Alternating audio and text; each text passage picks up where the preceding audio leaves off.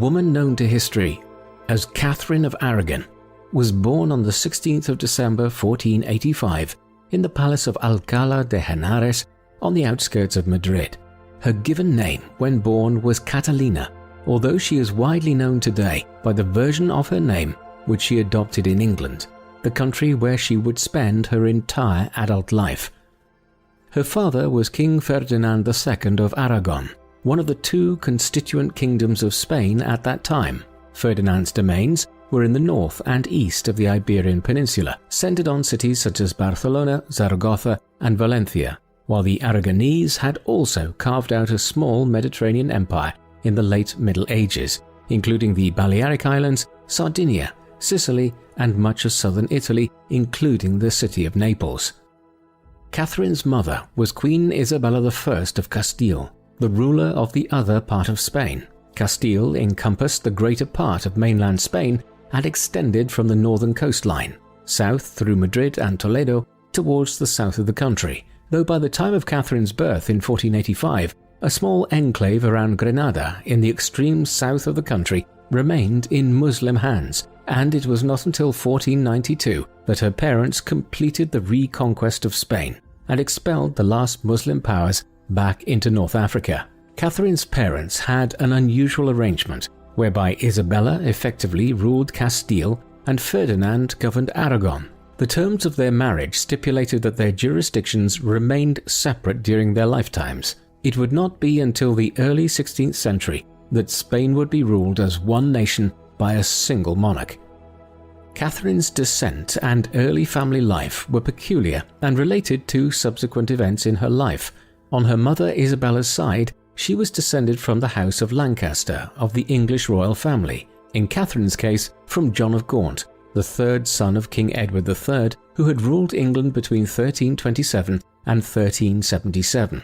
In 1371, John had married Constance of Castile, linking the English royal family with the royal family of the Kingdom of Castile. As a result, Catherine was distantly related to the English royal line, and as befitted a young princess who was a member of two European royal dynasties, she received her education from a number of esteemed scholars, including two Dominicans, Pascual de Ampudia and Andres de Morales, and the Italian humanist brothers Alessandro and Antonio Geraldini. Emphasis was placed by them on Latin texts, but Catherine was also educated in European languages. As befitted the daughter of a king and queen who were known throughout Europe as the most Catholic of monarchs, there was a heavy emphasis on placing any learning she received in a Catholic Christian context, and the Bible and other liturgical texts were studied from early on. She evidently excelled in all of these,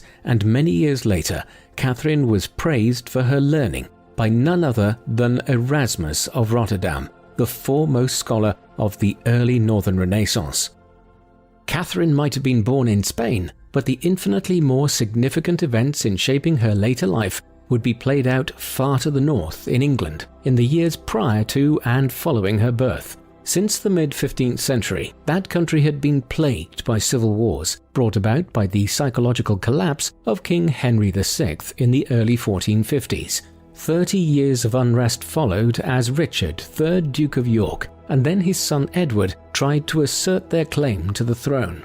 Edward finally succeeded in this and became King Edward IV, but when he died in 1483, his brother Richard usurped the throne and became Richard III.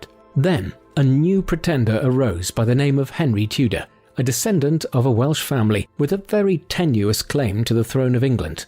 In 1485, Henry landed in England with an army and won a famous battle against Richard at Bosworth Field in the English Midlands on the 22nd of August 1485. Richard was killed that day, and Henry was proclaimed king as Henry VII. But Henry never lost sight of the fact that his family's claim to the throne was weak, and a new pretender could arise at any time. Indeed, several did, but unsuccessfully. Thus, he would need to form alliances with some of Europe's leading royal families, and he would also need to impart to his children the absolute necessity of securing the Tudor line and protecting the family's claim to the English throne. A sign of the English king's obsession with doing so was evident already in the late 1480s. In September 1486, when Catherine in Spain was still shy of her first birthday, Henry VII and his wife Elizabeth had their first child, a boy called Arthur. By the end of the 1480s, despite Catherine and Arthur still being toddlers in their respective royal households in England and Spain, Henry was already intent on entering into negotiations with Isabella and Ferdinand to bring about a marital agreement between young Arthur and Catherine. By the spring of 1488, Rodrigo González de Puebla, a doctor of law and Spanish diplomat, was in England to negotiate the terms of such a union. Both sides were anxious at this time that an alliance would be cemented, as Spain's rivalry with neighboring France was growing in a way which would soon see both nations vying for dominance of the Italian peninsula. And an agreement seemed to have been near completion in 1489, but negotiations broke down over a disagreement regarding the size of Catherine's dowry and how her household will be maintained in England through English crown funding. Nevertheless, these negotiations did result in the signing of the Treaty of Medina del Campo between England and Spain in 1489, whereby the two nations allied with each other, and while the marriage was not fully agreed to at this point, it remained viable. In the meantime, Catherine was growing up. She continued her education, which broadened as she got older to include arithmetic, law, history, philosophy, and some basics of heraldry and genealogy, the latter being an obsession of Europe's royal dynasties and noble families as they tried to ensure the continuity of their lines, an issue which would become paramount in Catherine's life in later years, and she travelled widely as all of this was being imparted to her. Her parents, Queen Isabella and King Ferdinand, were anxious to make their presence felt across Spain, as they united the two kingdoms of Castile and Aragon, and they spent time in each of the provinces as the royal court maintained a wandering existence in the 1480s and 1490s. As a result, Catherine was present at the fall of Granada in 1492 when the Muslim emirate there finally fell and Spain was brought fully under Catholic rule. Curiously, although she was still just a child at the time, Catherine seems to have remembered the episode, and she later chose the pomegranate, known as the Granada apple in Spain, as her personal emblem. Somewhat ironically, the pomegranate was a fertility symbol in early modern times. She cannot have been aware at the time she first used it as a symbol how much her life and all of England would be impacted by the vexed issue of her childbearing. In the mid-1490s, negotiations resumed yet again between Henry VII's government in England and Catherine's parents' government in Spain, concerning the proposed union between her and Prince Arthur. Henry's hold on the English throne had been questioned in the intervening period by a pretender by the name of Perkin Warbeck, who claimed to be King Edward IV's son Richard, who had almost certainly perished in the Tower of London at the hands of his uncle in the mid-1480s.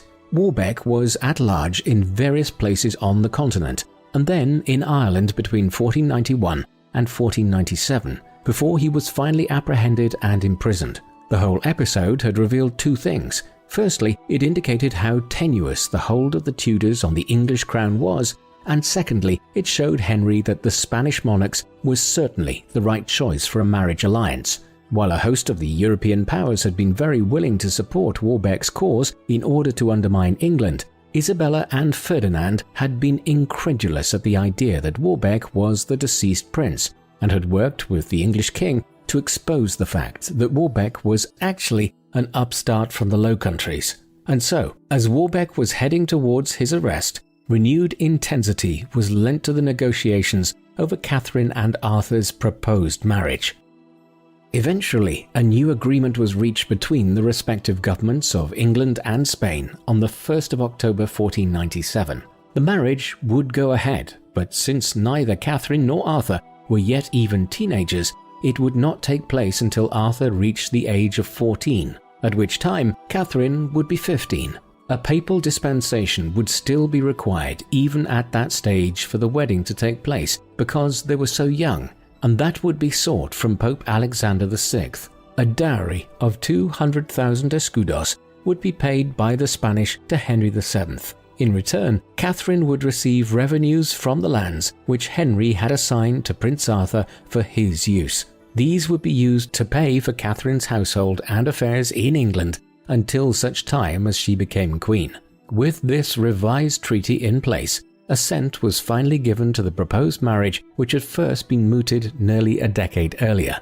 It was ratified in January 1498, although some doubts remained about whether it would go ahead. These were finally allayed in May 1499, when a proxy wedding was held in England while Catherine was still in Spain. Further bickering over some of the financial specifics continued in the months that followed, but at last, in the autumn of 1501, Catherine set off from Spain to England. She would never return to her homeland. Catherine landed at Plymouth in the southwest of England on the 2nd of October 1501.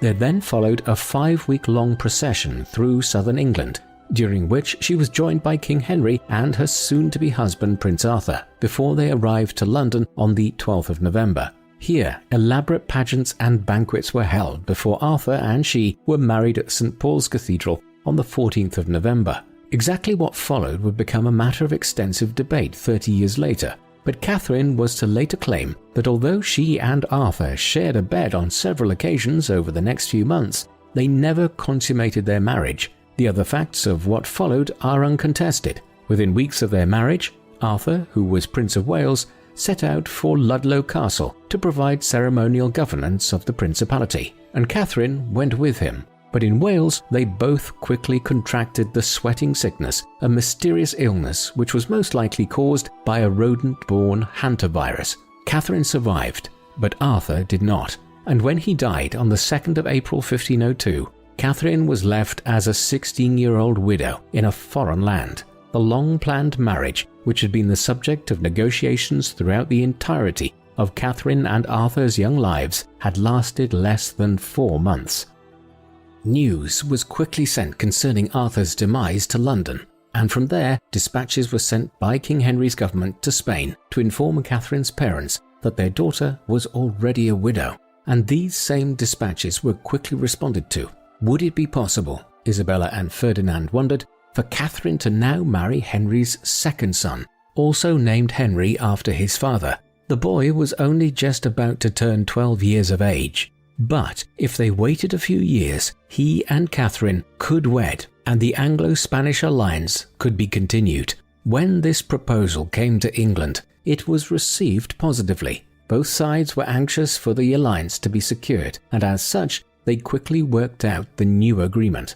By September, a draft treaty was prepared, with many of the financial arrangements continued from Catherine's marriage to Arthur to her new proposed one with Henry. The formal treaty was finalized in the summer of 1503, and it was agreed that it would be solemnized following receipt of a fresh papal dispensation, and once Henry reached 15 years of age. What is interesting is that neither side seems to have been overly concerned at this time about whether Catherine and Arthur had consummated their marriage, and it was simply assumed that they had. No major objections were raised to Henry marrying his sister-in-law from a marriage which had potentially been consummated.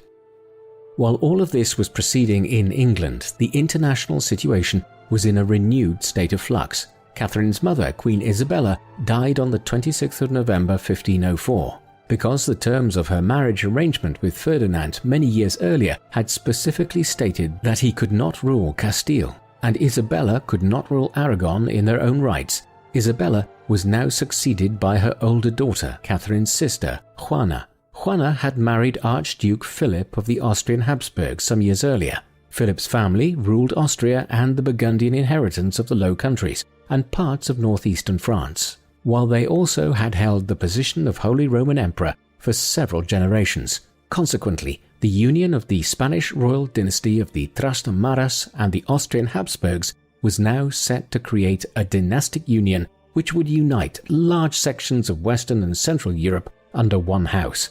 This would eventually occur in the shape of Juana and Philip's son Charles, who would play a major role in his Aunt Catherine's life later on. But for now, the situation in Spain was that Juana became queen there. However, her own father, Ferdinand, was soon trying to establish himself as the all-but ruler of Castile, arguing that his own daughter was mad. All this was playing out as Catherine's marriage to Henry was being negotiated. The diplomatic unrest in Spain had a direct impact on Catherine and the marriage negotiations in England. King Henry VII was now having second thoughts. He and his councillors speculated that perhaps it would be best to support Juana and her husband Philip against King Ferdinand in what was turning into a polarizing issue in Spain, bordering on civil war within Castile. Accordingly, for a time in 1505 and early 1506, it seemed as though the marriage agreement would be renounced, a development which seemed all but assured when King Henry sent over £100,000 to Archduke Philip in the Low Countries to aid him in his and his wife's clash with Ferdinand. The English monarch at this stage was unwilling to tie his son and heir into a marriage with Catherine, which would become politically useless if Ferdinand was defeated by Juana and Philip. As had so often been the case, though, in Catherine's affairs, fate intervened. Philip died suddenly in Spain in September 1506, and the way was now cleared for Ferdinand to establish control over Castile, and so he effectively had his daughter confined to house arrest on the grounds that she was insane. Thus, with Ferdinand secure in his control of Castile, Henry yet again began to consider marrying his son to Catherine, but the uncertainty would drag on for several more years. We might ask, where exactly was Catherine during this long period of uncertainty in England, and what was she doing? As the widow of the Prince of Wales, the Spanish princess had been granted Durham House, the residence of the Bishop of Durham in London, as her own residence. Here she maintained an almost entirely Spanish entourage and was visited frequently by the Spanish ambassadors to England. She was learning English, although was still far from fluent by 1505, by which time she had been in the country for nearly 4 years. It is a sign of her reliance on her Spanish companions that she was still not fully versed in the native tongue after so long in England. Unfortunately, she had also been ill regularly, probably with tertian ague, a kind of mild form of malaria, but the greater problem for her was her financial position, as the penny-pinching Henry VII had consistently failed to abide by the terms of her marriage arrangement with Arthur and provide adequate support for her household. Her allowance was even revoked altogether for a time in 1505, as Henry lost interest in the new marriage negotiations. Additionally, concerted efforts were made to ensure that there was little contact between her and Prince Henry, her proposed marriage partner. As such, it was a difficult time for Catherine in the mid-1500s. A distinct change in Catherine's fortunes occurred in February 1508. That spring, a new Spanish ambassador, Gutierrez Gómez de Fuensalida, arrived in England specifically charged with finalizing the long-running marriage negotiations. Though these dragged on for more months, the impasse was broken on the 21st of April 1509, when King Henry VII died. The new king, Henry VIII, Catherine's long-proposed husband, summoned Fuensalida just over 2 weeks later and declared that one of his father's dying wishes had been for the marriage to proceed. It is unclear if the old king had actually said this or not, but the result was the same in any event. On the 11th of June 1509, 7 years after the marriage of Catherine and Henry had first been mooted, the couple were married at the Franciscan church at Greenwich Palace. She was 23. He was just a few days shy of his 18th birthday. And less than 2 weeks later, on Midsummer's Day, the 24th of June 1509, Catherine was crowned as Queen of England at Westminster Abbey next to her husband, who was anointed the same day as King Henry VIII. After nearly 8 years in England, Catherine's persistence had paid off. It was a clear sign of the tenacity she would show many years later when Henry became determined to end their marriage.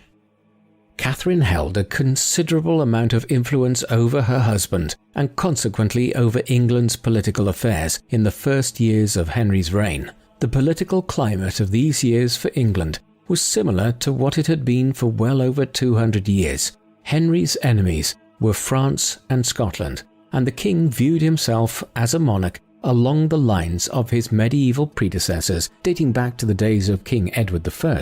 In essence, then, his duty was to make war on France and make it clear to the Scots that England was the predominant power in Britain. Thus, after briefly flirting with a possible amiable approach to the French, he quickly discarded that possibility, and he would spend much of his long 38-year reign spending vast sums of money to try to restart the 100 Years' War with France, which had its heyday during the reign of Edward III in the 14th century. He also had responsibilities elsewhere, notably across the Irish Sea, where the English lordship had declined to a point where only Dublin on the east coast and a few of the surrounding counties such as Meath and Kildare were effectively under English rule. Overall, there was a more than fluid situation facing England on the international stage when Henry and Catherine became king and queen in 1509. Catherine's influence over her husband was manifested quickly. Within weeks of their marriage, she ensured that the Spanish ambassador was recalled home, and for a time thereafter, she actually acted as her father Ferdinand's official line of communication in England.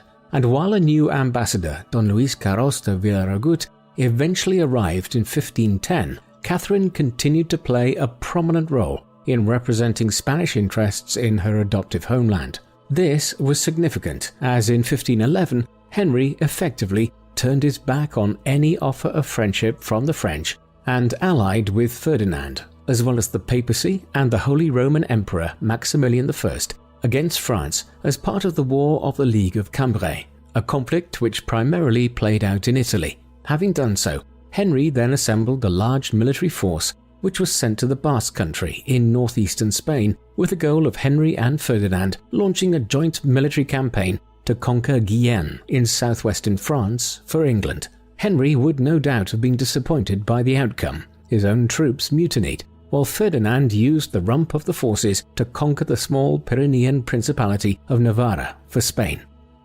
Despite this setback, clear signs of Catherine's prominent role in English affairs was seen the following year. In June 1513, Henry launched his own campaign to France, which he led in person, across the English Channel to land in the north of the country. In the weeks that followed, he campaigned in northeastern France in association with the Austrian Habsburgs. In his absence, Catherine served as governor of the realm and captain general of England during the late summer and autumn of 1513. It was a critical period. On the 22nd of August, King James IV of Scotland, who was acting in defence of Scotland's traditional ally, the French, invaded northern England.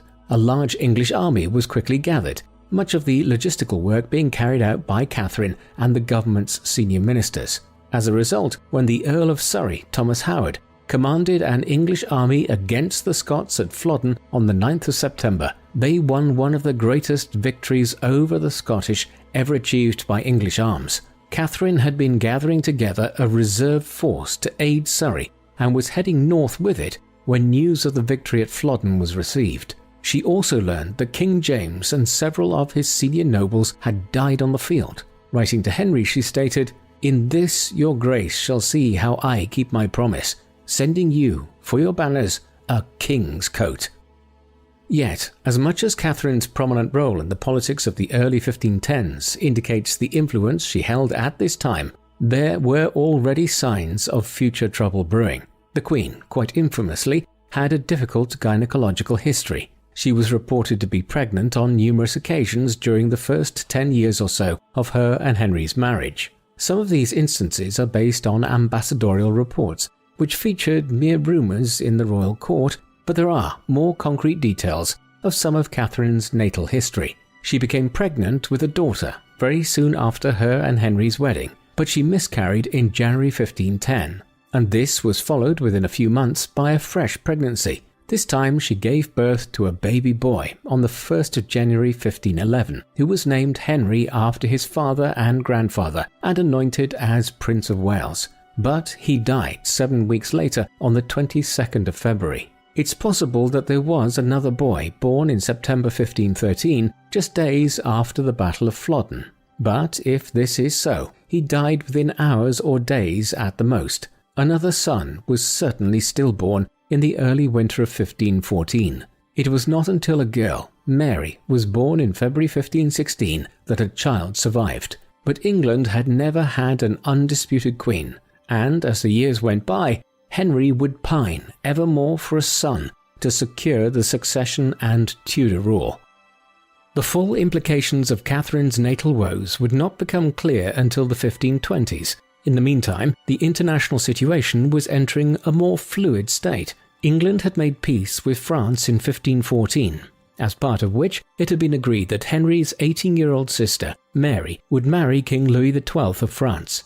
Louis was 34 years older than Mary, but happily for the bride, he died just a few months later and was succeeded by his cousin Francis, a member of a cadet branch of the Valois royal family. And the following year, Catherine may have been influential yet again in getting Henry to agree to a renewal of the alliance with Spain. But when old King Ferdinand died himself in 1516, he was succeeded by his grandson Charles. As successor to his mother's Spanish kingdom and his father Philip's Habsburg inheritance, Charles V would become the most powerful monarch in Europe, simultaneously ruling Spain, Austria, the Low Countries, and much of Italy, as well as serving as Holy Roman Emperor from 1519 onwards. The diplomatic map of Europe was now profoundly altered, and when Henry decided he wanted to end his marriage to Catherine several years later, he would be impeded by her nephew, the most powerful ruler Europe had seen for several centuries. This diplomatic realignment led to a curious experiment in diplomacy being undertaken towards the end of the 1510s by one of Henry's senior ministers and an individual who would play a large role in Catherine's affairs in later years. Thomas Wolsey had risen as the king's almoner in 1509 to become the Archbishop of York, and then to be made a cardinal of the church in 1515. By that time, he was also Henry's leading minister and handled an immense amount of government business. And in 1518, he determined to try to get the major Western and Central European powers to agree to renounce making war on each other for some time, in order to present a united front against the expanding Islamic Ottoman Empire in the Eastern Mediterranean. Though England, France, the papacy and Spain all agreed to the Treaty of London, it was soon discarded as Henry yet again looked to make war on France in the early 1520s. Nevertheless, it is an interesting episode in Wolsey's rise to the position of European statesman. He would soon be acting inadvertently as one of Catherine's supporters in her fight to resist Henry's desire for an annulment of their marriage. The causes of the king's later wish to end his marriage to Catherine were dynastic. As Catherine suffered stillbirth after miscarriage in the early 1510s, Henry had taken a mistress as early as 1514, and there were several more in the years that followed, and in 1519, one of these, Elizabeth Blount, gave birth to a boy. The king acknowledged him, and he was named Henry after him, with the addition of the title Fitzroy, meaning the son of the king. However, while this new child was acknowledged by Henry, he was still illegitimate in law and could not succeed to the throne. And what was increasingly at issue was Catherine's age. She had been over 5 years older than Henry when they married in 1509. In 1520, she was 35. This was certainly not so old that Catherine couldn't possibly become pregnant again or even still have multiple children, but her complicated and arduous natal history, with its many miscarriages and stillbirths, did not inspire confidence in anyone at the English royal court that Catherine was likely to give birth to the legitimate male heir that Henry so desired. And as the months and years ticked past in the early 1520s, this concern turned more and more to a certainty. As it did, Henry would seek to end the marriage. We should pause here to ask who exactly was the woman who would become so central to English political affairs in the 1520s. Because of later events, Catherine has sometimes been depicted as merely a shadowy presence in England, a distant figure who eventually led her husband to begin tearing England apart. But she is often a personality-less figure in all of this. In reality, Catherine was a tenacious individual, one who expressed her mind forcefully throughout her adult years in England, often to the annoyance of the sitting Spanish ambassador at the Tudor court. A pious Catholic like her parents, she was heavily influenced early on in her time in the country by her confessor, Diego Fernandez, and she was a major supporter of the observant Franciscan movement in her adopted homeland. But despite her forcefulness, she could quite effortlessly perform her role as queen, presiding over court gatherings next to Henry and dispensing patronage where appropriate to the church and others attached to the court. Yet her direct influence on England's politics was minimal, and Catherine did not wish for any greater involvement. Moreover, she retained her Spanish identity throughout her years in England, and while she learned to speak English fluently within her own private apartments and household, there was a largely Spanish staff, and Catherine continued to confess in Spanish even several decades after leaving her homeland. Catherine was also a noted patron of scholars. She was already fluent in Spanish, French, and Latin when she arrived in England, and, although her progress was slow at first, she eventually did become fluent in English. In her adult years, she excelled in her Latin, learning beyond what would be expected of a European royal in the 16th century. She patronized both the University of Oxford and the University of Cambridge as queen, visiting both and interceding directly with Henry over issues and benefactions relating to Queen's College and St. John's College in Cambridge. She also patronized several of the most prominent intellectuals of England in the 1510s and 1520s, notably the antiquarian and poet John Leland, the humanist and physician Thomas Linacre, and the religious reformer and diplomat Richard Pace. She is best remembered, however, for urging the leading Spanish humanist scholar Juan Luis Vives to come to England for a period in the mid-1520s. Here, Vives finished some work on the Church Father Augustine, but his English sojourn is most notable for having composed The Education of a Christian Woman, a highly progressive treatise which argued for the universal education of women. The work was written as a guide of sorts for the Princess Mary and was dedicated to Catherine. It points to the centrality of learning and education to the Queen's worldview. Shortly after Vives completed his educational treatise, the Princess Mary was sent to Ludlow Castle in 1525 to begin maintaining her own household there and to be educated by tutors such as Catherine's former chaplain and the noted Catholic scholar Richard Featherstone. But even as this was occurring, Henry was proactively seeking ways to ensure that a male heir would arrive to supplant Mary as the next in line to the throne. In 1521, Henry had yet again allied with his wife's nation when he and Charles V agreed to go to war again against France. 4 years of conflict followed before Henry effectively decided to go his own way and made an independent peace with King Francis. And in the months that followed, a remarkable shift in affairs occurred, as Henry now began to nail his colours to the mast in favour of the French against the Habsburgs. Though most of the fighting in the War of the League of Cognac, which followed, occurred in Italy as part of the conflict between France and Spain for hegemony there, England played a slight role too. For her part, Catherine despaired in private in the mid-1520s that she was no longer consulted by her husband in these matters, and she rarely heard from her nephew Charles in the way which she had during her father's lifetime when it came to Spanish affairs.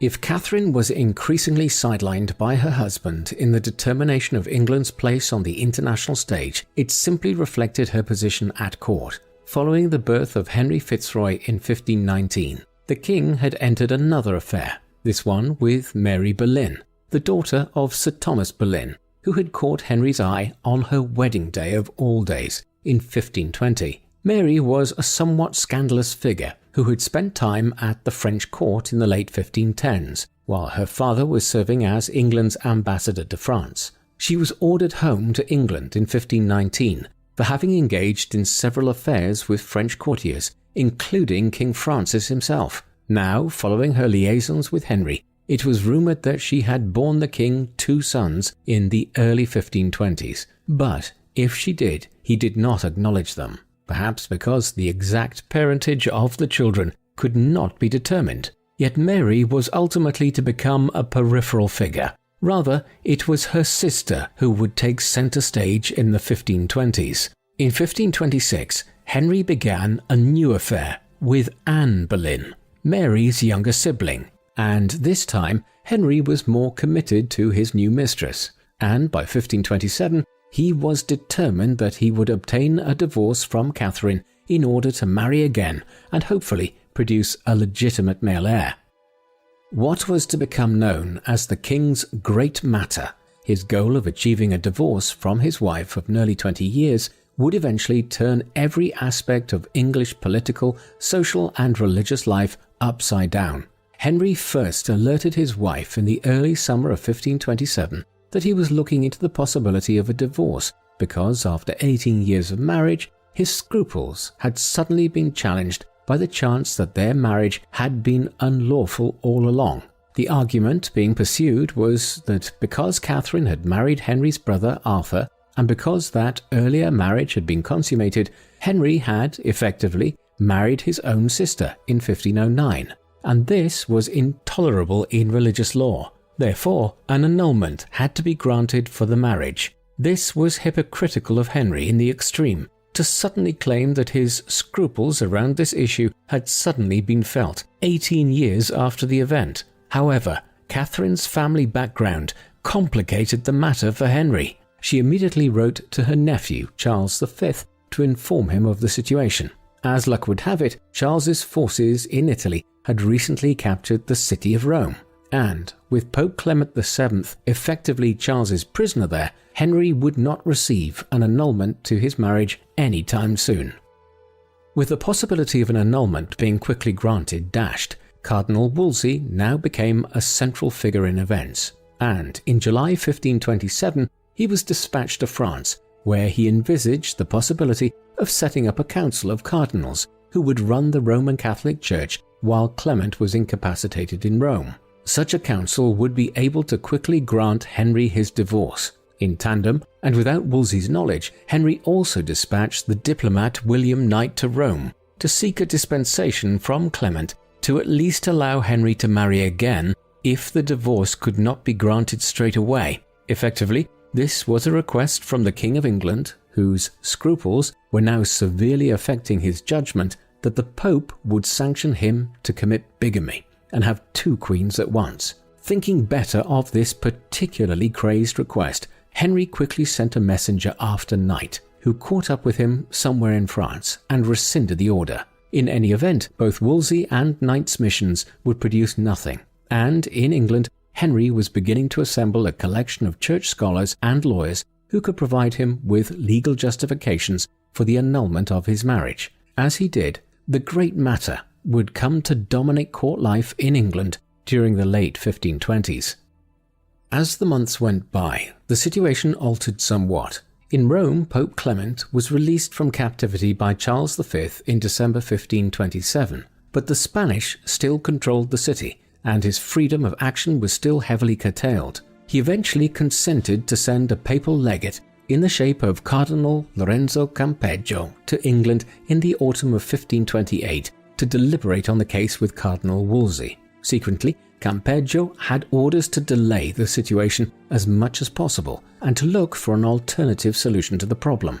Having arrived there, he and Wolsey had an audience with Catherine on the 24th of October 1528, following which she requested Campeggio to hear her confession on the 27th. At this, she related to him that although they were married for several months in late 1501 and early 1502, and that she and Arthur had shared a bed on several occasions during that time, the marriage had never been consummated, as they had not had relations. On this issue hinged the entire legal argument which Henry's team of lawyers and churchmen had been devising. If Catherine had never had relations with Arthur, their argument had no substance to it, and no divorce would be forthcoming. Eventually, in late May 1529, the legatine court assembled. Catherine quickly appealed for the hearing to be adjourned and for her case to be heard in Rome. On the 21st of June, both she and Henry spoke before the court, as did Wolsey. For such a significant moment in English political and religious history, there is a frustrating lack of detail in the available sources as to what each of them actually said that day. But we do know that Catherine, at one stage, knelt before Henry and protested that she had been his lawful wife for 20 years, and immediately after this she left the court despite the calls for her to remain. As a result, Campeggio had to send word to Rome that Catherine was now refusing to cooperate with the proceedings. By the time the message was sent to the Vatican and a response was formulated, the summer recess was nearing in London. On the 23rd of July, Wolsey convinced Campeggio to close proceedings for a time. But it was clear when he did this that there was no intention of resuming activity in the autumn. Having exhausted the possibility of coming to an agreement with Rome and Pope Clement, Henry's ministers, officials and advisors would increasingly look to find an alternative way of obtaining his divorce and bringing an end to his great matter.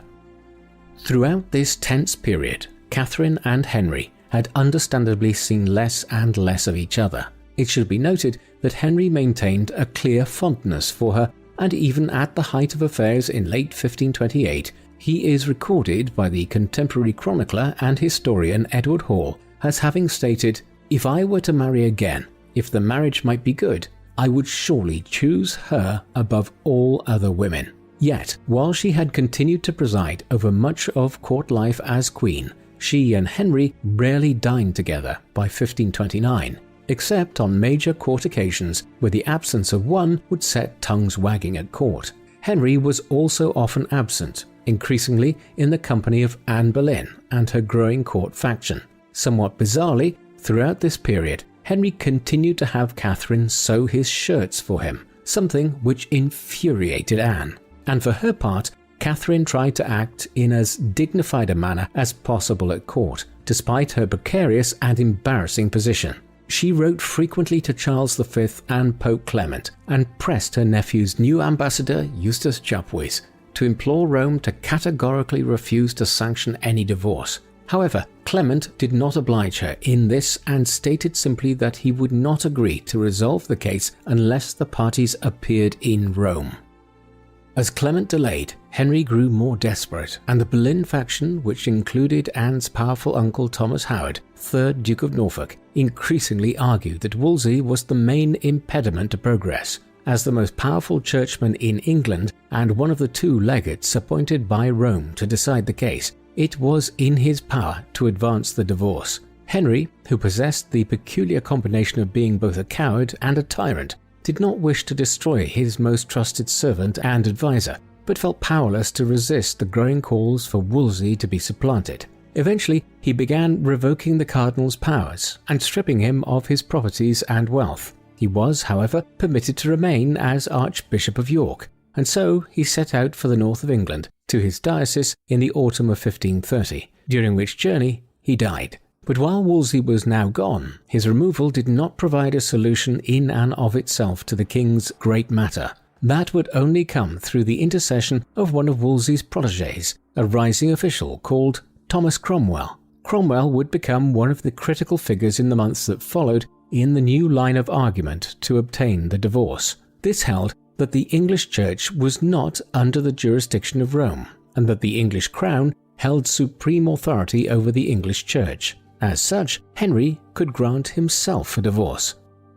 Much of what followed in the course of the early 1530s was intimately connected to the religious turmoil shaking Europe. The Protestant Reformation had begun in Germany, led by reformer Martin Luther in 1517. And in the years that followed, it swept through Central, Western and Northern Europe as individuals questioned every type of received knowledge about the Church and how it was run. It was in this climate that the scholars and lawyers which Henry had assembled to obtain his divorce began arguing that the kings of England held supremacy over the English Church. This was the line which was followed from 1531 onwards. Cromwell became central to pushing it through, as he coerced England's leading churchmen to accept it. In the process, the establishment of Henry's supremacy would create opportunities for new church figures with Protestant sympathies to gain high office, and in the act of acquiring his divorce, Henry's actions at this time inadvertently also initiated the English Reformation. But to Henry in 1531 and 1532, that would have seemed somewhat immaterial, or at least the lesser of 2 evils, the greater one being his inability to get a divorce. Thus, Henry threw his full support behind establishing the supremacy in the early 1530s in order to finally resolve his great matter. Catherine must have known that her time as Queen of England was limited when, in February 1531, a clerical convocation affirmed Henry's position as supreme head of the Church of England. In Rome, Pope Clement responded to this by offering to allow the case concerning his divorce to take place on neutral ground, somewhere outside of England or Rome. But there would be no such case heard now. On the 31st of May 1531, a deputation of 30 of Henry's leading officials and councillors met with Catherine in order to work out a compromise, given that the king was determined to proceed. She tenaciously resisted, defending both the supremacy of Rome over the English Church and the validity of her own marriage, yet again stating that she had never consummated her marriage with Arthur. 6 weeks later, on the 11th of July 1531, she met with Henry for the last time. Thereafter, she was ordered to head north to the Moor Palace in Hertfordshire, effectively being banished from the sight of the royal court. She was also to be cruelly separated from her daughter. Mary was still the royal heir and would reside at Windsor Castle, though she can't have known it at the time that she left London. In the summer of 1531, Catherine would never see her daughter again. The bitter separation was entering its last stages.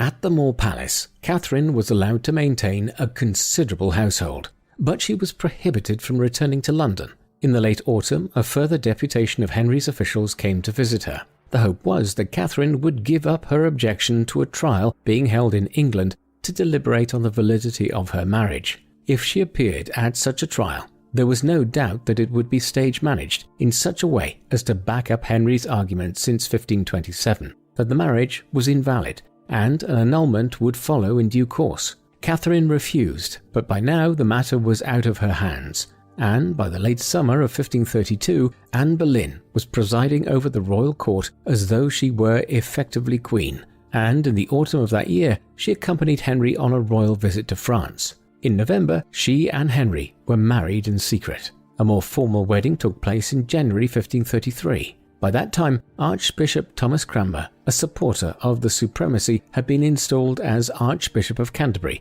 and finally, in May 1533, he convened a special clerical court at Dunstable Priory, which declared Henry and Catherine's marriage to be invalid and annulled. 5 days later, he retroactively sanctioned Henry and Anne's marriage. At last, after 6 years, Henry had obtained his divorce from Catherine.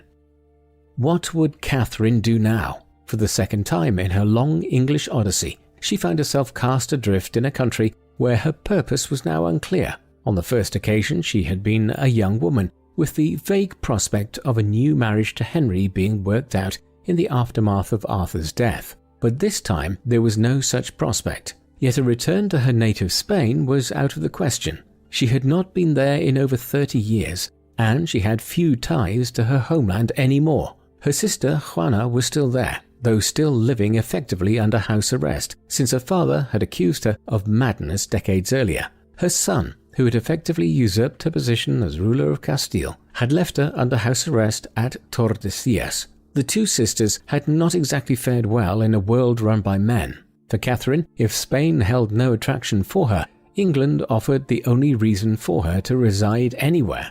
Her daughter Mary was there, and Catherine would have to fight to maintain Mary's position in the new dispensation, which had effectively sidelined her with the annulment of Catherine's marriage to Henry. As such, the conclusion of Henry's great matter early in 1533 did not bring Catherine's own personal struggle with her husband to an end.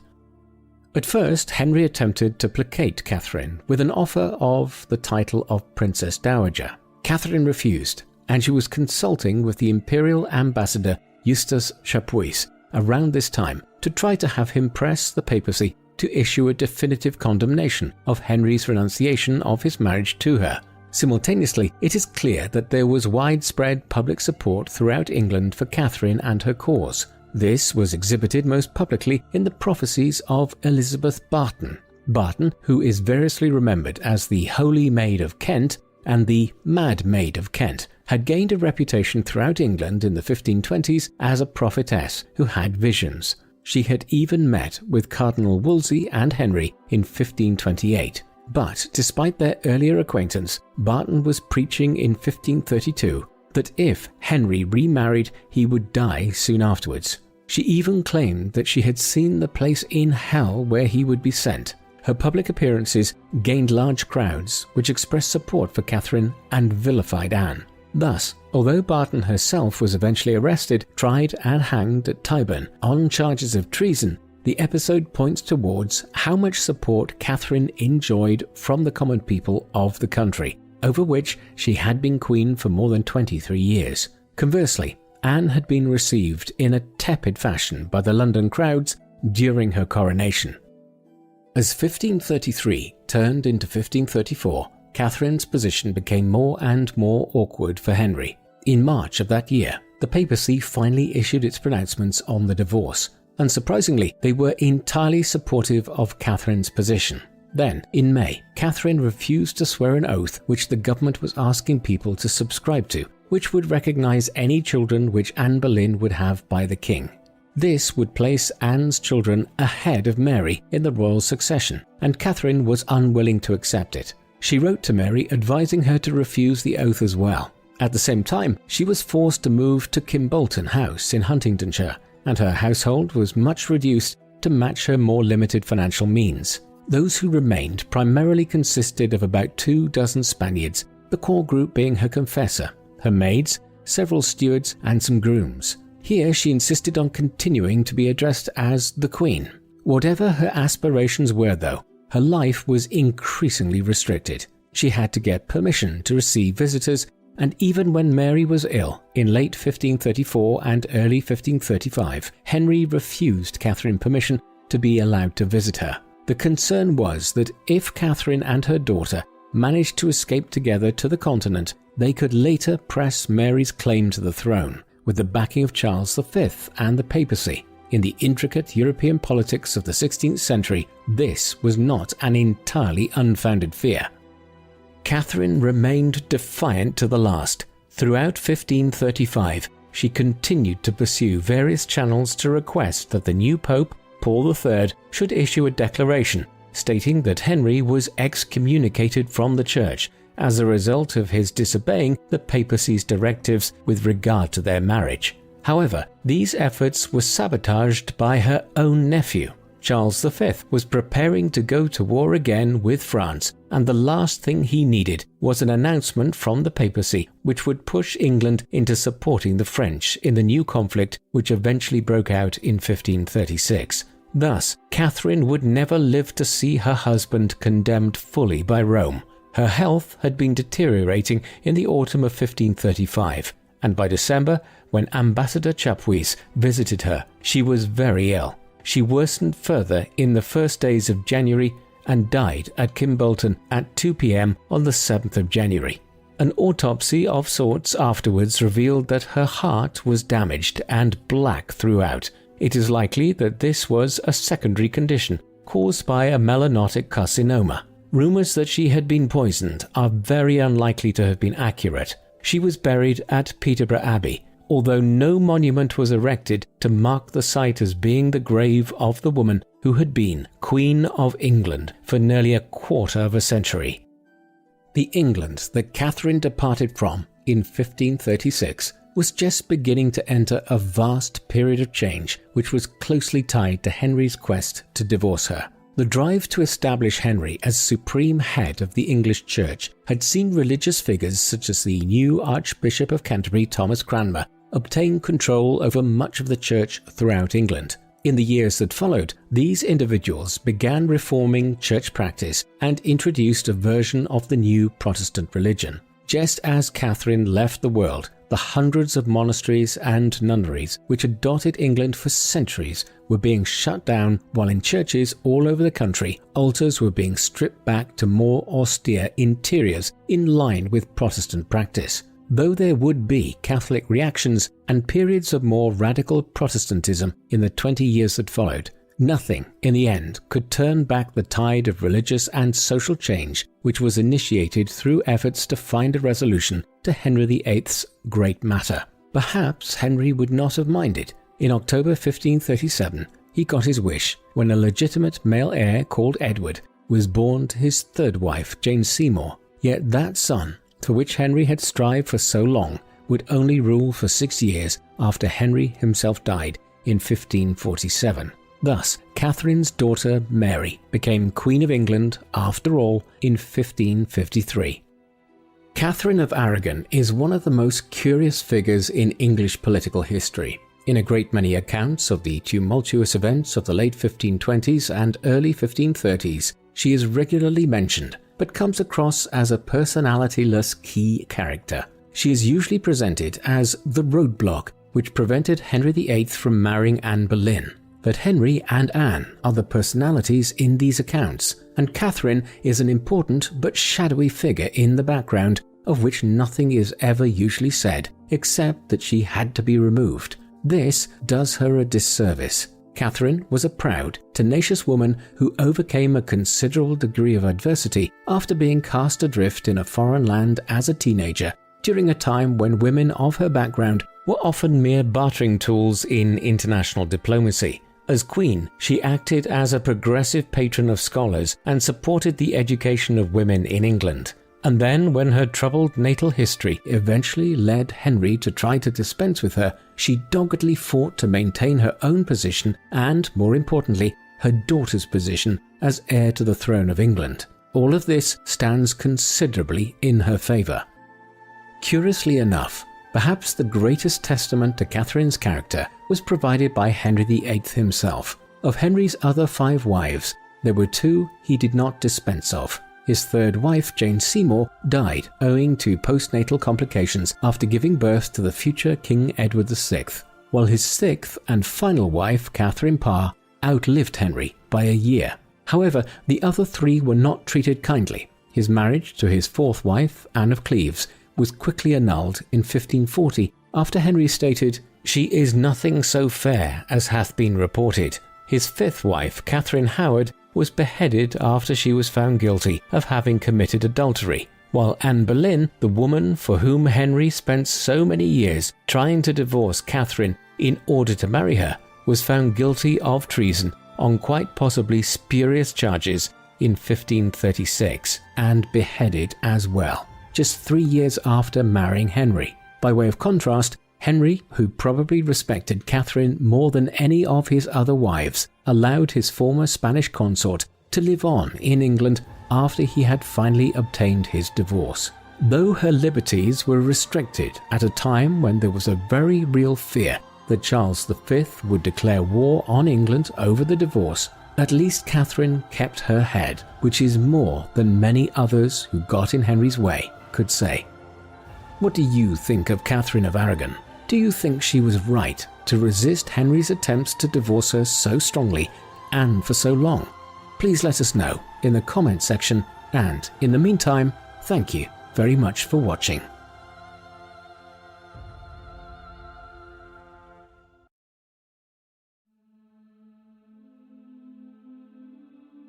The woman known to history as Anne Boleyn was born in or around 1501 at Blickling Hall in Norfolk, although sometime in her early childhood the family would move to what would become their principal residence, which was Hever Castle in Kent.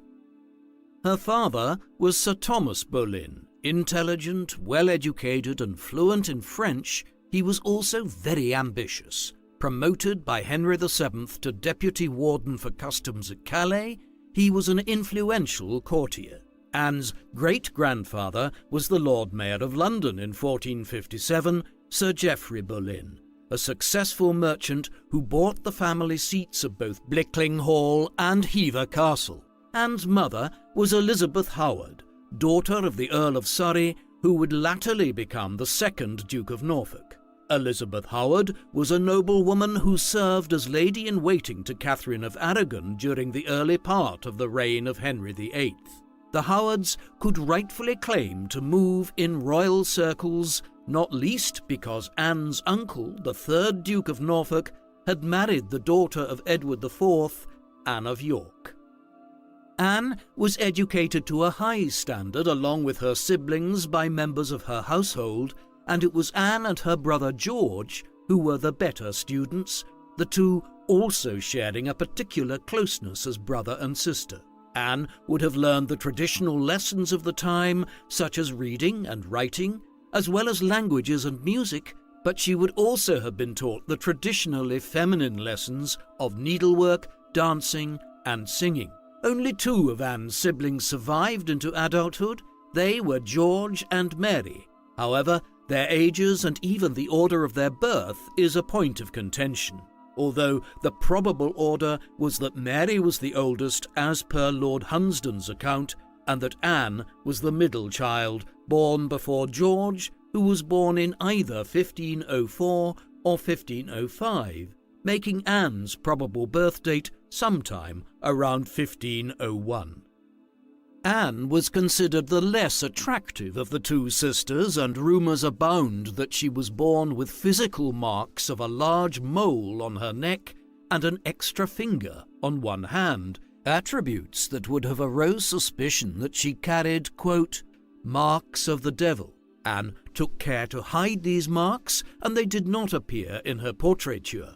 She also had black hair and dark eyes, not the conventional picture of beauty at the time, but despite the unusual marks on her body and the fact that she was not the oldest Boleyn girl, her intelligence meant that her ambitious father Thomas Boleyn chose Anne to send into service as a lady-in-waiting at the court of Margaret of Austria, regent of the Netherlands, and so she left England for the first time in 1513, entering the household of Margaret of Austria in Brussels. She would have set out for Brussels with a contingent of her father's servants, beginning the journey with anticipation and excitement at taking up such a sought-after position, as well as with her father's words in mind to make sure she made the best of herself as the representative of the family abroad at one of the most cultured courts in Europe. She quickly made a good impression at the Dutch court, and Margaret of Austria wrote to Thomas Boleyn stating how pleased she was to receive his daughter. Anne made good progress in learning the French language and wrote a long letter in French to her father, which is the first example of Anne's own voice in original sources. After the King of France, Louis XII's wife, died in 1514, he requested of Henry VIII the hand in marriage of his sister Mary Tudor, who travelled to France to become queen. By this time, Anne's fluency in French had become well known, and her father was asked to send her from Brussels to France to serve under Mary Tudor. This would have been a difficult request for Thomas Boleyn to ask of Margaret of Austria, as there were rumours that Margaret herself may have been the likely candidate for marriage to King Louis. Anne's sister Mary Boleyn travelled with Mary Tudor to France, as she was by now part of Mary's household. Anne travelled directly from Brussels to France and joined the French court, and was also reunited with her sister there, and when, after their marriage, King Louis sent many of Mary Tudor's attendants home to England, Anne and her sister Mary were two who were spared, and so they would have been quite close confidants to the new queen. However, when King Louis died only 3 months after their marriage, most of Mary Tudor's attendants returned to England with her in May 1515, but Anne and Mary Boleyn decided to stay at the French court in the new Queen Claude's household. Anne had most likely acted as an interpreter between Mary Tudor and her stepdaughter Claude when Louis was still alive, and so the relationship they formed must have been a good one, since Anne stayed in Queen Claude's service for the next 7 years. Whilst Queen Claude's court was quiet and demure, that of her husband Francis I was much more debauched and frivolous, and both Mary and Anne would on occasion visit the king's court in the course of their duties. During this time, Mary Boleyn gained quite a reputation for being generous with her sexual favours, even earning the nickname of the English Mare, and becoming the mistress of both Francis I and several other French courtiers when he discarded her, and when word reached Mary's family in England of her behaviour, she was sent for to return home, ending what must have been an embarrassing time for Anne at the French court. Whilst Anne was at the court of Queen Claude, she would have spent much of her time doing needlework and playing music, but also during this time she met with the sister of Francis I, Marguerite of Angoulême, who may have influenced Anne with her reformist views. Anne would also have had the opportunity of seeing her father during her time at the French court, as Thomas Boleyn took part in several court visits from England, one of which was for the christening of Francis I and Queen Claude's son, Henry, Duke of Orleans, in 1519. She would also probably have met him at the famous Field of Cloth of Gold meeting between Francis I and Henry VIII in 1518. Although not recorded as such, Anne would almost certainly have been present at the famous meeting between the kings as one of the ladies-in-waiting to the French queen, and this would probably have been the first time that she set eyes on her future husband, King Henry VIII, who was 30 at the time and in his prime, as well as the first time that she would have seen Catherine of Aragon, the king's older wife. Anne would return to England after nearly 9 years abroad in 1522, after her father requested her presence in late 1521, and by February or March 1522, she had become a member of the household of Catherine of Aragon in Greenwich. Anne's presence at court caused a stir. She was seen as somewhat of a fashion icon, as well as being possessed of considerable poise, grace, and charm. Even her detractors at the time wrote of the magnetism of her demeanour. In March 1522, Anne was chosen to take part in a play or masque at court in which 8 princesses, dressed in white satin, would portray various virtues. Mary Tudor would portray beauty, whilst Anne's sister Mary would portray kindness, and Anne was chosen to portray perseverance. By the time Anne returned to court in England, her sister Mary was mistress to King Henry VIII, an involvement that would last for several years, despite Mary's marriage to William Carey in 1521, which was thought a cover to protect her reputation should she fall pregnant by the king. Mary's relationship with Henry could also be the reason for Thomas Boleyn's progression, as he was made controller of the household in 1520 and treasurer of the household in 1522, as well as being made Viscount Rochford in 1525. However, Mary received little from her relationship with Henry after she was discarded in 1525. This treatment may well have warned Anne to hold out for what she wanted when looking for marriage and love, and this she would make sure she did. What Anne hadn't realized when she left France was that she was being summoned home in order that she should be married. Thomas Boleyn and Cardinal Wolsey, in talks with King Henry, had arranged for Anne to be married to the eldest son of Sir Piers butler, James, to avoid a succession disagreement over the rightful ownership of the title of the Earlship of Ormond, over which Thomas Boleyn had a claim, as did the Butlers. It seems that Anne was not keen on the match between herself and James Butler. Her delaying tactics eventually proved successful, and the marriage idea dwindled and never, in fact, happened, despite having the approval of the king. Anne wanted an advantageous marriage for herself and was also known as a willful character.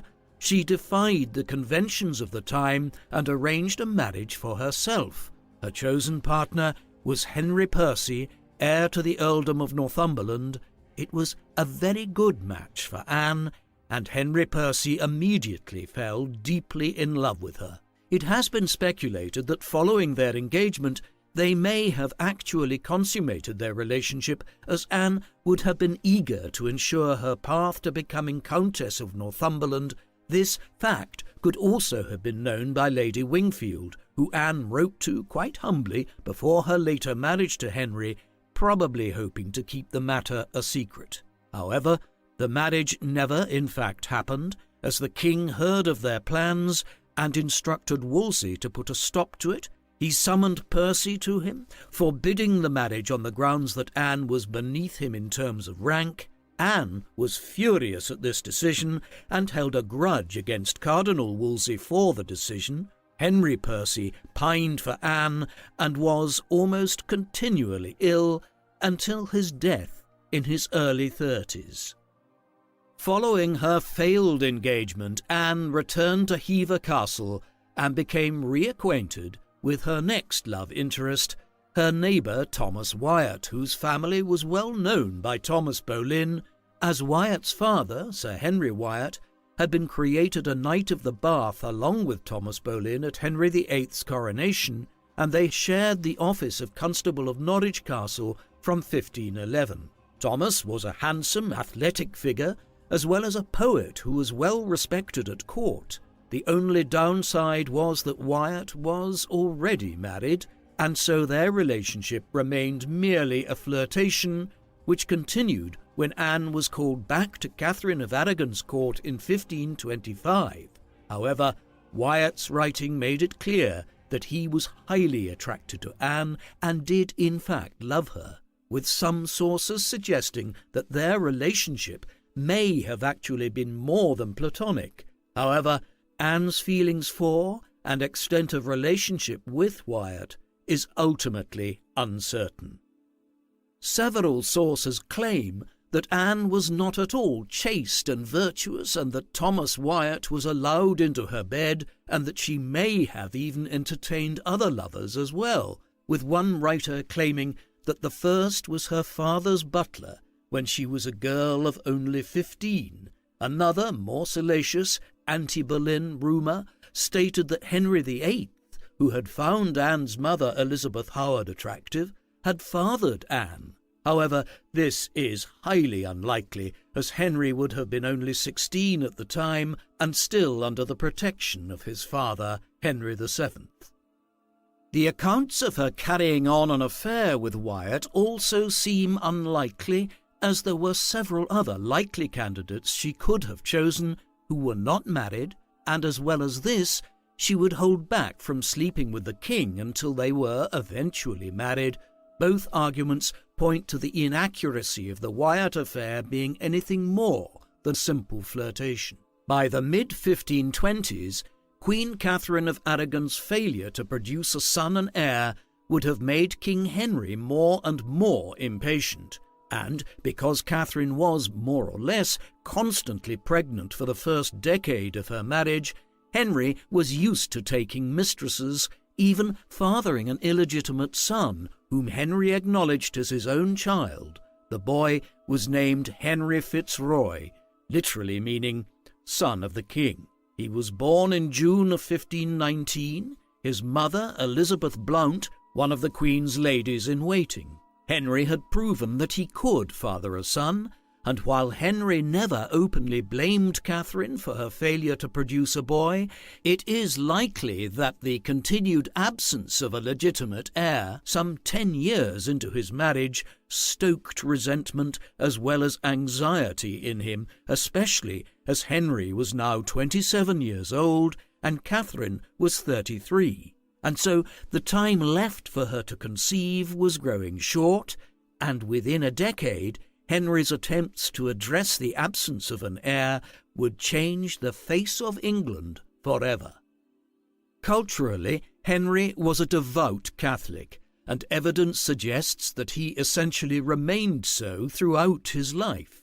However, his commitment to the Pope's right to govern the Church would present him with perhaps his greatest dilemma, when his views conflicted with both his desire to remarry and his increasingly desperate need for a son and heir, the one thing that seemed to be out of his reach. By the mid-1520s, the situation became even more strained.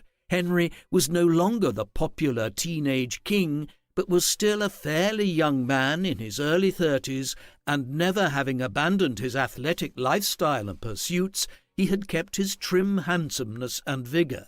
Catherine, however, was nearing 40, and had gained a great deal of weight in the years since her marriage. As well as this, 6 pregnancies in 9 years had wreaked havoc on her body, and Catherine, now past childbearing age, was losing both the love and interest of her husband.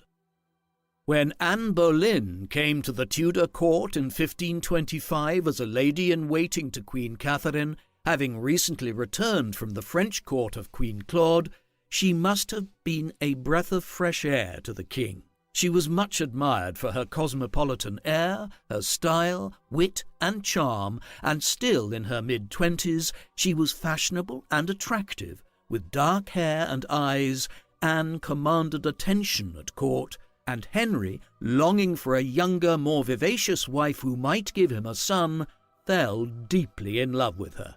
The affair of Anne's sister with the king ended before 1526, and so, on her return to court, Anne was seemingly available, and King Henry was on the lookout for another mistress. Anne continued her flirtatious behaviour with Thomas Wyatt at court, Thomas at one point taking a jewel from Anne which he kept on his person, presumably as a reminder of her. During this time, both Henry and Wyatt vied for the attention of Anne before Wyatt realized just how serious the king was about winning her hand.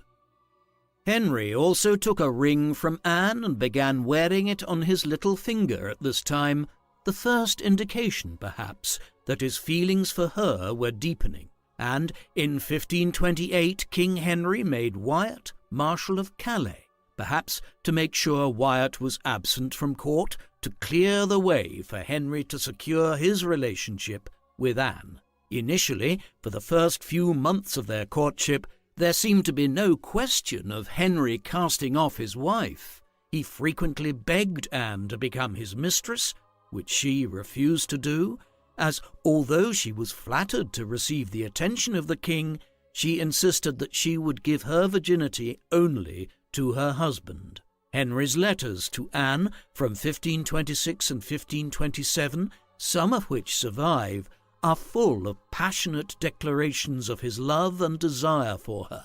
Henry continually commissioned new jewels and trinkets for her, and publicly showed her favour and affection. In historical terms, Anne Boleyn has been given the reputation of the other woman, at worst a grasping political climber and conspirator who usurped the place of a legitimate wife and queen, much loved by the English people. However, there is no evidence that she encouraged Henry's interest in her initially. Indeed, she reportedly made an abrupt departure from court in the spring of 1527, returning to her family's home at Hever Castle, and the letter that Henry wrote to Anne soon after her departure conveys the impression that she might have left simply to avoid Henry's ardour and avoid turning down a king who held power over the livelihood and lives of the entire court. The letter from Henry reads, quote, "In turning over in my mind the contents of your last letters, I have put myself into great agony, not knowing how to interpret them, whether to my disadvantage, as you show in some places, or to my advantage, as I understand them in some others, beseeching you earnestly to let me know expressly your whole mind as to the love between us two. It is absolutely necessary for me to obtain this answer, having been for above a whole year stricken with the dart of love, and not yet sure whether I shall fail of finding a place in your heart and affection." While some might accuse her of playing a skillful game of manipulation, it seems unlikely that a young woman like Anne, from a respectable but not a powerful family, would imagine that she could be anything more than Henry's temporary mistress. It is difficult to believe that Anne might be presumptuous enough to think that she could take Henry from his legitimate wife, or that she might emerge victorious from a battle with the Queen of England. At the time, Anne was still set on arranging a high-ranking marriage for herself, and may have seen the status that the king's attention gave her as a distinct advantage in the marriage market, making her seem all the more worthy to would-be suitors.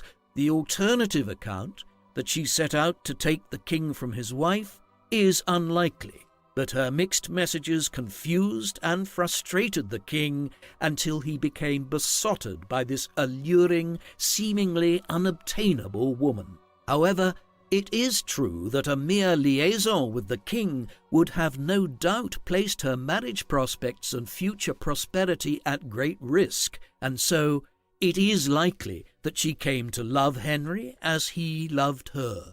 After her abrupt departure from court, Henry continued writing to Anne in his own hand and sending her gifts, and in time Anne began to respond to Henry with feelings and gifts of her own, and the two began carrying on their relationship quite publicly at court.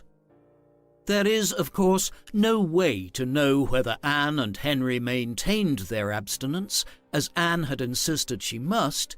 However, the fact that Anne did not become pregnant throughout the nearly 7 years of their courtship suggests she stayed chaste. Methods of contraception were available at the time, but were extremely unreliable, so while Henry and Anne were likely intimate with one another, there is no evidence which suggests that they slept together prior to late 1532 at the earliest. Their intimacy is attested to in their letters to one another, in one of which Henry mentions that he misses Anne's duckies, an informal term for her breasts. By 1527, a year after Anne's arrival at court, Henry had proposed marriage to Anne, and she had, after much thought, accepted. Henry decided to seek a divorce from Catherine so he could marry Anne. Henry's rationale for the divorce has been argued by some to illustrate the fundamental flaws in his personality, a tendency towards cold abandonment and indifference towards those he had no more use for, as well as a willingness to interpret facts to suit himself. When Henry had first married Catherine, he had done so against objections from all sides because he loved her. The Pope issued a special dispensation to allow Henry to marry Catherine, since she had been wed first to Henry's brother Arthur, and Henry and Catherine's marriage, according to Catholic doctrine, could otherwise have been considered incest based on a provision in Leviticus 20:21, quote, "If any man should take his brother's wife, it is an unclean thing. They will be childless." And so, when the teenage Henry had wanted to marry Catherine of Aragon, he readily accepted both the Pope's dispensation and Catherine's claim that her 6-month marriage to his brother Arthur had never actually been consummated due to Arthur's continual ill health, and it was not until years later, when Henry had fallen in love with Anne and the possibility of having a son had become realistic again, that Henry decided that Catherine and Arthur's marriage may not have been consummated. He reasoned that the Pope had overreached his own authority, and that the very reason he had no son was because his current marriage was a sin against God, for which divorce was the only remedy. Henry's ambition for love and an heir changed everything. The king would spend the next few years pursuing the great matter of his divorce. He began with a direct appeal to Pope Clement VII, hoping that his noted devotion to the Catholic Church would secure him an annulment, a prospect which, at the time, was not as outrageous a request as it seems today, as for literally centuries various successive popes had dissolved literally dozens of royal marriages, even marriages of relatively long duration, which had already produced children, most of which were annulled for political reasons, although official annulments always cited some biblical or doctrinal explanation for the dissolution of these marriages. However, Henry was about to find his dreams of a quick and easy divorce dashed when, in 1527, Emperor Charles V sacked Rome and took the Pope as his prisoner. In addition to being arguably the most powerful man in Europe, Charles was also Queen Catherine's nephew, and by this point, even if the Pope had wished to grant Henry his divorce, he would have been unable to. Henry then turned to Cardinal Wolsey, who had never failed him and who owed literally all he had to the king. Thomas Wolsey was not born to the nobility like most clergymen of the day who became archbishops, cardinals, and papal legates. Wolsey was the son of a butcher from Ipswich, originally an obscure chaplain, until, under Henry's patronage, he was made bishop, archbishop, and cardinal in fairly quick succession. Wolsey had not only been Henry's Lord Chancellor, he had also been his mentor as a young king still finding his way, but whatever the reason for Wolsey's failure to procure the divorce, whether inability or reluctance, it would lead to his ruin. The cardinal, working with Cardinal Campeggio, a special legate appointed by the Pope, set up a legatine court to determine Henry's great matter. But the court was unable to reach a decision with regard to the merit of Henry's claims for an annulment, and ruled that the matter should be decided by the College of Cardinals in Rome. It is unclear whether Wolsey truly wanted to give Henry his desire, or if, like his ecclesiastical counterparts, he saw the danger of allowing the king to divorce his famously pious Catholic wife and marry Anne, who was reliably rumoured to be a Lutheran reformer.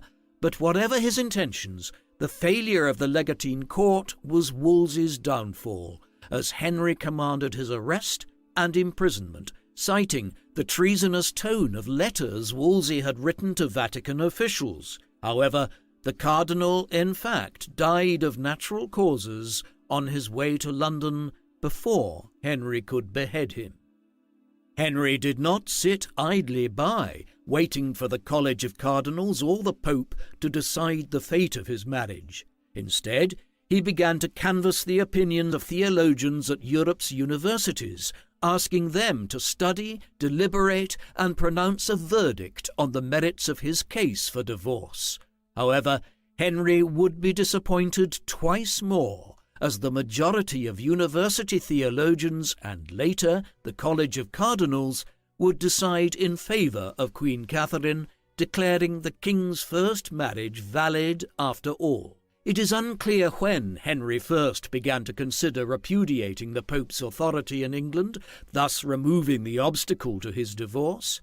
Anne Boleyn's influence as a Lutheran sympathiser and reformer is entirely plausible, as is the influence of Thomas Cromwell, another reformer who was first Henry's private secretary and later rose to become the Lord Privy Seal. In fact, there were quite a few reformers in the English Parliament and at court at the time, and anti-clericalism was rife among them, but perhaps it was his introduction to the little-known clergyman and theology professor from Cambridge, Thomas Cranmer, which truly planted the seed in his mind. According to Cranmer, who was a passionate reformer, kings anointed by God answered only to God, and therefore Henry should not have had to pursue his divorce through legal means. This atmosphere and these ideas may have emboldened Henry to formally break with the Roman Catholic Church and pursue one of the most radical bids for power ever made by a European monarch, the claim to the absolute powers of both king and pope. It would take nearly 2 years for Henry to establish the fulfilment of his will over both Parliament and the English clergy, but by 1532, Henry had what he wanted. He was the supreme head of the Church in England, and Parliament had legislated a full break with the Pope, stopping virtually all payments to Rome, and because he wanted his great matter decided by the English Church, which was much better from a public relations standpoint than declaring it himself, he made Thomas Cranmer Archbishop of Canterbury, empowering him to lead the clergy to the right decision. In other words, to vote in Henry's favour with regard to his divorce. In April of 1533, Archbishop Cranmer declared Henry's marriage to Catherine invalid, but by that time Henry had already been remarried for 3 months, having wed Anne Boleyn in a secret ceremony on the 25th of January 1533. As well as this, Anne had already made her first appearance at court as queen and had taken up residence in what had been Catherine of Aragon's apartments, also taking up the motto, "The Most Happy." However, controversially, some historians suggest that when she came to the altar, Anne was already pregnant, as on the 7th of September 1533, just over 7 months after their marriage, Anne gave birth to Princess Elizabeth, the future Elizabeth I of England. The king, once married, had wanted Anne to be crowned queen speedily due to her burgeoning pregnancy, as he wanted his expected child to be born to a consecrated mother, and so plans went ahead for Anne's coronation. As part of her procession, Anne would take a barge, and she made sure that it was Catherine of Aragon's barge that was commandeered for the royal procession. Reportedly, she had Catherine's coat of arms not only removed from the barge, but also destroyed. The festivities began on the 29th of May 1533 and lasted for 5 days. The king wanted Anne's ceremony to reflect that she was every inch the magnificent queen he wanted her to be seen as, and so, on the 31st of May, Anne's procession left the Tower, consisting of foreign ambassadors and nobles bedecked in purple robes, ermine, and other finery, followed by Anne, carried in a litter, accompanied by her ladies-in-waiting, also finely attired in resplendent fashion, all to a salute of guns from the Tower and pageants at the roadside. The sight must have been astonishing for the spectators lining the route. However, when Anne noticed that some of the crowd were not doffing their caps and calling "God save the Queen," Anne had one of her attendants approach the Lord Mayor to complain of it.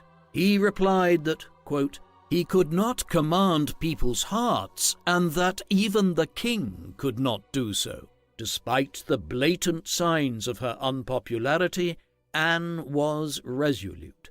She would be crowned queen, and she was, on the very next morning, in Westminster Abbey by Archbishop Cranmer.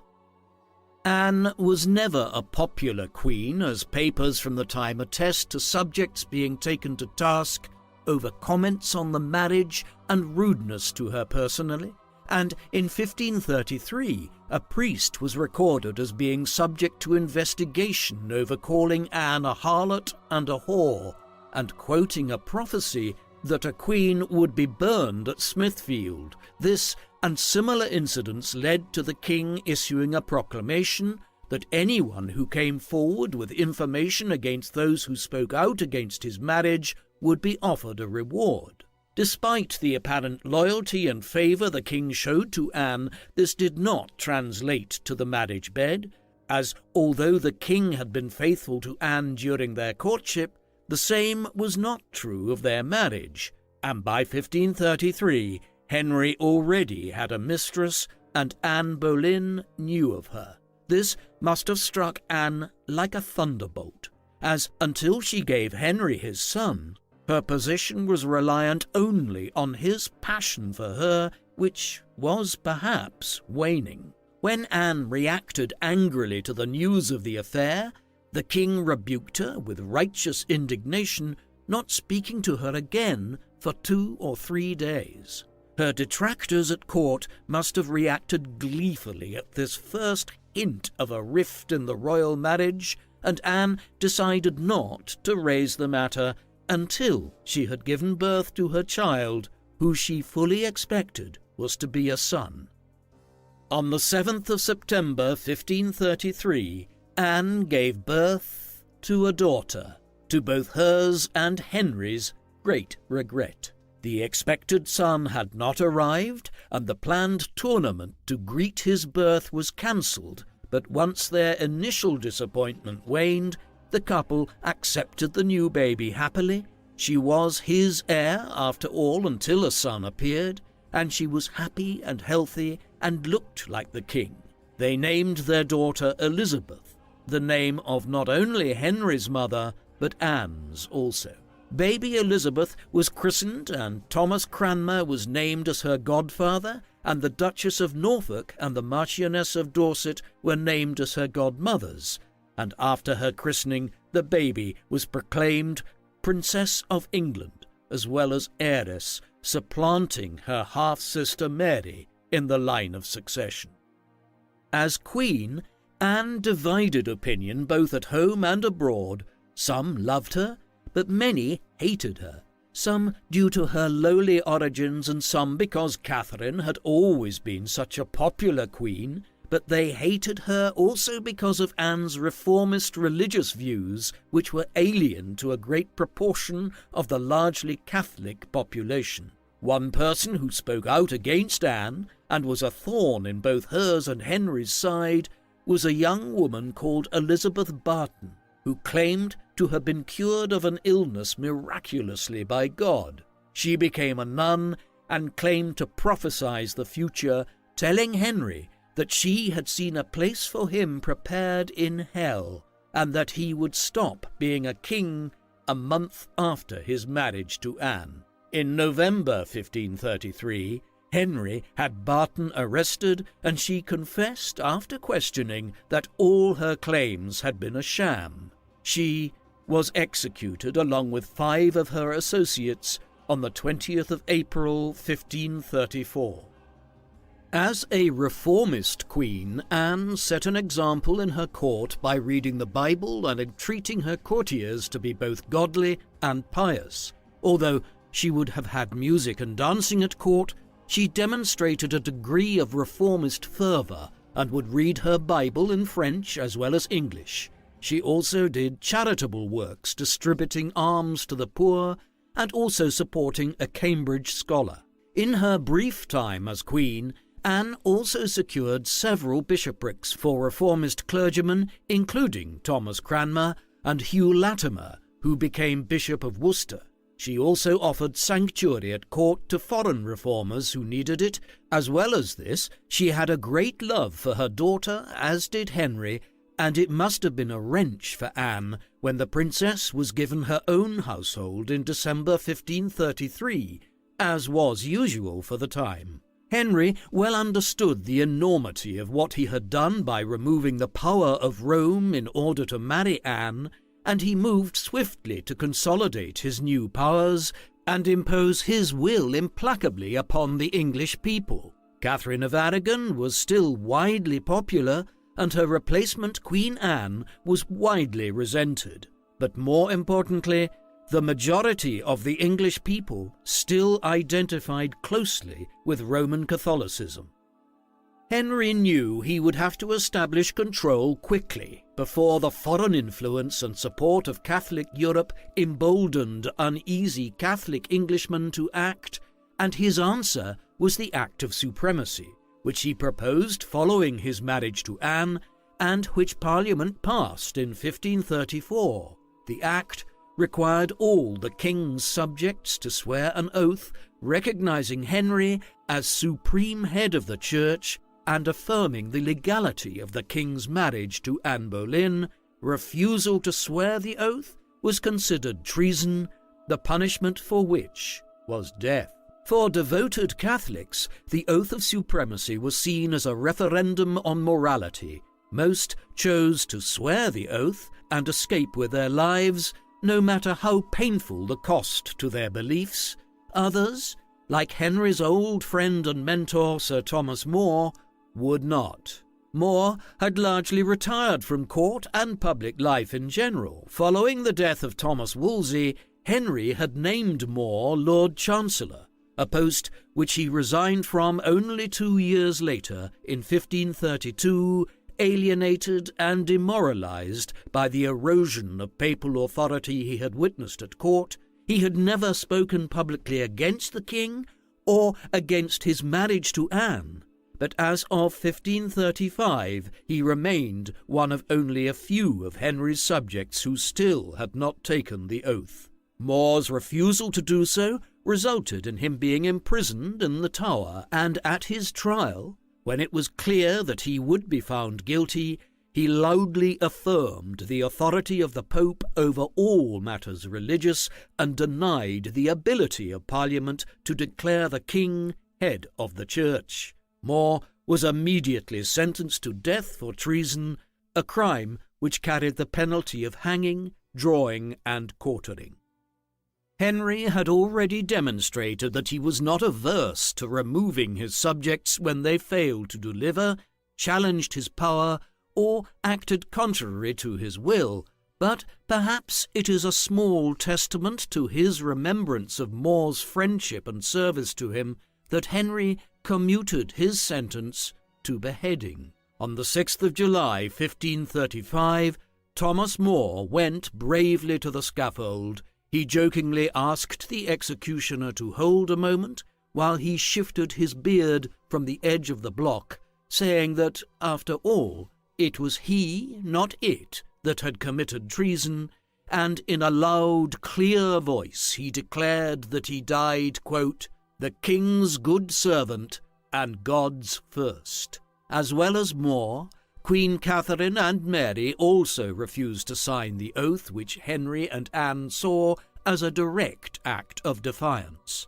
That Anne and Catherine hated each other was no secret, and it could have been under pressure from Anne that Henry demoted Queen Catherine to the rank of Princess Dowager and had her moved to a house further from London. The royal couple were probably not best pleased to hear that the crowds had cheered the old queen on her journey there.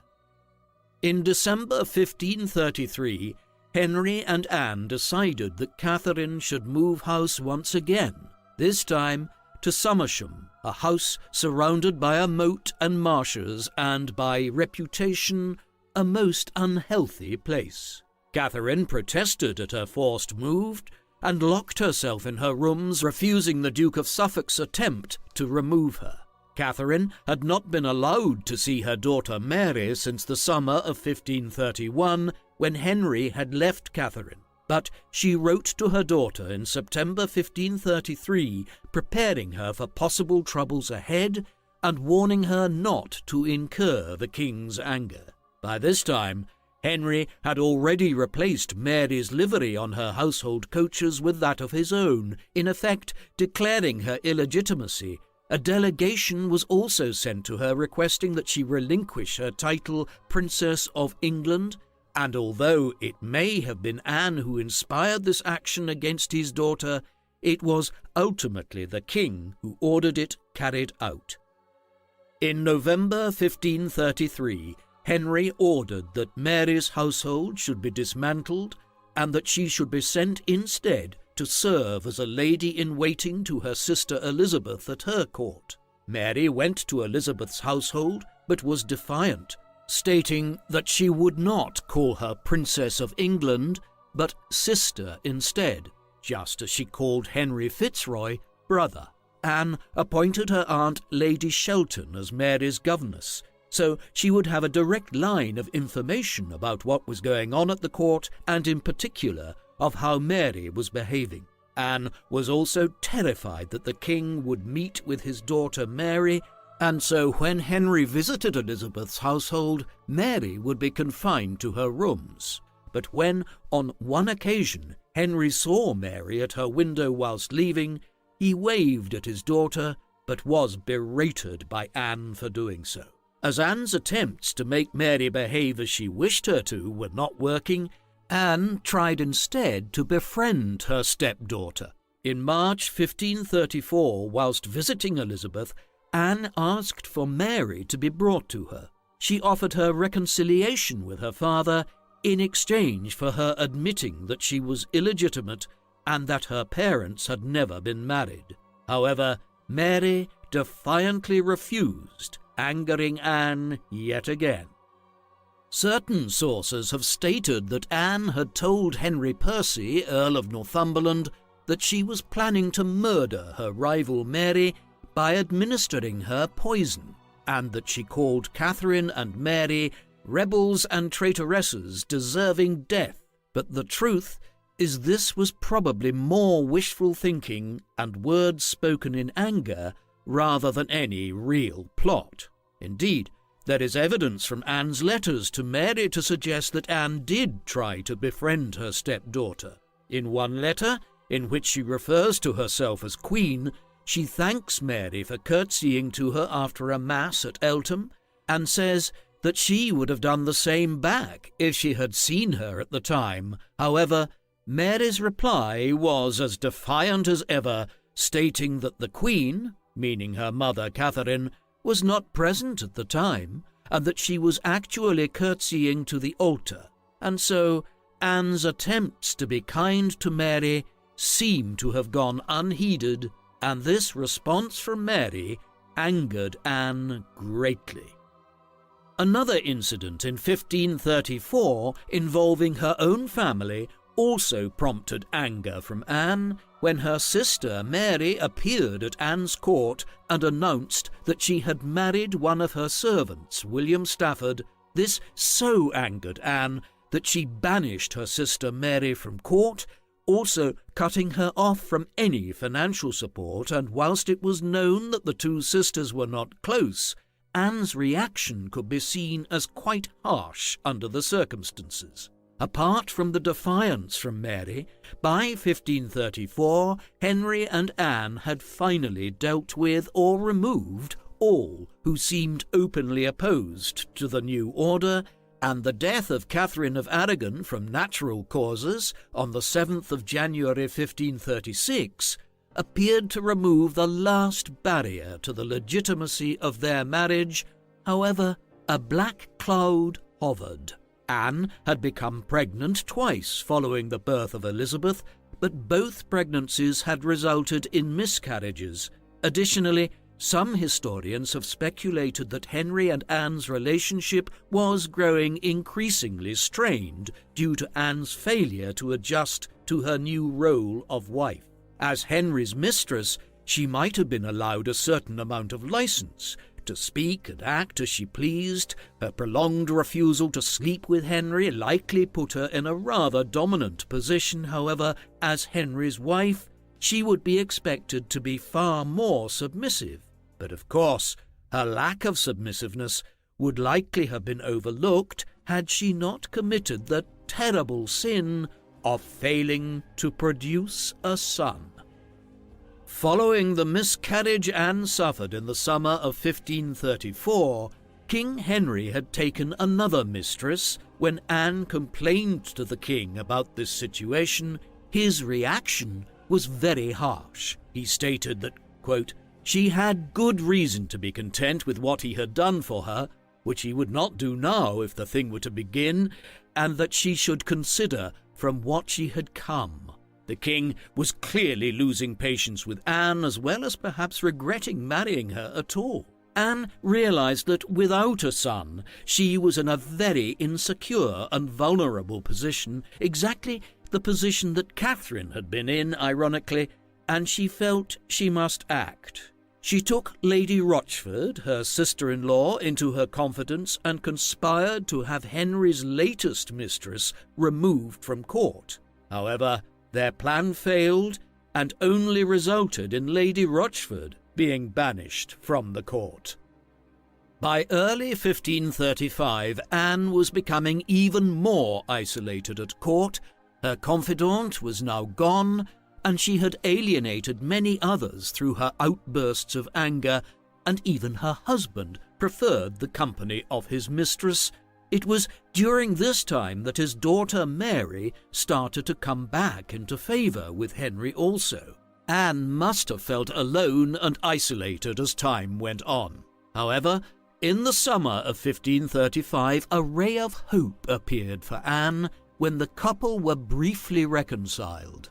Anne became more accepting of the idea of Henry's mistresses, if not completely silent about them, and Henry made a public display of loyalty to Anne when, in July 1535, he sent Sir Thomas More to the scaffold for refusing to swear the oath of supremacy. And, after all, if Henry wanted a legitimate son, as things stood, it was only Anne who could provide one. They began the court's summer progress of 1535 with a united front.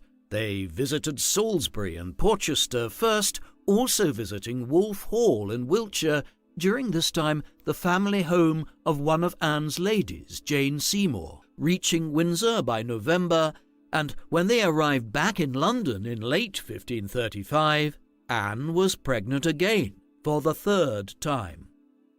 On hearing the news of Catherine of Aragon's death in July 1535, Anne could not have been happier.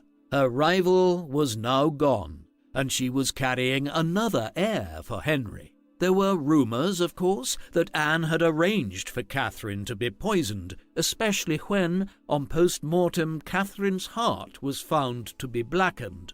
However, this is unlikely, as if she had wanted rid of Catherine enough to kill her, she would surely have done so earlier. After her mother's death, Anne made one last attempt to befriend Mary, writing to her to say that if she would put aside her obstinacy and obey the king, that Anne would be the best friend to her, and she need not hold the train of Anne's gown on her return to court. Mary again refused, and this would be the last time that Anne would attempt a reconciliation with her stepdaughter. Then, on the same day as Catherine's funeral, Anne went into labour prematurely, and after only a 3.5-month gestation, she miscarried a little boy. Anne's grief and frustration must have been plain for all to see as she wept following this tragedy for her and for Henry. However, the king's grief soon turned to anger at Anne, and the king confronted Anne in her room, stating that, quote, he would have no more boys by her. This was a direct threat to Anne, and she was devastated, and even more so when she heard the rumours that the king felt that Anne had been, quote, seduced by witchcraft to induce the miscarriage, and that he ought to find a new wife. Anne remonstrated with Henry and blamed the loss of the child first on the news she was given by the Duke of Norfolk that the king had fallen from his horse, claiming the consequences of his possible death had shocked her to such an extent that it had resulted in the miscarriage. When Henry dismissed her reasoning, Anne then claimed that her finding the king with Jane Seymour sitting on his knee had made her lose her child, as it had been such a shock to her to see for herself that the king had feelings for others. King Henry took little heed of Anne's reasoning, although he did leave Jane Seymour at her home during the next court's progress, but with Anne isolated at court after falling out with her ally Cromwell, and with the king becoming further infatuated with Jane Seymour, who cleverly portrayed herself as the mirror image of Anne in all things, Anne was at her wits' end.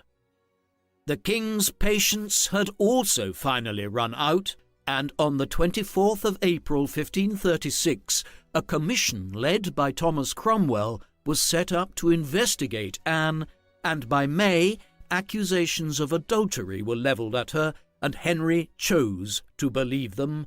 The private interrogations of the Queen's household elicited fantastic claims of her degeneracy, accusing her of incest and witchcraft as well as adultery.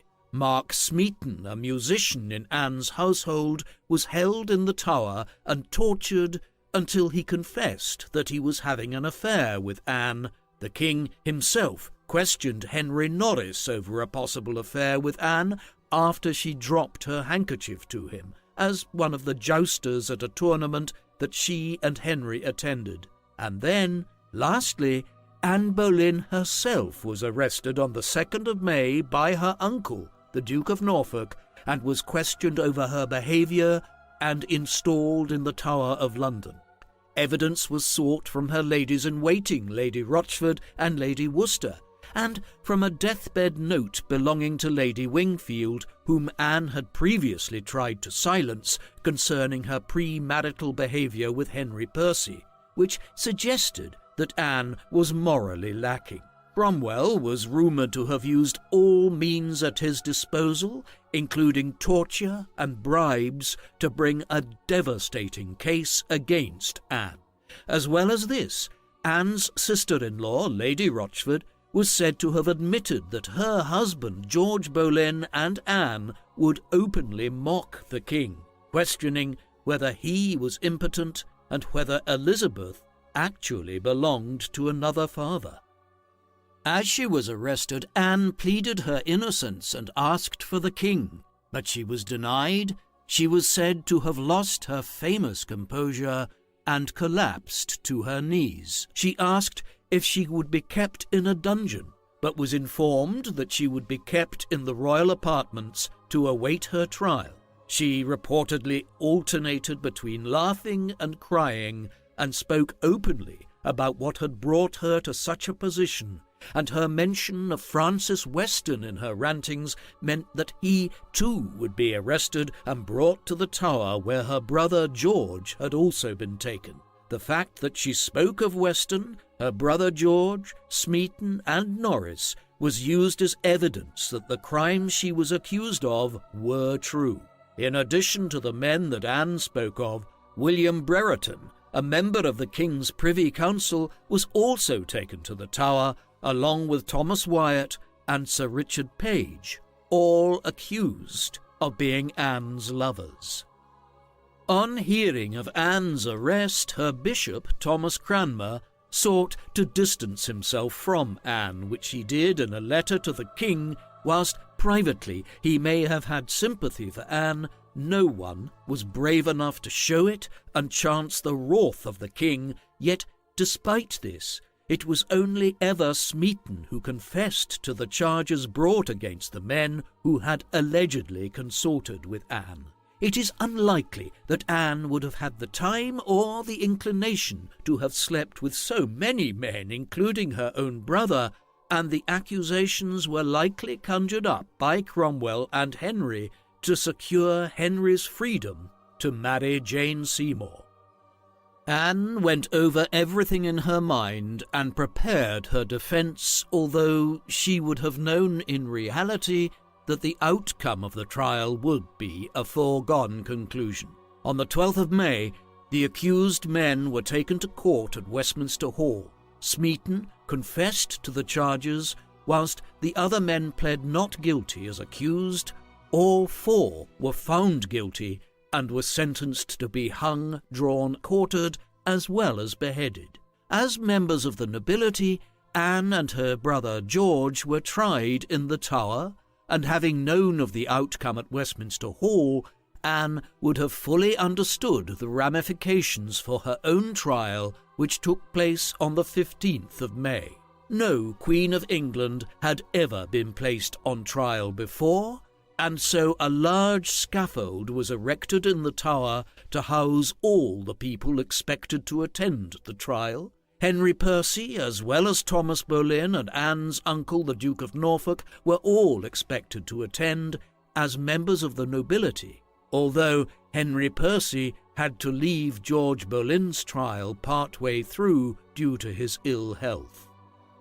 Anne, for her part, had no counsel and called no witnesses, but prepared her own defence for the charges brought against her, which laid out specific dates and times that Anne and the accused men had enjoyed carnal knowledge of each other.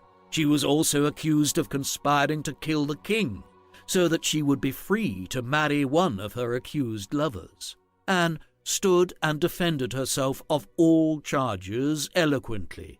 However, she was found guilty by each of the nobles, who in turn stood to deliver their verdict, each having no choice but to go along with the king's wishes. The final verdict was read out by her uncle, the Duke of Norfolk, but in a final twist, he stated that the Queen should be either burned or beheaded at the king's pleasure, whereas the usual punishment for treason was to be burned at the stake.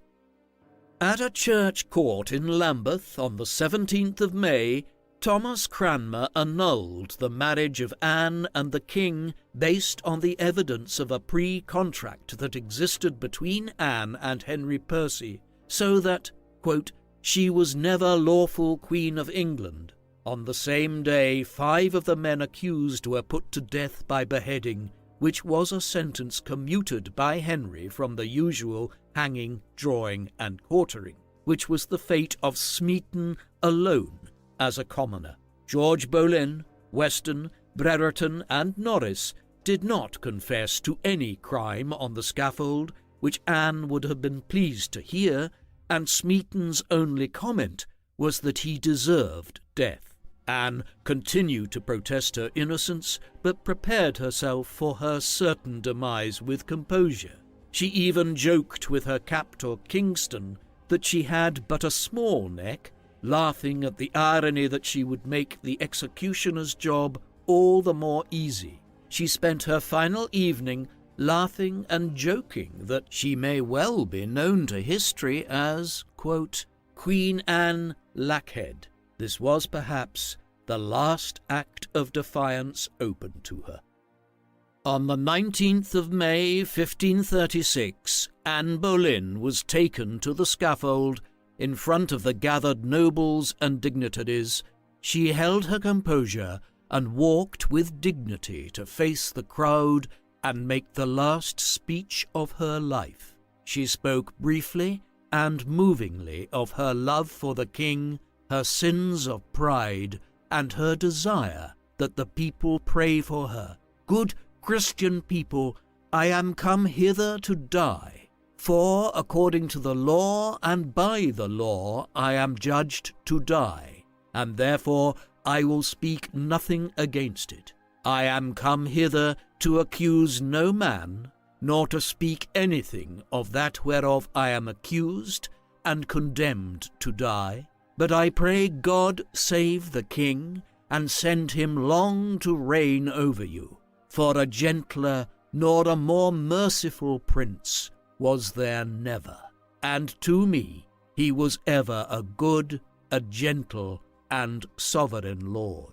And if any person will meddle of my cause, I require them to judge the best, and thus I take my leave of the world and of you all, and I heartily desire you all to pray for me. O Lord, have mercy on me. To God I commend my soul. The king had sent for an expert swordsman from Calais to come to the Tower to carry out the execution of the queen.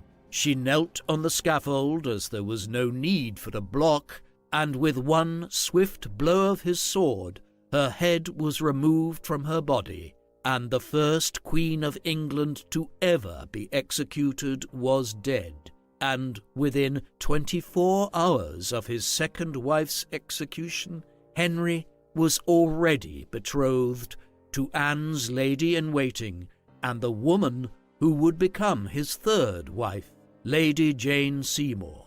In the aftermath of Anne's death in 1536, abbeys, shrines, and monasteries throughout England were purged of religious relics such as true fragments of the cross and vials supposedly containing the blood of Christ. This state-wide, systematic clampdown was not only undertaken for theological reasons, but also largely because the seizure of church property brought in a colossal amount of revenue to the royal coffers.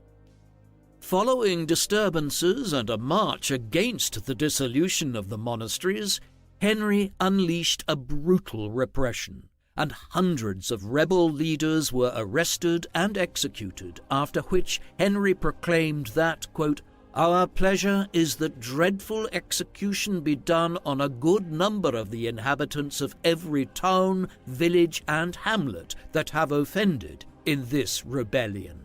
Indeed, even his own family were not spared Henry's wrath, as when Jane Seymour begged him on her knees to restore the abbeys, he exploded with, quote, "Get up, do not presume to meddle in my affairs.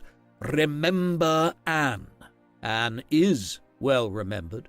not only as the second wife of Henry VIII and a leading figure in the Reformation, but also as the mother of Elizabeth, one of the most important monarchs to grace the throne of England. She died on the scaffold with the grace and dignity which had first drawn her to King Henry's attention. But more than this even, Anne was unique. She was a determined, driven woman with a strong personality who inspired love in a king that bordered on obsession, a truly exceptional woman of her time who no doubt passed on her strong character to her daughter. What do you think of Anne Boleyn? Was she a saintly figure who inspired love and suffered because of it? Or was she an ambitious sinner who manipulated her way into the king's life for her own ends? Please let us know in the comment section. And in the meantime, thank you very much for watching.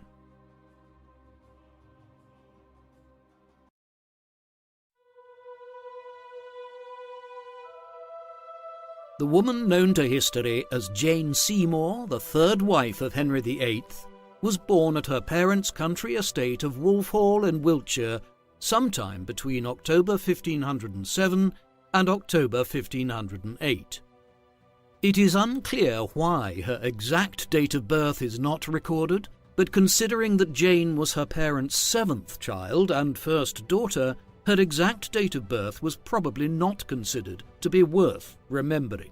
Neither is her early life particularly well documented. Jane's father was Sir John Seymour. The Seymours had served as caretakers of Savernake Forest in Wiltshire for centuries, and Sir John himself served as the local sheriff and justice of the peace.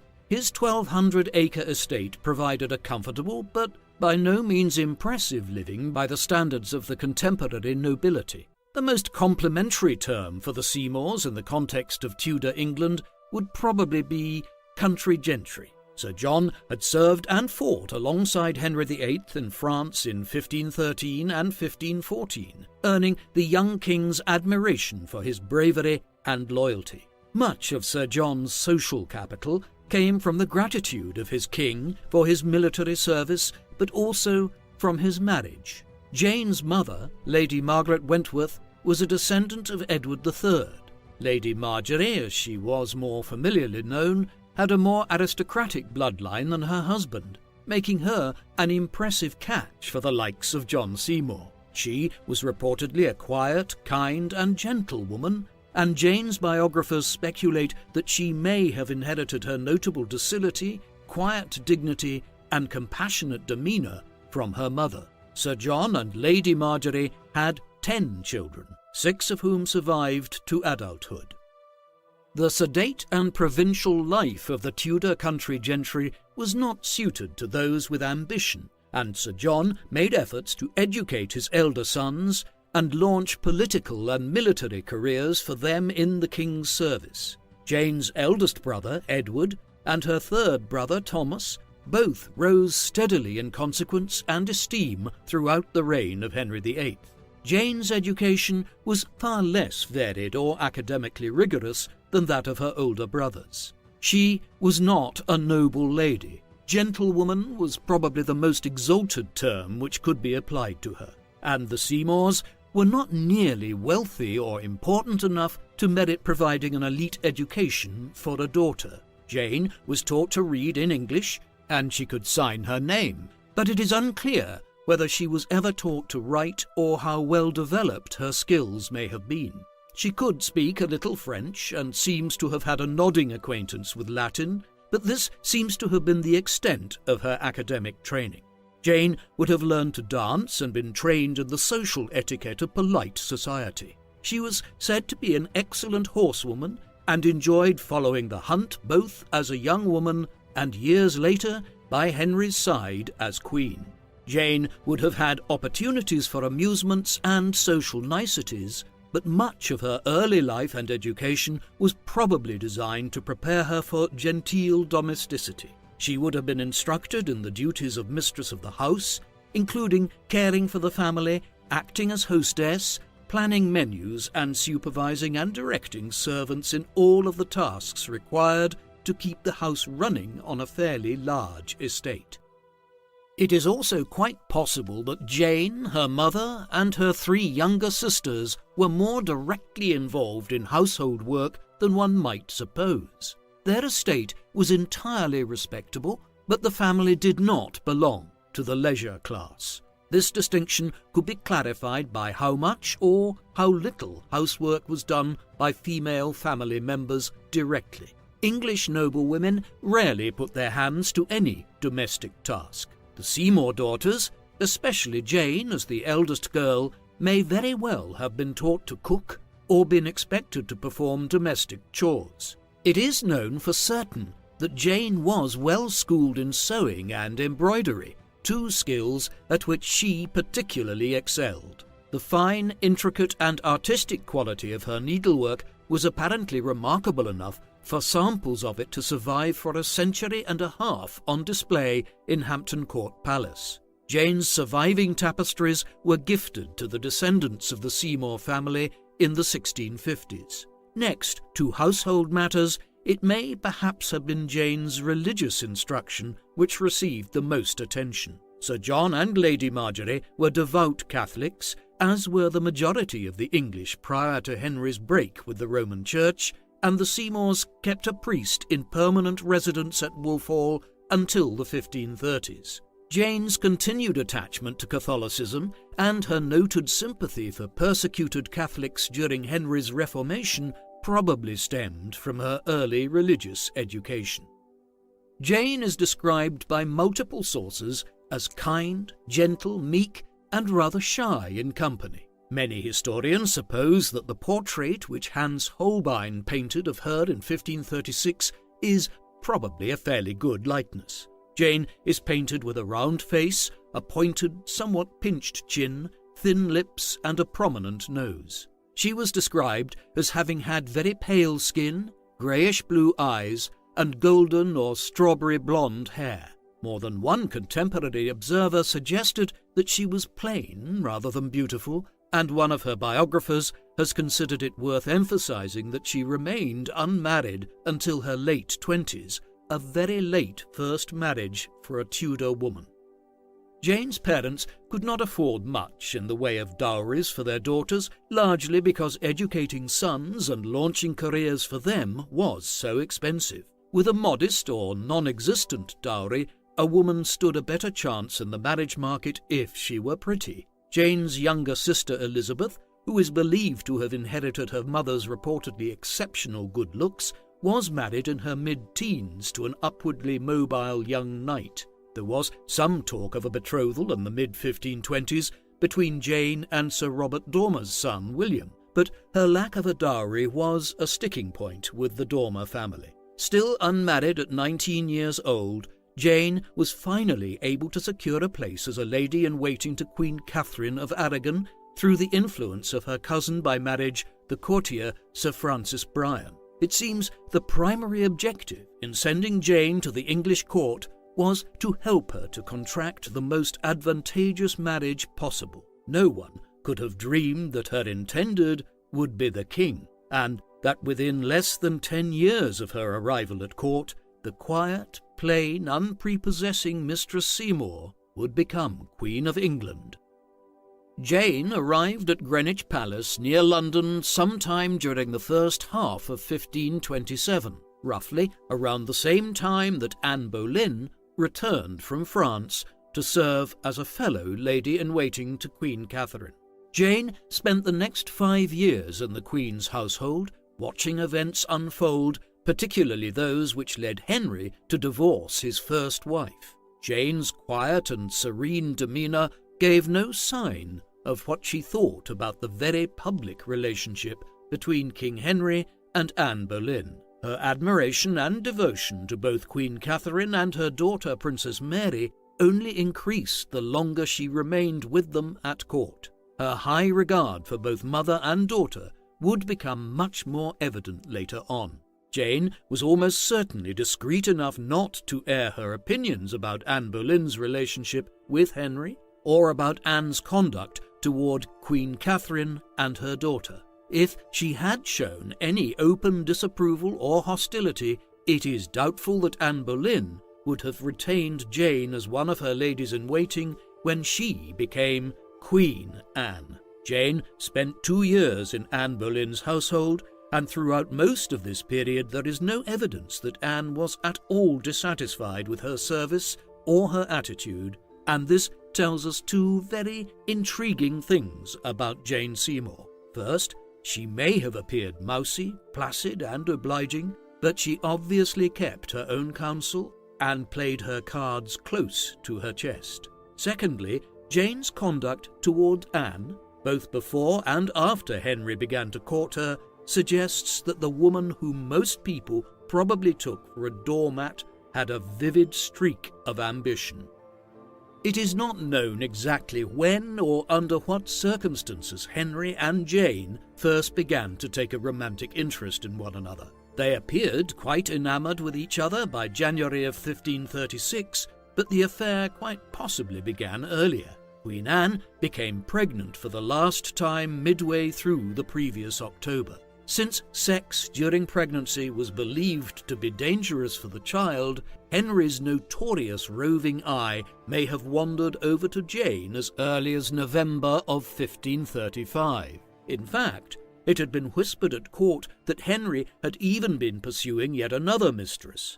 This woman, whose name we do not know, is mentioned in several sources dated 1534, less than a year after Henry's marriage to Anne. On the 29th of January 1536, the day of Catherine of Aragon's funeral, the imperial ambassador Eustace Chapuis claimed to have observed Henry paying marked attention to Mistress Seymour and giving her gifts.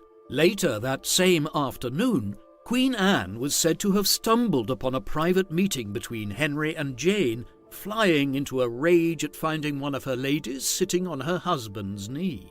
Reportedly, Henry quickly sent Jane from the room and attempted to calm Anne for fear that her distress would harm their child. This account comes from Jane Dormer, the Duchess of Feria, who, many years later, claimed to have heard it during her service as lady-in-waiting to Queen Mary I. Yet, since it was recorded so many years after the event, the veracity of the story is uncertain. What is certain is that roughly at the end of January, perhaps that very night of the 29th, Anne Boleyn miscarried her last child. In a letter dated the same day, Ambassador Chapuis informed the imperial foreign minister that he had attended a secret meeting with Thomas Cromwell, Henry's chief minister. Cromwell had confidentially expressed the king's wish for a renewal of his alliance with Emperor Charles V against the King of France, Francis I. Cromwell also apparently related to Chapuis a private discussion he had had earlier that day with the king, during which Henry had supposedly confided his belief that he had entered into his marriage seduced by witchcraft, making his marriage invalid, and that he was resolved to take another wife. Jane's last few months in Anne's service were, no doubt, extremely tense and difficult for both women. Henry was not nearly discreet enough in paying court to Jane, whose mistress, the Queen, still had power over her. Anne's star was fading. She knew it, and it made her anxious and highly temperamental. She was said to have slapped Jane on multiple occasions for perceived insolence, or for flaunting Henry's attentions before her mistress. It is unclear whether Jane actually did behave in such a way, or if Anne, consumed by jealousy, may simply have been watching her every move and venting her frustration at every perceived impertinence. One account suggests a very different image of Jane than her traditionally meek and obliging one.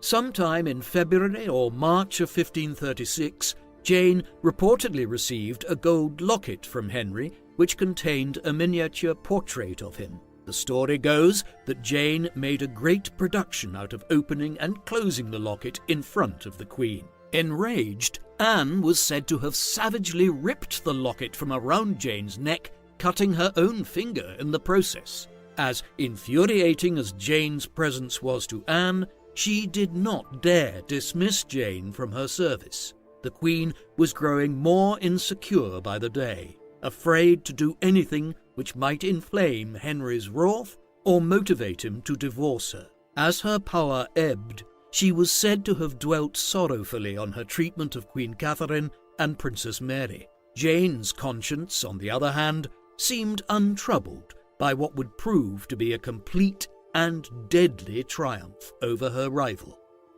Traditionally, Jane Seymour has been portrayed as a selfless, compassionate, kind, even saintly figure.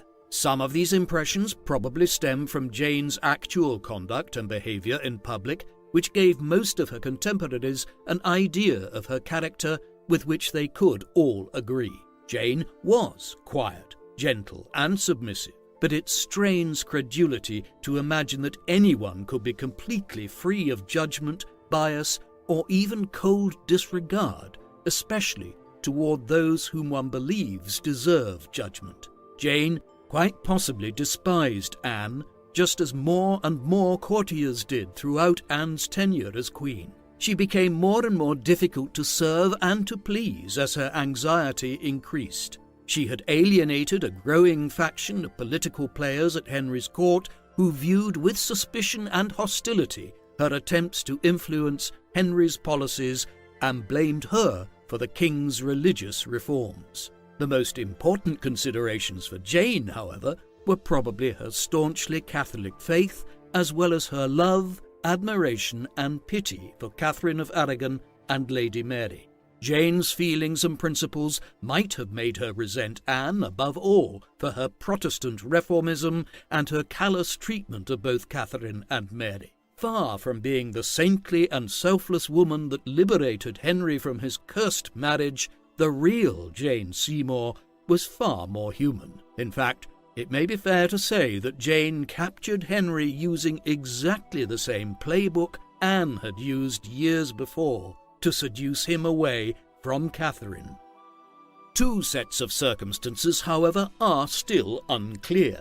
First, whether it was Henry or Jane who first attempted to initiate a romantic overture, and second, whether the romance bloomed of its own accord or was engineered by those courtiers who were desperate to see Anne removed as queen, the Protestant reforms halted, and Lady Mary restored to the succession.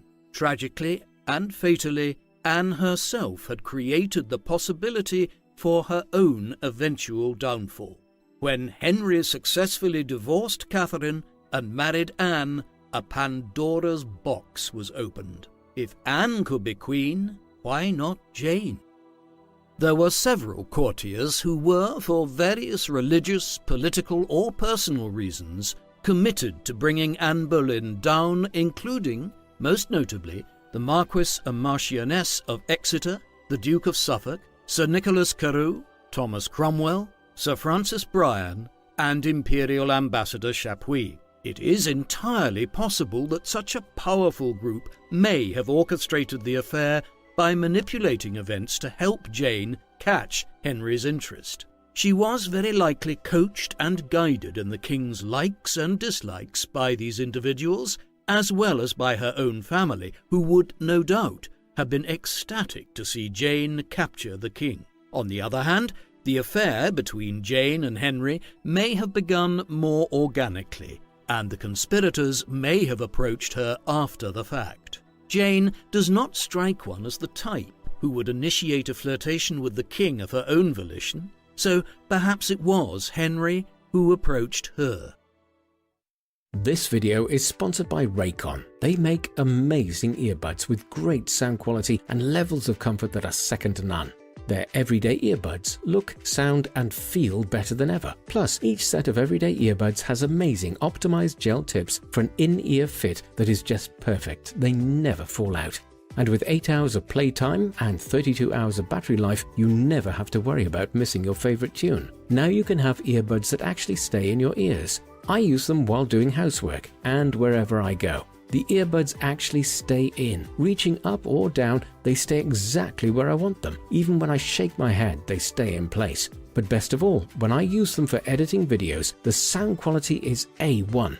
I can concentrate on work, knowing that my everyday earbuds will stay exactly where I need them. That helps me concentrate on what I need to do. If you want quality earbuds which are fit for purpose and affordable, then try Raycon's everyday earbuds. You won't be sorry. Plus, Raycon's earbuds are priced just right. You get quality audio at half the price of other premium brands. For me, using Raycon's everyday earbuds was the best earbud experience I have ever had. It really is no surprise that Raycon's everyday earbuds have over 48,000 5-star reviews. Click the link in the video description box now or go to www.buyraycon.com/peopleprofiles to get 15% off your Raycon purchase.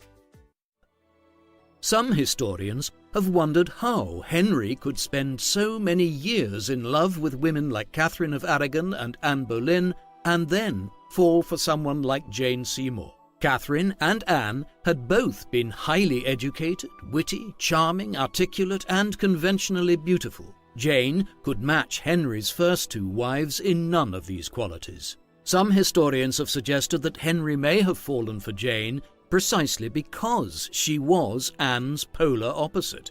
Henry had admired Anne's sophistication, wit, and passion, but did not appreciate her sharp tongue. Anne had been a difficult and demanding mistress, and now that Henry was growing older, his declining health no doubt made him increasingly impatient and irascible with anyone who challenged him. He may have found Jane's quiet piety, serenity, and meek submissiveness soothing and refreshing. Despite the recriminations between Henry and Anne, however, undoubtedly her worst sin of all was failing to produce a son. It is worth noting that Henry did not ultimately decide to pursue a third marriage until after Anne's last miscarriage. Sometime in February of 1536, Henry sent Sir Nicholas Carew to Jane, carrying a love letter and small purse heavy with gold coins. Sir Nicholas later informed the king that Mistress Seymour had refused to accept either the letter or the purse. He claimed she had held the letter for a moment, placed a reverent kiss upon the letter's seal, and then handed it back to Sir Nicholas without reading it. She had returned the gold also, and, falling to her knees before him, she entreated Sir Nicholas to beg the king's understanding that she was a woman of good and moral upbringing. She would suffer 1,000 deaths, she said, rather than sacrifice her honour. She thanked Henry for his gift, but requested that he might retain it for now and give it to her once she had contracted an honourable marriage. If true, this account is very telling. Jane had been accepting expensive gifts from Henry for months, which begs the question of why her scruples suddenly returned at this particular moment. Some historians have departed from the traditional image of Jane by pointing out that her conduct, in this instance, was straight out of Anne Boleyn's playbook, and shows that Jane herself followed a very similar strategy: respond to Henry's advances, but refuse to be his mistress, thereby forcing the issue of marriage. It worked on Henry like a charm, but then again, it appears that since Henry had no son by his current wife, he was more than willing to be beguiled. In returning his letter and the gold, Jane had behaved, Henry said, most modestly, and he resolved thenceforth only to pay court to Jane in the presence of one or more of her relatives. Accordingly, Henry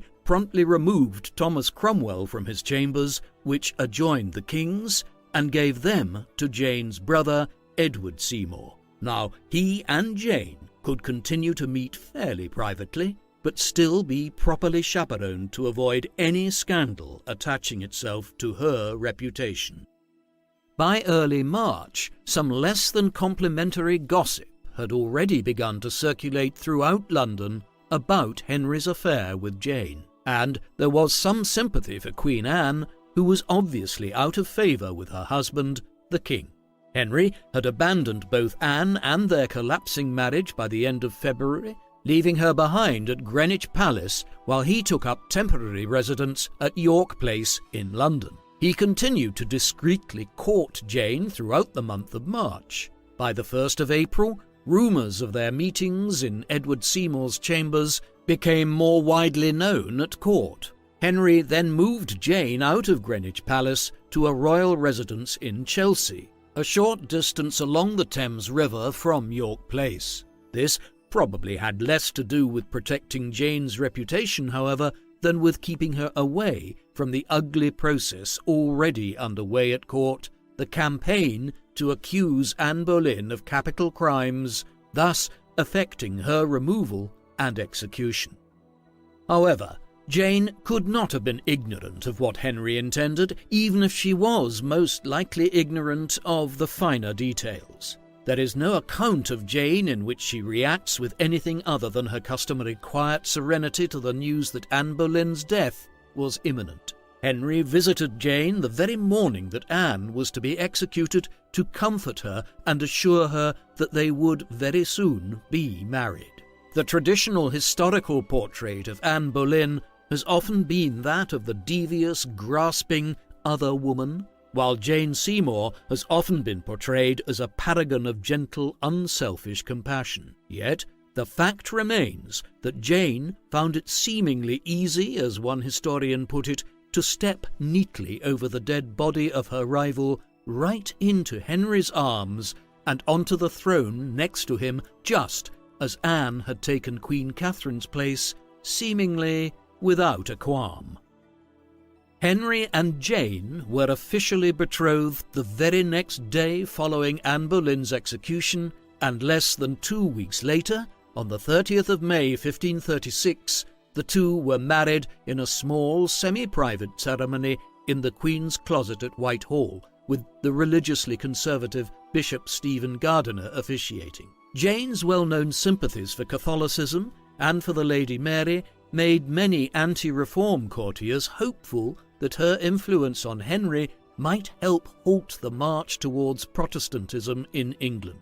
Anne Boleyn's emblem as queen had featured a crowned falcon with the motto, "The Most Happy." Jane's choice of emblem as queen spoke volumes. Hers was a crowned phoenix. Her motto, "Bound to obey and serve." The message seemed clear. Through her faith and service as Henry's wife, England would rise from the ashes after the confusion and upheaval caused by the king's divorce.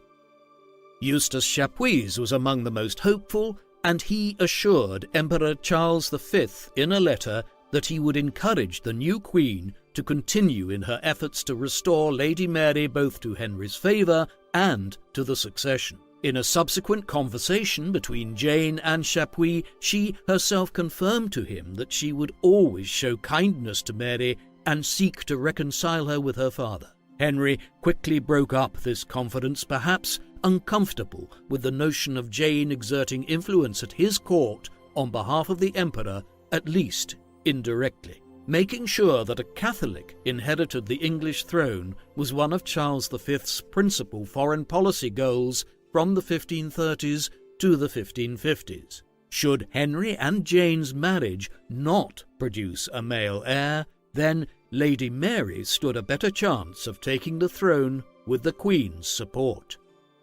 As Queen, Jane did indeed advocate for Lady Mary. Even before she and Henry were wed, she had asked him to reinstate Mary as his heir. Henry had scoffed gently at the idea, advising her that, instead, she ought to be advocating for the inheritance rights of the children that Jane herself would have with Henry. But her subsequent attempts to interfere with the king's policies were met with less and less patience from him. Those who had hoped that Jane might be more successful at influencing Henry's decisions than either of her predecessors were disappointed. For Henry, regardless of his wife's entreaties, refused to reconcile with his eldest daughter unless she repudiated the Pope, acknowledged Henry as head of the Church, affirmed the illegitimacy of her parents' marriage, and admitted her own bastardy. Henry, via a letter from Thomas Cromwell, even threatened her with treason and a death sentence should she refuse to submit. Despite her failure to exert her influence over Henry's decisions as head of state and church, Jane's seemingly sincere dedication to her religious and moral beliefs is one quality which speaks in her favour.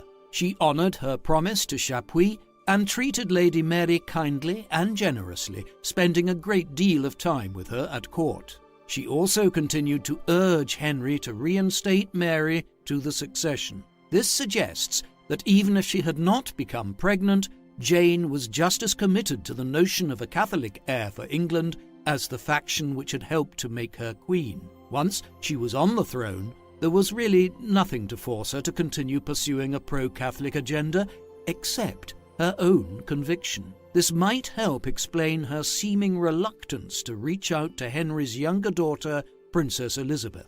Jane showed no hesitation to treat Mary as her stepdaughter and close companion, but did not extend the same to Elizabeth, who was not yet 4 years old when her mother died. Perhaps Jane felt she could not speak for Elizabeth without daring the wrath of Henry, who might very well have bridled at any reference to his late wife. Perhaps Jane's own dislike for Anne Boleyn made her hesitant to embrace Elizabeth as her stepdaughter. Whatever the reason, Elizabeth's household and the child herself were less and less adequately provided for during the months that followed her mother's death. Within 6 months, Elizabeth's servants and caretakers were poaching game to keep her household fed, and no one seemed to care that she had outgrown all of her clothes without the means to have new ones made. It was Lady Mary who seems to have advocated for her younger sister, a sister she had resented having to serve but whom she had compassion for as a child too young to understand how dramatically her life and status had changed. Mary may have had more to do with Elizabeth's restoration to the family fold and to Henry's favour than her stepmother had. Jane did appear to have priorities, however. During the year following her marriage, Jane tried on multiple occasions to persuade Henry to halt Protestant reforms and to show mercy and understanding to those who found the changes hard to accept. During the campaign, known as the Pilgrimage of Grace, when thousands of people in the north of England rose in rebellion, Queen Jane begged Henry to restore the monasteries which were being dissolved across England. Henry reacted badly, offering Jane a harsh warning by reminding her what had happened to Anne Boleyn. Jane became pregnant early in 1537, and by late spring she was experiencing pregnancy cravings, notably for quail and quail's eggs. Henry was jubilant and set about making plans for the celebrations that would accompany the birth of his heir and finally Queen Jane's coronation, which Henry intended to be one of the most spectacular ever staged for an English queen.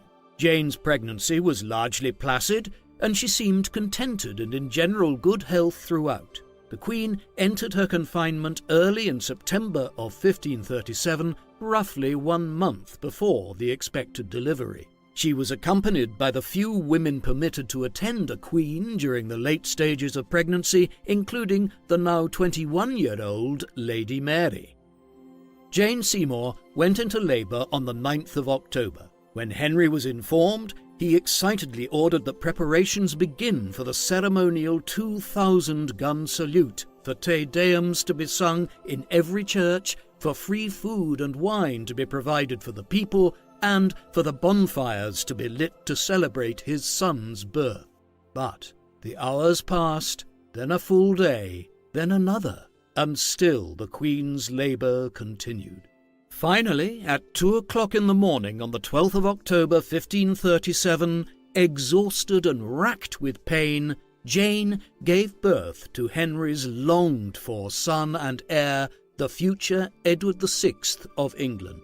The Queen remained at rest for several days following Edward's birth before she was churched, or purified and thus permitted to leave her formal confinement. She appeared drained, weak, and even paler than usual, but it had been almost a week since the birth, and most of the court considered her to be out of danger. But on the 17th, she came down with a raging fever and lapsed into delirium. Throughout the following week, Jane rallied briefly twice, regaining consciousness and appearing to make small improvements. But rather than making the hoped-for full recovery, Jane died quietly on the 24th of October, 1537, at the age of 29. She had succumbed to what most historians between the 18th and 20th centuries believed was puerperal fever, or childbed fever, which resulted from an infection contracted during delivery, perhaps from unsterilized medical equipment. However, multiple sources contemporary with the actual event claim that Jane died as a result of surgery attempted during labour, specifically a caesarean section. The midwives and physicians who had attended the Queen during her labour had begun to lose hope of a safe delivery by the morning of the 11th of October. Several sources claim that one or more of them approached Henry on the matter of the child's survival versus Jane's should the labour continue and a choice need to be made. Some sources claim that Henry chose Jane, others that he chose the child. What these professionals were essentially asking was whether Henry would allow a caesarean section to be performed on the Queen if it appeared that the child might perish with her. Caesarean sections were known in Tudor England, but were extremely taboo because they virtually always killed the mother. They were therefore not typically performed on living women, but more often on women after they had died during childbirth. Later historians tended to suppose that the accounts which described Henry's choosing to save the life of the child were Catholic propaganda designed to discredit Henry, which is why they discounted the claims that Jane underwent surgery. Yet some of these sources were written by reformers and Protestants, and some claim that Jane herself consented to the procedure. Based on the descriptions of her symptoms during her final illness, Jane Seymour almost certainly died of sepsis arising from an infection sustained during childbirth. But the atmosphere of the birthing chamber was so rarefied, and the veracity of multiple accounts so difficult to judge, that we may never know exactly why she died. Following Jane's death, more than 2 years would pass before Henry once again found his way to the altar. In January of 1540, he wed the 24-year-old German princess Anne of Cleves, a marriage that lasted only 6 months. Traditionally, Jane has been remembered as Henry's most loved, most favoured, and most revered wife, and that was certainly the impression that Henry wished to convey. Jane Seymour was given a magnificent funeral, worthy of the Queen of England even though she had not lived long enough to be officially crowned Queen. Henry also requested that he be buried next to Jane. The portrait painted during Henry's marriage to Catherine Parr, known as the family of Henry VIII, shows Henry surrounded by his children, but instead of Catherine Parr, Jane Seymour is painted standing in the place reserved for Henry's queen. The fact that some histories have depicted Jane as a rather saint-like figure probably has much to do with her overall demeanour and personality, but also, perhaps more important, the manner of her death. What could be more selfless to someone like Henry than to die giving him the son he desired above all things? Yet, despite her traditional historical reputation, Jane was probably no better or worse a person than Anne Boleyn, who has more often been vilified for usurping Catherine's place than Jane has been for usurping Anne's. Historians still wonder, did Henry truly love Jane more than any of his other wives? Or was it just that she died before his love could fade? Was it simply because she gave birth to his son? And why would he revere for the rest of his life a woman he had loved for little more than a year, yet also ban all images and forbid all discussion in his presence of the woman who had consumed his life and heart throughout the previous decade? It speaks eloquently of the guilt Henry almost certainly felt about Anne, that after her death he ordered all of her emblems and all images of her to be removed from royal residences, and no one ever heard him speak of her again. What do you think of Jane Seymour? Please let us know in the comments section, and as always, thank you very much for watching.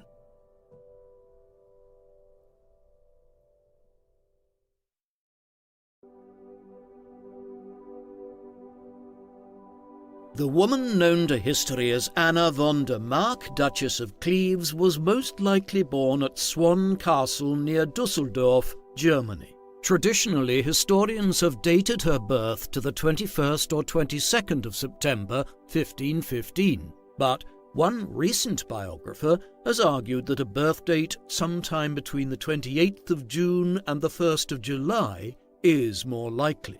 Anna's father was Johann III, Duke of Cleves, and her mother was Maria, Duchess of Jülichberg.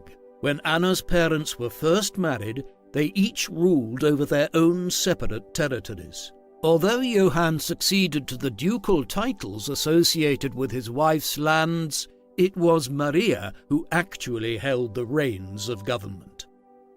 Renaissance Germany provided very interesting opportunities for the political leadership and participation of noblewomen, and German dukedoms, principalities, and city-states were frequently governed by women. In the absence of a son, German noblemen, dukes, and princes were usually content to invest power in their daughters rather than any distantly related male heir. Anna's mother, Maria, was just such an heiress. As her father's only child, she acceded as Duchess and Regent of Jülichberg after his death. Maria governed her own territories as regent, while her husband, Johann, inherited the ceremonial title associated with his wife's duchy. Within 15 years of their marriage, Anna's parents had finally merged the administrations of their separate ducal territories. Until then, Johann and Maria lived rather separate lives for a married couple. The Duke and Duchess of Cleves-Jülichberg had 4 children together. Their eldest daughter, Sibylla, born in 1512, was 3 years older than Anna, and the two sisters shared a strong bond throughout their lives, continuing to exchange letters even after Anna departed Germany for England. 2 younger siblings followed Anna, only a year apart. The only son, Wilhelm, was born in 1516, and the youngest daughter, Amalia, was born in 1517. Because Johann and Maria each administered different regional and political entities, they were often required to maintain separate residences during the first several years of their marriage. Anna spent most of her childhood at Berg Castle in Solingen with her mother and her sisters. Her education was extremely interesting in the context of Renaissance Europe. Anna, Sibylla, and Amalia were likely instructed in regional property laws and customs of taxation, how to manage finances on a regional scale, as well as how to arbitrate disputes between and among officials and civilians. In addition, they learned how to run large estates, including the management of large-scale farming and livestock interests. Anna came from a family with many generations of strong women who played important governing roles in their communities. Because German noblewomen could often be expected to exercise full power and responsibility in the absence of male authority figures, Anna and her sisters received an education which their English contemporaries would have considered to be rather masculine in character. This should not suggest that the 3 young duchesses did not also learn domestic responsibilities, which were the lot of all early modern European women,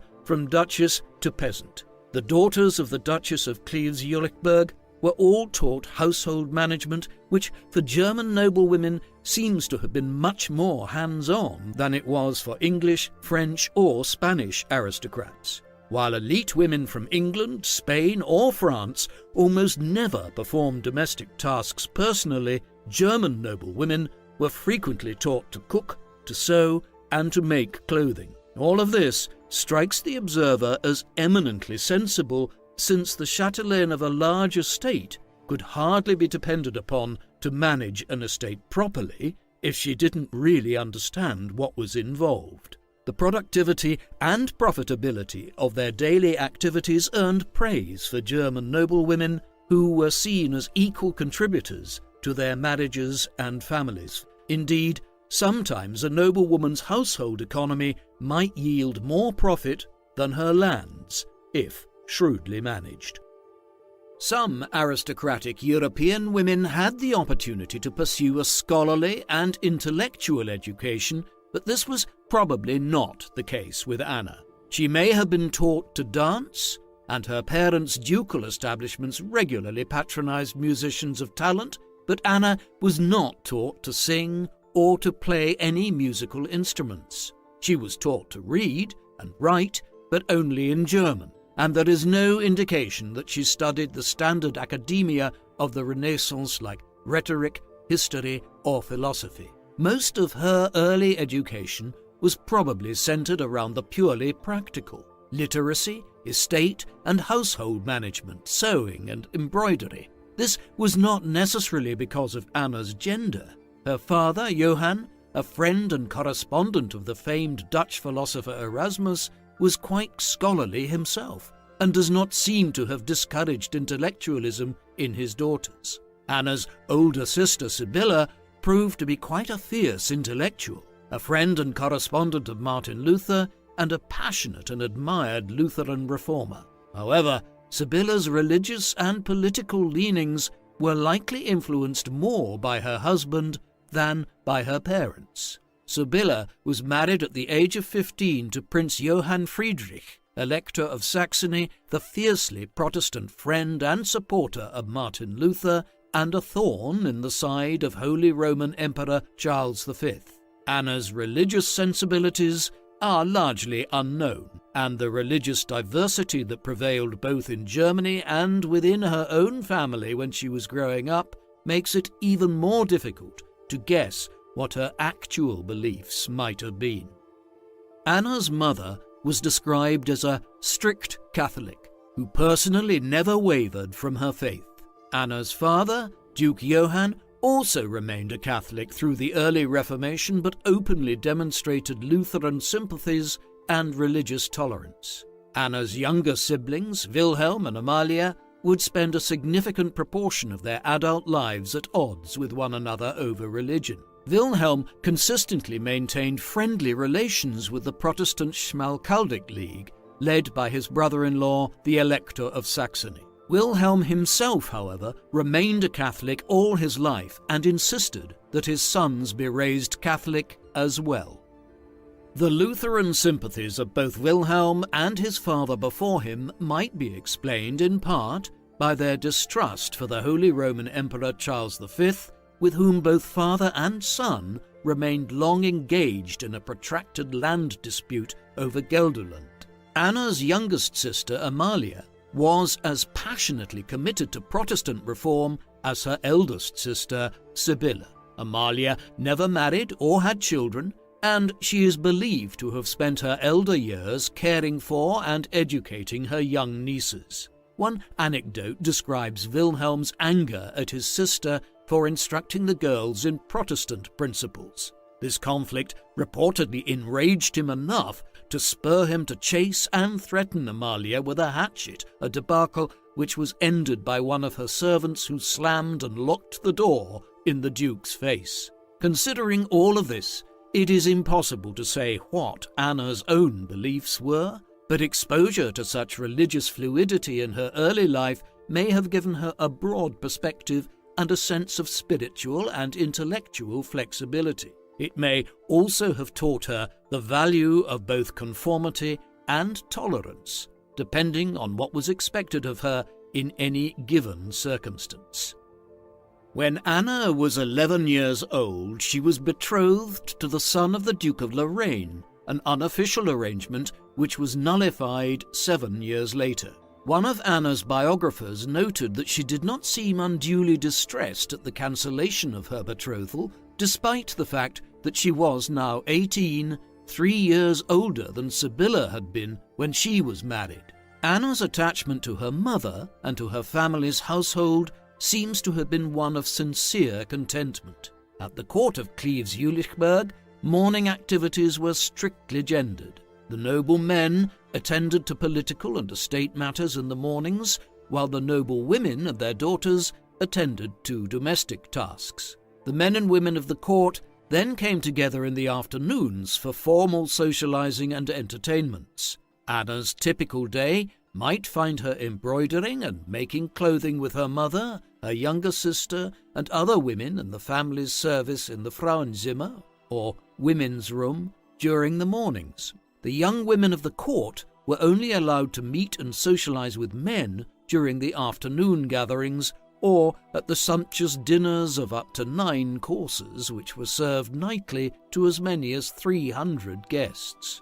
Anna's family enjoyed entertaining themselves and the court with music and theatrical entertainments. Hunting was another of the family's favourite pastimes, and Anna was said to have been a fine equestrienne who loved to join the hunt.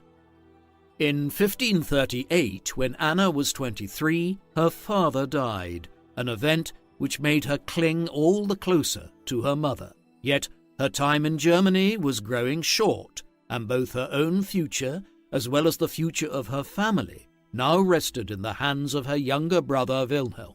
It was in 1538 when Thomas Cromwell first made overtures to the young, new Duke of Cleves on behalf of Henry VIII, who was now determined to marry again. Persuaded by Cromwell that the support of Cleves would help Henry defend himself against the Emperor Charles V without having to rely on the equally changeable King of France, Henry sought to conclude the marriage negotiations quickly. Duke Wilhelm had balked for months at Henry's request to allow portraits to be painted of Anna and Amalia and for Henry's emissaries to see the Duke's sisters in person. Frustrated, the English ambassadors had only been allowed to see them in the voluminous German court dress with their faces veiled. To help conclude the marriage treaty as quickly as possible, Henry finally offered to waive Anna's dowry and offered the Duke the generous payment of 100,000 florins instead. Wilhelm promptly accepted Henry's generous offer, writing that his sister looked forward eagerly to her wedding. In November of 1539, Anna departed Germany for her overland journey to Calais. The multitude of nobles, attendants, and servants who travelled with her made it a long journey, which was further delayed by bad weather on the Channel following their arrival in Calais, which prevented Anna from sailing for England for a few days. She was greeted and entertained there in the meantime by the Earl of Southampton and the Duke of Suffolk. From the time she landed in England, Anna was a little less homesick than she had been after saying goodbye to her home and family. She was greeted with kindness, enthusiasm, and admiration everywhere she and her escort stopped, with crowds of ordinary people turning out to see her and wish her well. All of Henry's nobles and ambassadors wrote to him of her cheerful amiability and assured him that she was as lovely as the portrait painted by Hans Holbein suggested. This portrait depicts Anne in Dutch-style dress, demure and serene, with widely spaced and heavily lidded eyes and shapely lips. Sources describe her as tall, slim, and blue-eyed with light blonde hair. For reasons which are still not altogether clear, Henry was less than pleased with his new bride-to-be. Hearing that his future wife was delayed on the road and that his wedding could not take place by Christmas, Henry resolved to be patient until the 6th of January, the date chosen for the postponement. Restlessness and anxiousness to meet her proved too much for Henry, however, and instead, on New Year's Day 1540, he set off to meet her earlier than originally planned, bearing a New Year's gift for his intended. Henry staged his entrance in a highly theatrical manner, in disguise. He approached Anna without hesitation, kneeling before her to kiss her hand. Unfortunately, Anne was taken aback by this behaviour, not only for the sake of her modesty, but also because she had no idea who Henry was. There was no way she could have understood the mistake she had made. Unfamiliar with English culture, and therefore unable to understand that Henry expected her to recognize her so-called true love through his disguise, Henry was humiliated that Anna appeared repulsed and attempted to ignore him. He abruptly left the room and, throwing off his disguise, he returned in a decidedly more kingly-looking coat of royal purple. Deeply embarrassed, Anna bowed deeply before him, and Henry kissed her briefly before politely extricating himself from the situation. But the king was loud in his dissatisfaction as soon as he was out of earshot of his new fiancée. He was so upset that he had forgotten to give Anna the New Year's gift he had brought, a jeweled sable fur. This video is sponsored by Narwhal, the company who brings to you the amazing 2-in-1 robot mop and vacuum, the Narwhal T10, which comes with its own mop cleaning station. The Narwhal has very strong suction power as well as side brushes to reduce hair entanglement. You can see when you empty the Narwhal just how much dirt and debris it picks up. With 2 rounded triangle mops, each rotating at 180 RPM, that's 3 times per second, the Narwhal deep cleans your floor with no stains left behind. As well as this, when the mop detects it is dirty, it returns to the station to self-clean the cleaning heads, and the mops dry automatically to stop germs from growing. Narwhal uses smart mapping algorithms to navigate your home intelligently, mounting thresholds and rugs with ease. Its cliff sensor means it will never fall off a step or ledge, and with the 2 big 5-litre water tanks, you will never be short of water. Plus, the Narwhal has its own app for fingertip control and a handy base station for storage and self-cleaning. Just go to the description box now to find out more. Narwhal and the People Profiles, working together.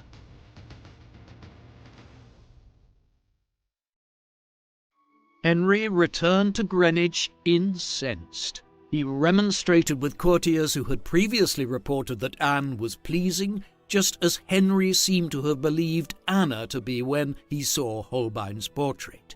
He complained bitterly to Thomas Cromwell that his intended was nothing fair as she has been reported. I like her not, he stated emphatically, and demanded what could be done to circumvent the marriage. Unfortunately, since there seemed to be no way to nullify his engagement without risking the anger and enmity of Cleves, Henry went ahead with the wedding as planned on the 6th of January 1540. He would spend the scant 6 months of his marriage to Anna attempting to find some avenue to divorce her. The morning after their wedding night, Thomas Cromwell anxiously inquired of Henry how he liked the Queen. Henry replied that he now liked her even less than before. He declared that he had not consummated his marriage because Anna had repulsed him. He claimed to doubt her virginity because of the looseness of her belly and breasts. He also spoke with his doctors,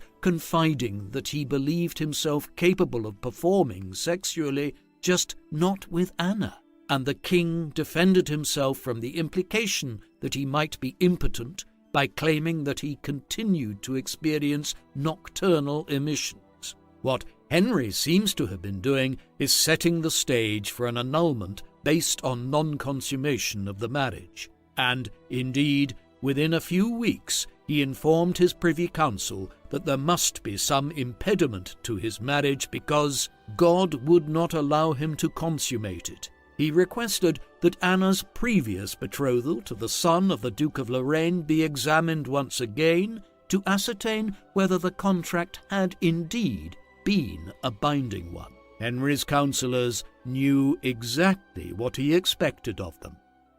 By February of 1540, Anna understood that something was terribly wrong in her marriage. She tried hard to make herself agreeable to the king, and Henry himself continued to dine regularly with Anna and share her bed nightly, so she could have no cause for complaint. It is unclear how much she knew about marital relations prior to her wedding night, but one account of a conversation between Anna and her ladies suggests that her ignorance of sex might have been almost total. Her ladies-in-waiting, no doubt fishing for information, indicated to Anna that they hoped she would soon be with child. The Queen replied, "I know very well that I am not.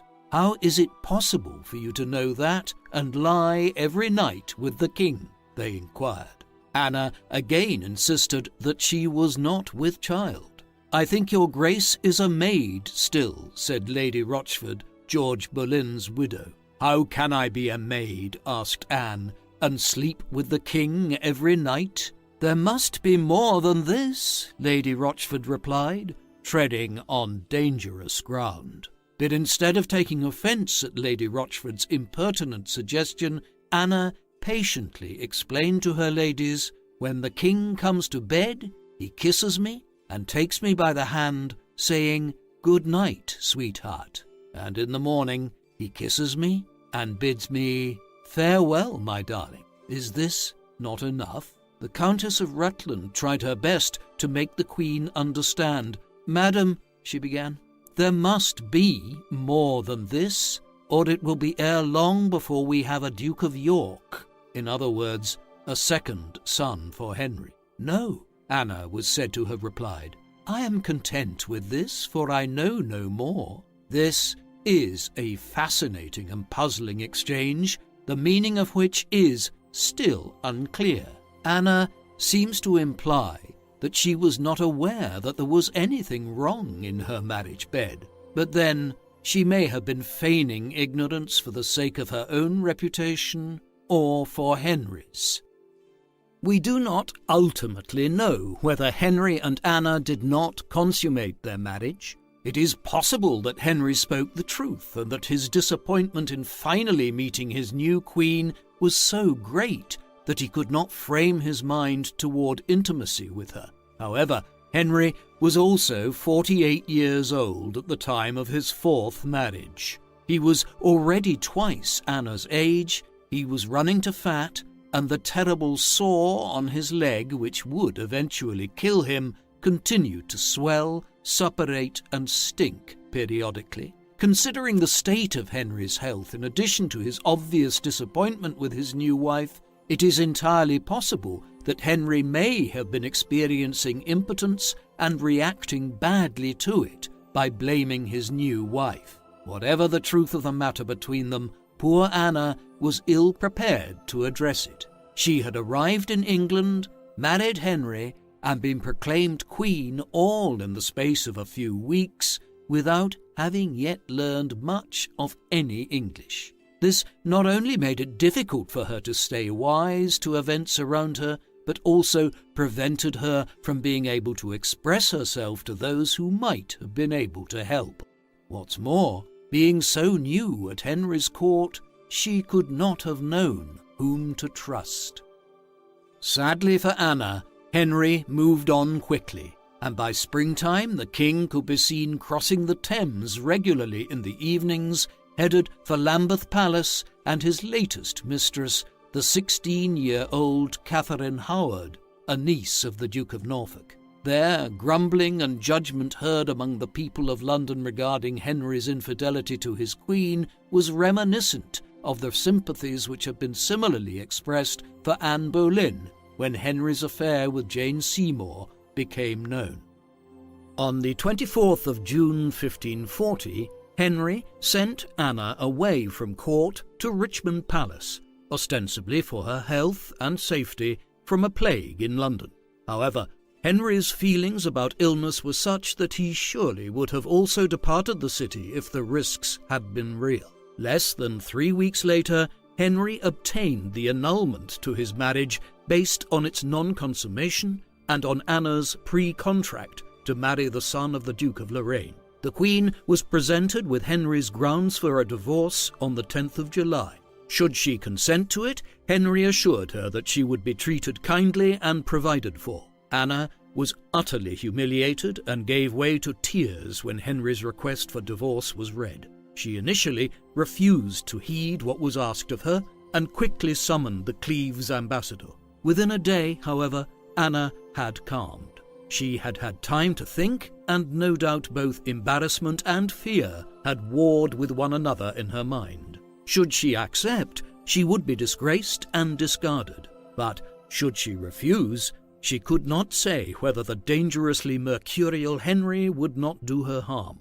To her credit, Anna was quick and resolute in making her decision, and she followed through to admiration. Anna accepted her divorce from Henry with grace, dignity, and amiability, saying that she hoped that she would still occasionally have the pleasure of his company.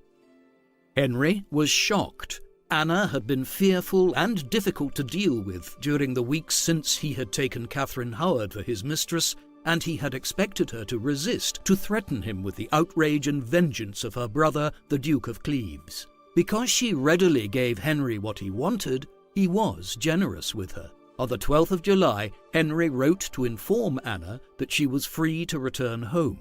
However, should she decide to remain in England, she would receive an annual income of £4,000 and the estates of Richmond, Bletchingley and Hever Castle. Despite Henry's earlier claim following his wedding night, he formally affirmed that Anna was still a maid and said she might marry again if she wished. Finally, he hoped she would be pleased to think of herself thenceforth as the king's most beloved sister, and assured her that she would always be welcome at court and given precedence over all women in England, except for the Queen and Henry's own daughters. Apparently, Anne found this generous indeed and readily accepted. In fact, she went even further by assuring Henry that he was welcome to view any correspondence she might thereafter have with her family in Cleves before it was sent. It is possible that Anna might have chosen to stay in England out of fear. One puzzling account claims that the German princess implied that her brother might do her harm if she returned home dishonoured. Her arrangements with Henry concluded, Anna promptly wrote to her brother to inform him of the accord she and Henry had reached, and to assure him that she was happy and content to live out her life in England. The woman who had spent most of her life in seemingly quiet and biddable obedience, first in the shadow of her mother and then in the shadow of a king, was now a free and independent woman of means.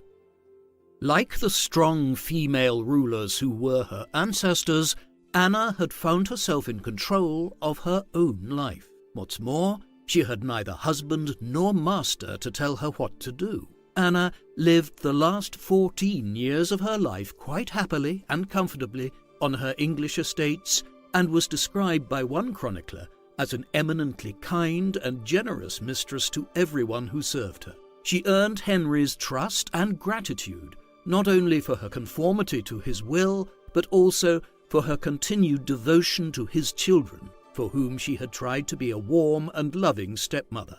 Indeed, Anna maintained and strengthened her relationships with Henry's children in the years following her divorce. Even Lady Mary came to care for and appreciate her former stepmother in the ensuing years, despite what she perceived as major religious differences between them. Actually, it is still unclear whether the denomination of her religion made any difference to Anna at all. She had embraced Henry's Anglican faith without protest upon arrival in England. During the short and turbulent reigns of Edward VI and Mary I, Anna willingly declared her religious obedience twice. When the 9-year-old Edward took the throne, she affirmed herself a Protestant. When Mary succeeded him as Queen, Anna did not hesitate to declare herself a Roman Catholic. Perhaps she was being pragmatic, but perhaps the religious and denominational variability she had been exposed to in Germany and within her own family made her eminently more flexible in a spiritual sense. Anne of Cleves remained highly favoured by Henry's children following his death in 1547. She was often invited to court during the reigns of Edward and Mary, and she walked behind her former stepdaughter Elizabeth in Mary's coronation procession. She got along well enough with Henry's last 2 wives, although one cryptic comment she made during Henry's wedding to Catherine Parr gave the imperial ambassador Eustace Chapuis the impression that she resented Catherine. Madame Parr is taking a great burden unto herself, Anna was said to have remarked during the ceremony. Chapuis interpreted this statement as catty jealousy from a woman whom Henry had refused to marry a second time after the execution of Catherine Howard. However, It was her brother Wilhelm who had suggested that Henry take his sister back, not Anna. It is possible that Anna meant something entirely different when she spoke of Madame Parr's great burden. Perhaps she was thinking of Henry's most recently discarded wife, the disgraced teenaged Queen Catherine Howard, executed for treason at only 19 years old. Anna remained in royal favour until Wyatt's rebellion of 1554. Because Queen Mary I suspected that Anna might have aided the rebels' cause because of Protestant sympathies and love for her sister Elizabeth, she was no longer invited to court and confined to her estates. By the spring of 1557, Anna's health had begun to decline. She grew thinner and paler and lost her appetite, and historians believe she may have been suffering the final stages of some form of cancer. Anne of Cleves died on the 16th of July 1557 at the age of 41 or 42. Despite the short duration of her marriage, she had come to be much loved and admired by the English people and by Henry's own family. She was honoured with a burial in Westminster Abbey by Queen Mary I, who chose the site for Anna's burial herself and ordered that vigil be kept for her each night until her funeral on the 4th of August. The grave of Anne of Cleves can be found today on the south side of the Abbey's high altar, a plain stone slightly above eye level, which features her coat of arms and reads simply, Anne of Cleves, Queen of England, born 1515, died 1557. Despite the pain and embarrassment that her short, abortive marriage must have caused her, Anna, to use the German version of her name, arguably fared better than any of her 5 counterparts when her marriage came to an end. Of all of Henry's wives, Anna's origins tend to be the least well known, since, from the English perspective, their marriage was little more than a blip in the larger context of Henry's reign, but upon close consideration of what little is known, both Anna herself and her story strike the observer as highly unique and interesting. What do you think of Anne of Cleves? Please let us know in the comments section, and, as always, thank you very much for watching.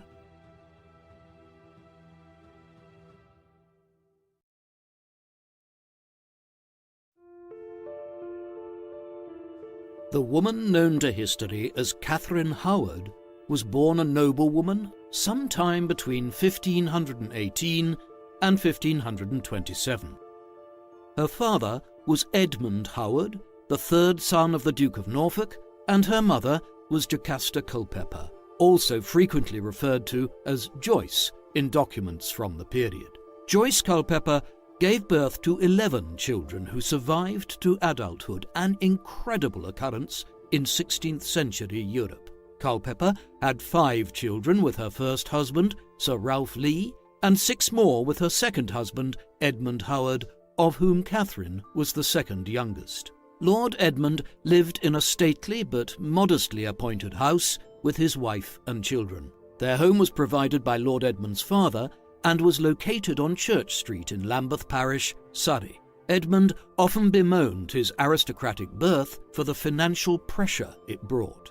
He was one of the Duke's younger sons, and his modest inheritance, he claimed, could never support him, much less his wife and children, in the style expected of the Howards. Paid work of any kind was considered vulgar for a Tudor nobleman.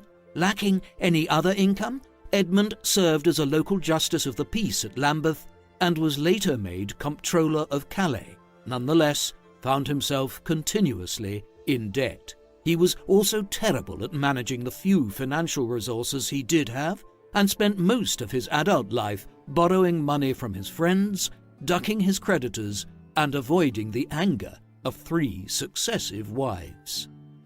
The date of Catherine Howard's birth is uncertain and highly debated, with some historians dating it as early as 1518 and others dating it as late as 1527. However, a date in the mid-range seems more likely in light of documentary evidence. The will of Joyce's former father-in-law, Sir John Lee, which was probated in 1524, mentions Catherine's older siblings, Henry, Charles, George, and Margaret, but not Catherine herself or her younger sister Isabel, presumably because they were either too young to be considered or because they were not yet born. However, the 1527 will of Catherine's maternal grandmother mentions both Catherine and Isabel. Therefore, a date of birth somewhere between 1522 and 1525 seems more plausible. If we accept this estimate, then Catherine was,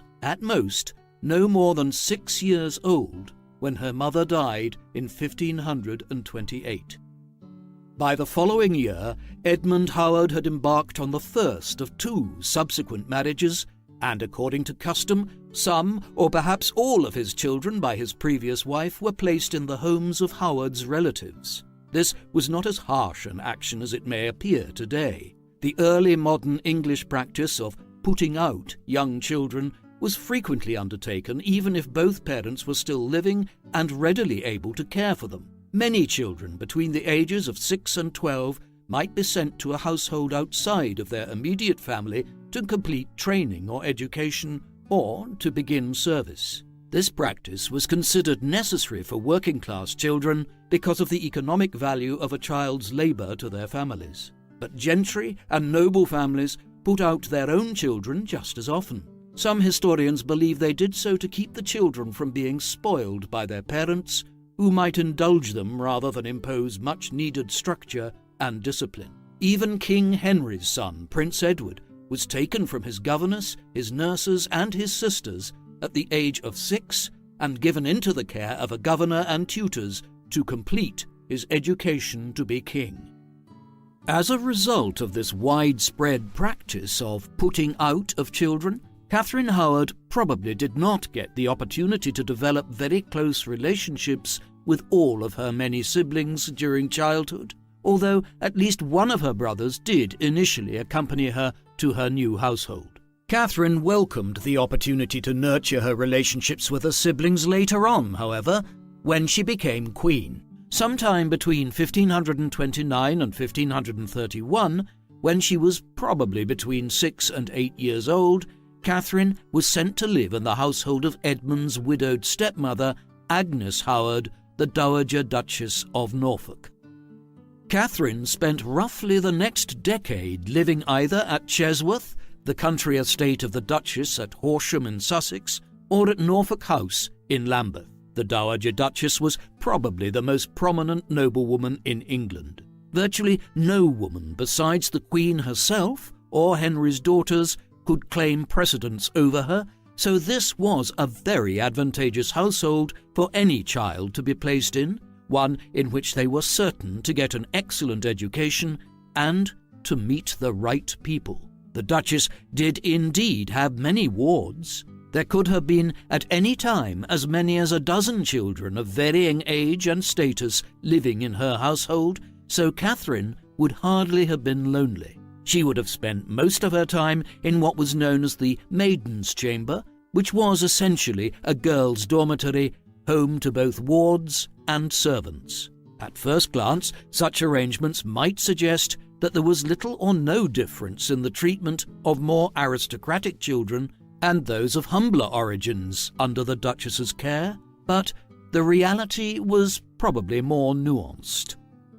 Catherine might have played, laughed, argued, fought, eaten her meals, and shared her bed with any number of children from diverse socio-economic backgrounds. But at the same time, the Howard name, her rank and heritage likely gave her a decided superiority, one which makes it unlikely that any of her fellow wards could have prevented her from having her own way when she wanted it. Apparently, Catherine and her brother George were the only wards permitted to dine at table with the Duchess, and Catherine's status probably gave her the authority to control the activities and arrangements of the Maiden's Chamber to a certain extent. Nonetheless, the boarding school-style atmosphere probably did much to shape her personality. Few specific details are known about Catherine's childhood, but many historians believe that she experienced a rather lax and unstructured upbringing for a noble ward in an aristocratic household. Documentary evidence does suggest that the Dowager Duchess neglected her duties as a caregiver and supervisor, and that as a result, her wards often ran rather wild. To be fair to the Duchess, who was in her 70s and headed a household totaling 100 people, there was little she could do to police the actions of everyone residing under her roof. Catherine's contemporaries remarked on the notable lack of reserve and dignity in her behaviour, but many of the same critics were willing to concede that she also had a kind demeanour, which was immediately warm and engaging. Perhaps her life in the Duchess's household among children from many different backgrounds had made her less pretentious. Unlike many Tudor aristocrats, Catherine Howard less often displayed the self-important haughtiness for which the nobility were renowned. Still, her flightiness and lack of reserve would hardly have endeared her to those who expected a noble lady, or, more importantly, a queen, to act as one. And, unfortunately, the lack of supervision and discipline in Agnes Howard's household was to have catastrophic and tragic consequences for Catherine later on. Catherine received an education similar to that of other noble women of the Tudor era. Conduct and etiquette would have been her first and most important lessons. As a Howard, who would undoubtedly have to appear at court one day, Catherine would have learned how to properly walk, stand, sit, and curtsy, as well as how to address individuals according to their rank. She would have learned the rules of table etiquette and how to make polite conversation, but also likely the virtues of silence and obedience in women. Catherine probably received her most extensive training in dance and was described by many contemporaries as a fine and graceful dancer. She received music lessons in the Duchess's household, reportedly learning to play the virginal, a small version of the harpsichord piano, as well as the lute. However, it seems that she did not maintain her interest in music for very long. Between the ages of 10 and 12, Catherine learned how to read and write. She seems to have not received any academic training beyond basic literacy, but this was not unusual for the 16th century. In fact, the Tudor princesses were some of the first early modern English women to be as carefully and as well educated as their male counterparts, learning history, philosophy, geography, and multiple languages as part of their education. When Catherine Howard was between 12 and 14 years old, she began taking music lessons from a teacher named Henry Manox, a man at least 10 years her senior, who soon began to make romantic and sexual overtures towards his adolescent pupil. Scholars are divided on the nature of their relationship, with some characterizing it as sexual abuse. Many modern observers would readily agree, considering Catherine's extreme youth at the time of this relationship. But Catherine was also at the threshold of sexual awakening, and in the Tudor era, Catherine was fairly close to the age of eligibility for marriage and may have responded willingly to Manox's advances. It is widely agreed that Catherine and Manox had a relationship which lasted several months, but their relationship did not cross the physical boundary. Later, Catherine was most likely glad it had not. According to a housemaid in service to the Duchess named Mary Lascelles, Manox had admitted that while he had no honourable intentions towards Catherine, he nonetheless boasted that he would have her maidenhead. Reportedly furious when she learned this, Catherine broke off her relationship with Manox, who soon resigned his position as her music teacher.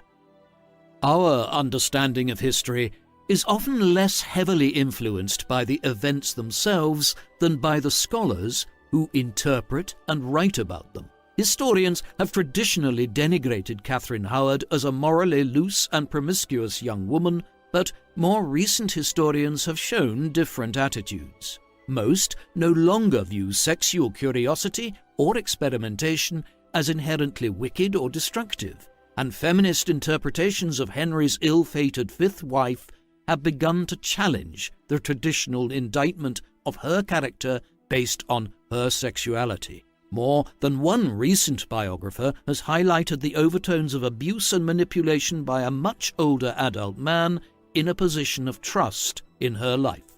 no more than a year after her break with Manox, another young man named Francis Derham came to join the household in service to the Dowager Duchess.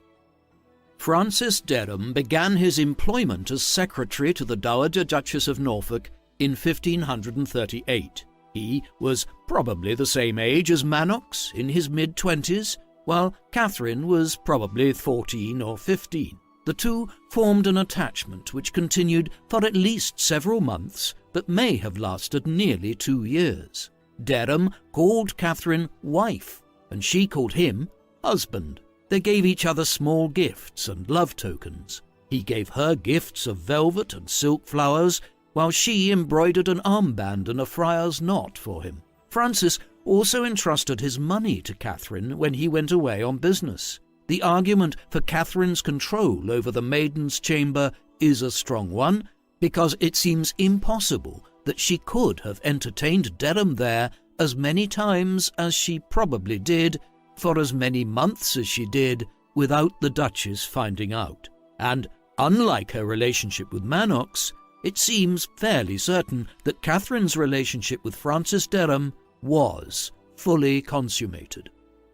To any casual observer during the Tudor period, it would appear that Catherine and Francis would eventually marry. In fact, in medieval and early modern Europe, any two unmarried people who had declared their intention to wed one another and who had already slept together were considered pre-contracted, which was as good as married in the eyes of the Church. Unfortunately for the young couple, the Duchess eventually found out about their affair. Apparently, acting out of jealousy, the rejected Henry Manox wrote to the Duchess an anonymous letter exposing Francis and Catherine's relationship and slipped it onto her pew at church. Furious, the Duchess was quick to send Derham away. He left for Ireland, promising Catherine he would eventually return. But by the time he did, Catherine would already be married and would have risen to become Queen Consort of England. It is impossible to know if, and how deeply, she mourned her parting from Francis Derham. In any event, as the niece of the Duke of Norfolk, she probably would not have been permitted to marry him, or indeed to choose her own husband at all. Derham was better born than Henry Manox, but likely still not good enough for the niece of a duke. In the autumn of 1539, King Henry VIII was preparing to wed his fourth wife, Anne of Cleves. Anxious to add a Howard lady-in-waiting to the new Queen's chamber, the Duke of Norfolk decided that his young niece Catherine should be sent to live and serve in Queen Anne's new household. Catherine's father, Edmund Howard, had died just a few months previously, and her uncle, the Duke, promptly took advantage of his new ability to control his niece's destiny. Soon after Catherine's arrival at court, she very likely met Thomas Culpeper, one of the king's personal servants, member of the Privy Chamber, and a distant cousin of hers on her mother's side. It is not clear if their acquaintance predates Catherine's arrival at court, but some historians believe that an affection may have grown between them well before Henry first noticed her. Catherine's apparent affection for Culpeper would eventually prove disastrous for both of them. By January of 1540, it was abundantly clear that the freshly remarried Henry VIII was already seeking to divorce his latest wife. It is not known exactly when Henry first noticed Catherine, but by March there was already talk of how frequently the king could be seen crossing the Thames toward Lambeth to visit Norfolk House, and of the young lady whom many in the capital believed was already his mistress. The fall from favour of Anne of Cleves had left a power vacuum at court.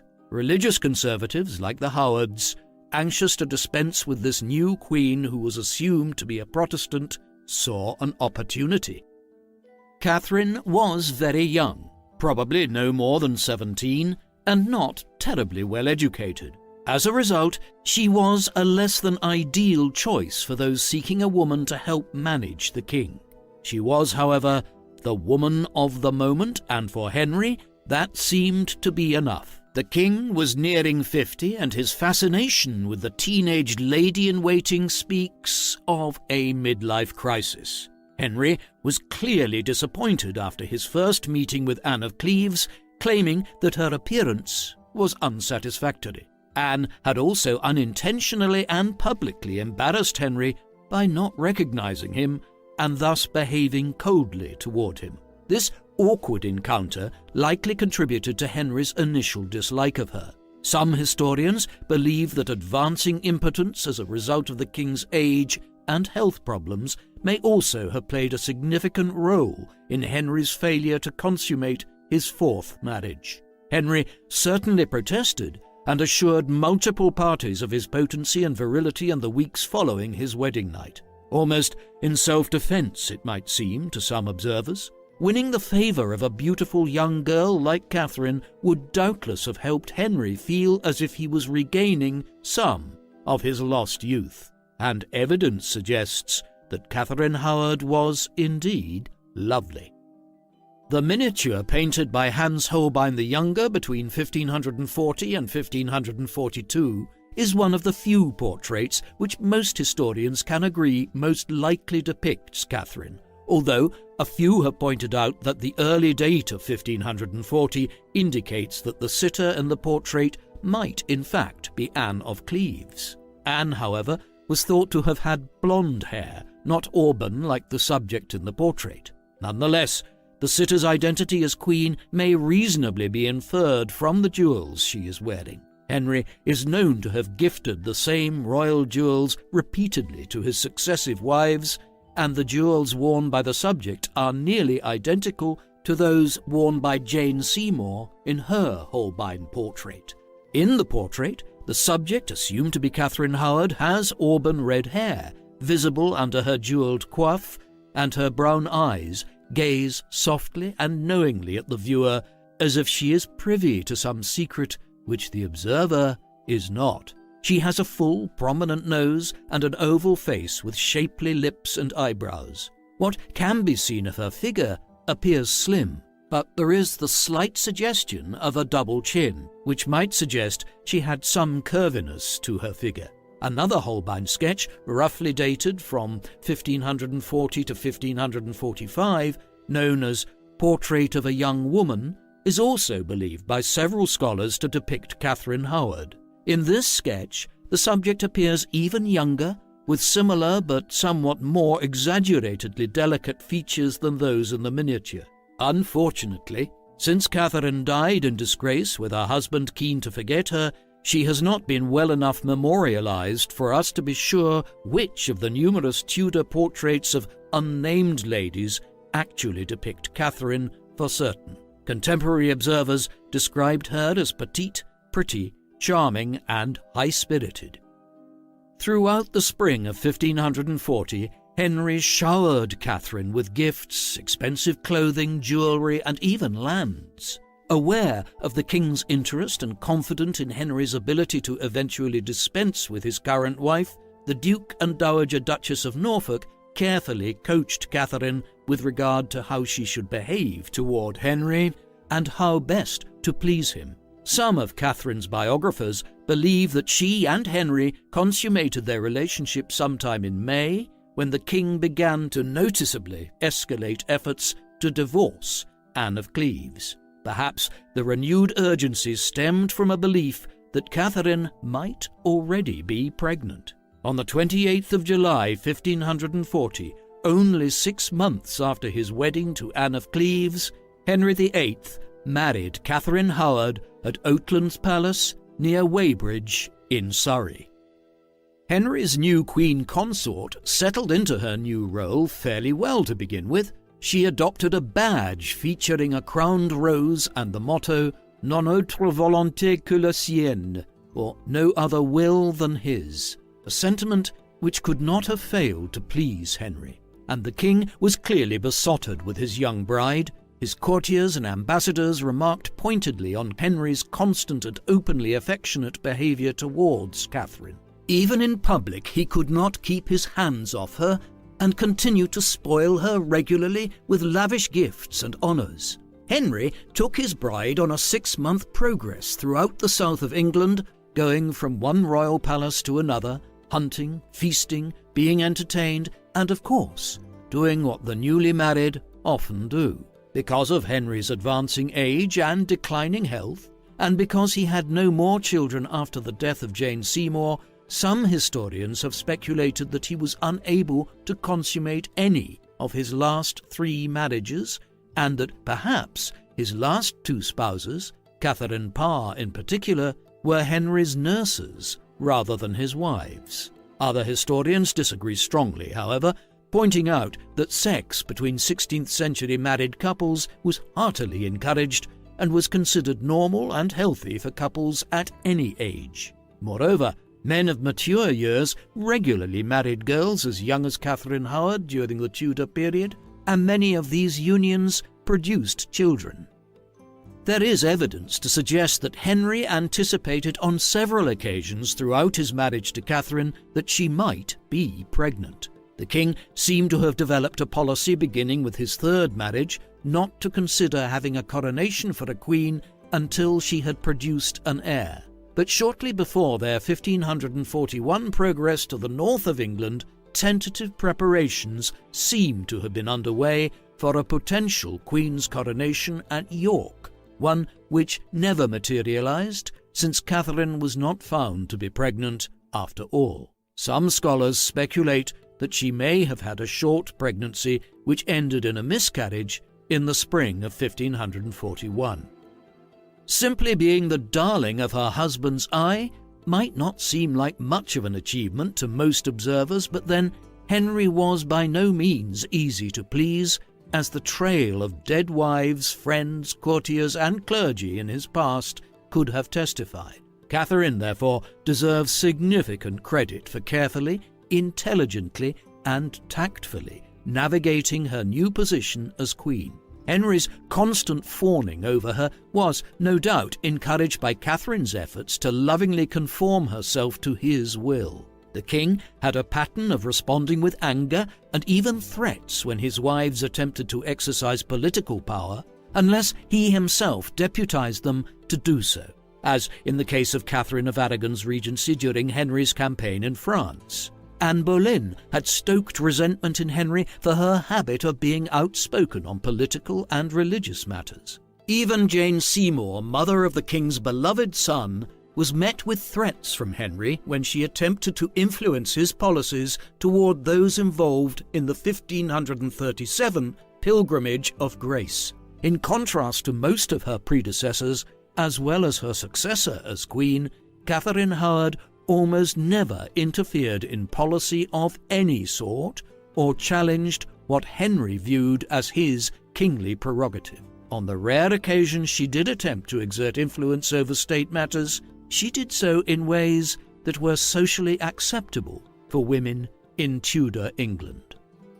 Like other queens, Catherine sought promotions and honours for her family and household members, but she also interceded with Henry for imprisoned and condemned nobles. She begged Henry's permission to send warm clothing and comforts to the Countess of Salisbury, Lady Margaret Pole, whom Henry had imprisoned in the Tower largely because her son, Cardinal Reginald Pole, was carrying on a campaign abroad against Henry's religious reforms. In fact, Catherine's largest single household expenditure during her time as queen was what she spent on Margaret Pole's comfort. Catherine also interceded on behalf of Sir John Wallop, Sir Thomas Wyatt, and Wyatt's secretary John Mason, who were imprisoned simply for their social proximity to the lately disgraced and executed Thomas Cromwell. Henry, softened by his wife's compassion, relented and granted pardons and release to all 3 men. Not only did Catherine play her royal role well by keeping Henry happy, but she also set out to be her most warm and charming self with those close to him, including his ex-wife, Anne of Cleves. Now recognized as the king's beloved sister, Anne had begun to be regularly received at court. This was a somewhat bizarre and unique social arrangement for the Tudor age, and most observers would probably understand if Catherine had behaved coldly toward Anne. But rather than keeping her at arm's length, the new queen treated Henry's ex-wife with effusive goodwill. Catherine famously and gaily celebrated the new year of 1541 by drinking and dancing with Anne of Cleves and other members of the court long after Henry had retired from the festivities. She also presented Anne with one of the puppies Henry had given her as a New Year's gift. Catherine was keen to cultivate warm relationships with Henry's children as well. Elizabeth and Edward were still very young, just 7 and 4 years old respectively, and if they could not have a mother's care, they were at least eager for a kind stepmother, which Catherine proved herself perfectly willing to be. The Lady Mary, however, proved a much tougher nut to crack. To begin with, the Queen's new stepdaughter was quite a few years older than her, highly educated, deeply pious, and rather serious. Catherine, no doubt, struck Mary as a silly and pleasure-loving juvenile, which perhaps, to a certain extent, she was. But what else, one might ask, could one reasonably expect from a 17 or 18-year-old girl with Catherine's background and upbringing? She had been taken from the maiden's chamber of the Duchess's house and within mere months had been placed at the very pinnacle of honour, adoration, wealth and luxury in English society. Such a Cinderella story might make any young woman want to revel in it all, the dancing and amusements, the beautiful clothes and jewels. No doubt, it all seemed shallow to Mary, who had perhaps travelled a tougher road than Catherine in some respects, forcing Mary to grow up quickly. She was also admittedly far more dignified with seemingly more substance than the teenaged Queen,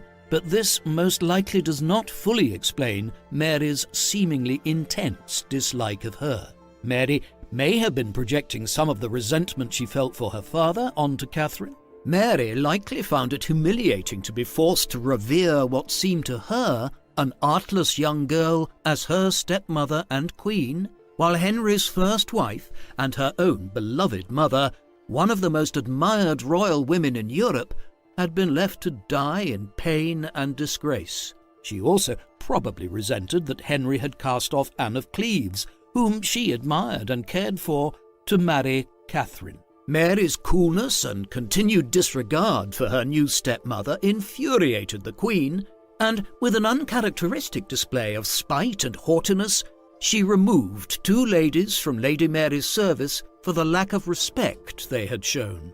In spite of this clash, Catherine remained high in Henry's favour. But when her fall came, it was both sudden and violent. Historians have traditionally cited Catherine Howard's greatest missteps as queen as mainly sexual. However, there is no truly firm evidence that Catherine was ever actually unfaithful to Henry during their marriage. One is tempted to see her greatest missteps as those she made with Manox and Derham before she ever came to serve at court, for it was rumours of these premarital relationships that first led Henry to order an investigation into Catherine's past. Yet, if these were indeed her only crimes, they turn Catherine Howard's life and her marriage to Henry VIII into the very definition of a tragedy, to be destined for a terrible and ignominious end from the very outset. Until the spring of 1541, Henry's health had actually begun to show promising improvement following his marriage. The years of 1539 and 1540 had seen him gain a great deal of weight all at once, largely due to enforced physical inactivity on account of his constantly ulcerated leg. But he improved markedly during the second half of 1540, enough to become something of his own active self again during his extended honeymoon with Catherine. In December, he even began a doctor-supervised regime to reduce his weight. But in April of 1541, the wound on the king's leg began to pain him once again, keeping him confined to his chambers for weeks at a time.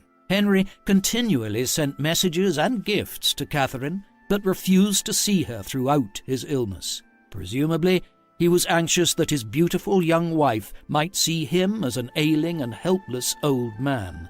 It may have been the boredom of life without Henry, or the worry that he might be tiring of her, that led Catherine into dangerous territory while seeking comfort and distraction. Some historians believe that Catherine Howard's alleged affair with Thomas Culpeper began around this time. The full extent of their physical relationship remains unknown, as both later denied that they had ever slept together.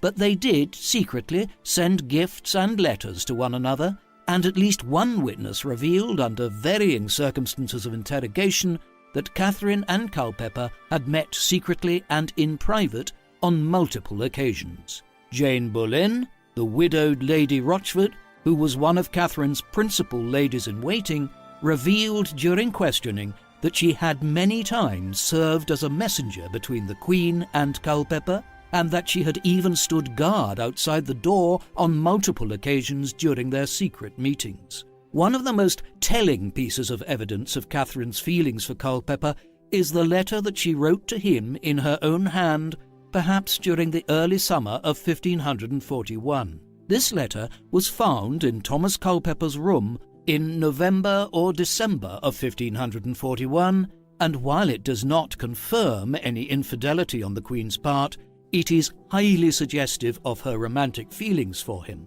It is the only document written by Catherine Howard that has survived intact. Master Culpeper, it reads, I heartily recommend me unto you, praying you to send me word how that you do. It was showed me that you were sick, the which thing troubled me very much. I never longed so much for a thing as I do, to see you and to speak with you, the which I trust shall be shortly now. It makes my heart die to think what fortune I have that I cannot be always in your company. My trust is always in you, praying that you will come when my Lady Rochford is here, for then I shall be best at leisure to be at your commandment. I would that you were with me now, that you might see what pain I take in writing to you. Yours, as long as life endures, Catherine.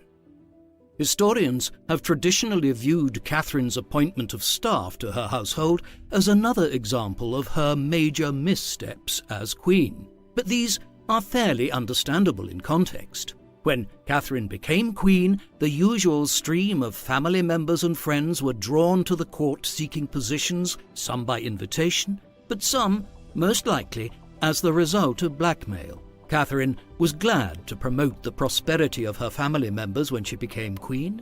Her uncle, the Duke of Norfolk, was higher in favour than ever, and the court seemed inordinately crowded with Howards. Her siblings all benefited from Catherine's elevation, including, most notably, her eldest brother Charles, who was made a member of the Privy Chamber, and her younger sister Isabel, who came to court to serve as lady-in-waiting. But among those recruited to the new Queen's household were a few troublingly familiar faces from her past, Joan Bulmer and Frances Derham. Joan had once served the Dowager Duchess and had lived at Norfolk House with Catherine for several years. Joan wrote to Catherine soon after her impending marriage to the king was made public, and while the letter seems respectful enough, some scholars have suggested that a few lines might imply a vague threat. Joan said that she chose to apply to Catherine because of the perfect honesty that Joan had always found in her, and which, Joan had heard from others, still remained. In 16th century English, the words honesty and chastity were often used interchangeably, and it is possible that Joan was reminding Catherine of just how much she knew about her past. I trust, Joan wrote, that the Queen will not forget her secretary. Catherine promptly installed Mistress Bulmer in her household as a lady-in-waiting. In a seemingly more risky move, considering their previous relationship, Catherine also gave a position to Francis Derham. He applied to Catherine using a letter of recommendation from the Dowager Duchess of Norfolk, which is extremely interesting. Agnes Howard had known about Catherine's premarital relationship with Derham, and had been furious and disapproving enough to separate them and banish him to Ireland. Why would the Duchess then take the enormous risk of recommending him for the Queen's service when it might not only endanger Catherine's reputation, but her own as well? This leads one to suppose that Derham might have blackmailed both the Duchess and Catherine in order to secure a position for himself. Whatever the case, Catherine obliged and gave Derham a position as gentleman usher. Strangely, on the same day that Henry ordered a mass of thanksgiving to be said in every church for his beloved Queen, the Archbishop of Canterbury, Thomas Cranmer, delivered to Henry a letter detailing accusations against Catherine for premarital sexual impropriety. The informant was John Lascelles, a former client of Thomas Cromwell and an ardent reformer, anxious to see the religiously conservative Howards removed from power. John informed Cranmer that he had received troubling intelligence about Catherine from his sister Mary Lascelles, who had served as a housemaid for the Dowager Duchess of Norfolk during Catherine's residence there. John had reportedly encouraged his sister to apply to the Queen for a place in her household on the strength of their previous acquaintance, and Mary had apparently declined, claiming disapprovingly that prior to her marriage, Catherine had been, quote, a light young woman, both in living and in conditions. Mary then revealed the Queen's previous relationships to John. Henry was utterly shocked. He ordered an investigation to be conducted into the rumours, but initially seemed to doubt that any corroborating evidence or testimony might be found. Still, he ordered his Queen confined to her chambers without explanation until the allegations were dismissed. Sadly, they never were, and as the investigation progressed, Catherine's freedoms and honours were increasingly curtailed. During his interrogation, Henry Manox readily admitted to his previous relationship with Catherine, but affirmed that they had not slept together. Luckily for him, he was the only man accused of intimate former acquaintance with the Queen who was eventually released without charge. Francis Derham, however, was not so lucky. Francis admitted to his formerly romantic and sexual relationship with Catherine and insisted that they had been pre-contracted, but he vehemently denied that they had renewed their affair following his arrival at court. Under torture, Derham confessed that he had not attempted to pursue Catherine again because she had already embarked on a relationship with Thomas Culpeper. Thomas was then promptly arrested for questioning as well. Culpeper also denied having slept with Catherine, but later admitted that he had intended to do so and that she had intended the same. When Thomas Cranmer came to question Catherine herself, she was in such a pitiable state, he wrote, such as I never saw in any creature. She alternated sharply between terror of what might happen to her and remorse for concealing her sexual experiences before her marriage to the king. She confirmed the testimony of Henry Manox and, to a certain extent, that of Francis Derham as well. However, she denied that there had been any pre-contract between them or expectation of marriage. Many historians have wondered at this, for the existence of a pre-contract prior to her marriage to the king might have been grounds for an annulment. If her marriage to Henry had been declared invalid, then there would have been no grounds for adultery charges. In the case of a queen, adultery was considered treason, since it placed in doubt the legitimacy of potential heirs to the throne. Catherine did not seem to understand that admitting to a pre-contract could have saved her life. In a later interrogation session, Catherine reportedly changed her testimony, alleging that Derham had raped her, for reasons that are still unclear. Perhaps she believed that by denying any willing participation, as well as the pre-contract, this might prevent the imposition of a death sentence. Despite the fact that two of her relationships predated her marriage, and both she and Culpeper denied the accusations of adultery, she was nonetheless condemned to death by act of attainder in February 1542. The evidence of Catherine's guilt was only circumstantial, such as the letters and gifts exchanged between her and Culpeper. Under interrogation, one of her ladies-in-waiting admitted she had seen the Queen look longingly at Culpeper, and another testified that she had not seen Catherine in her bed on several nights. Lady Rochford could not confirm that Catherine and Culpeper had slept together, but claimed that they had spent such a significant amount of private time alone together while Lady Rochford stood guard that, she said, she could not think it otherwise. Sadly, Lady Rochford was found guilty of treason right alongside her unfortunate mistress. Francis Derham and Thomas Culpeper were sentenced to die by hanging, drawing, and quartering, but Culpeper's sentence was ultimately commuted to beheading, presumably owing to his noble birth and Henry's former fondness for him. Catherine Howard went to her own execution with impressive bravery. On the night before her death, strangely, she did not send for a confessor, but instead requested that the executioner's block be brought to her so that she might rehearse the proper way to place herself upon it. This gives us a poignant picture of Catherine at the end, determined to bear her coming ordeal with calm, courage, grace, and dignity. The next morning, on the 13th of February 1542, Catherine was led out onto the Tower Green.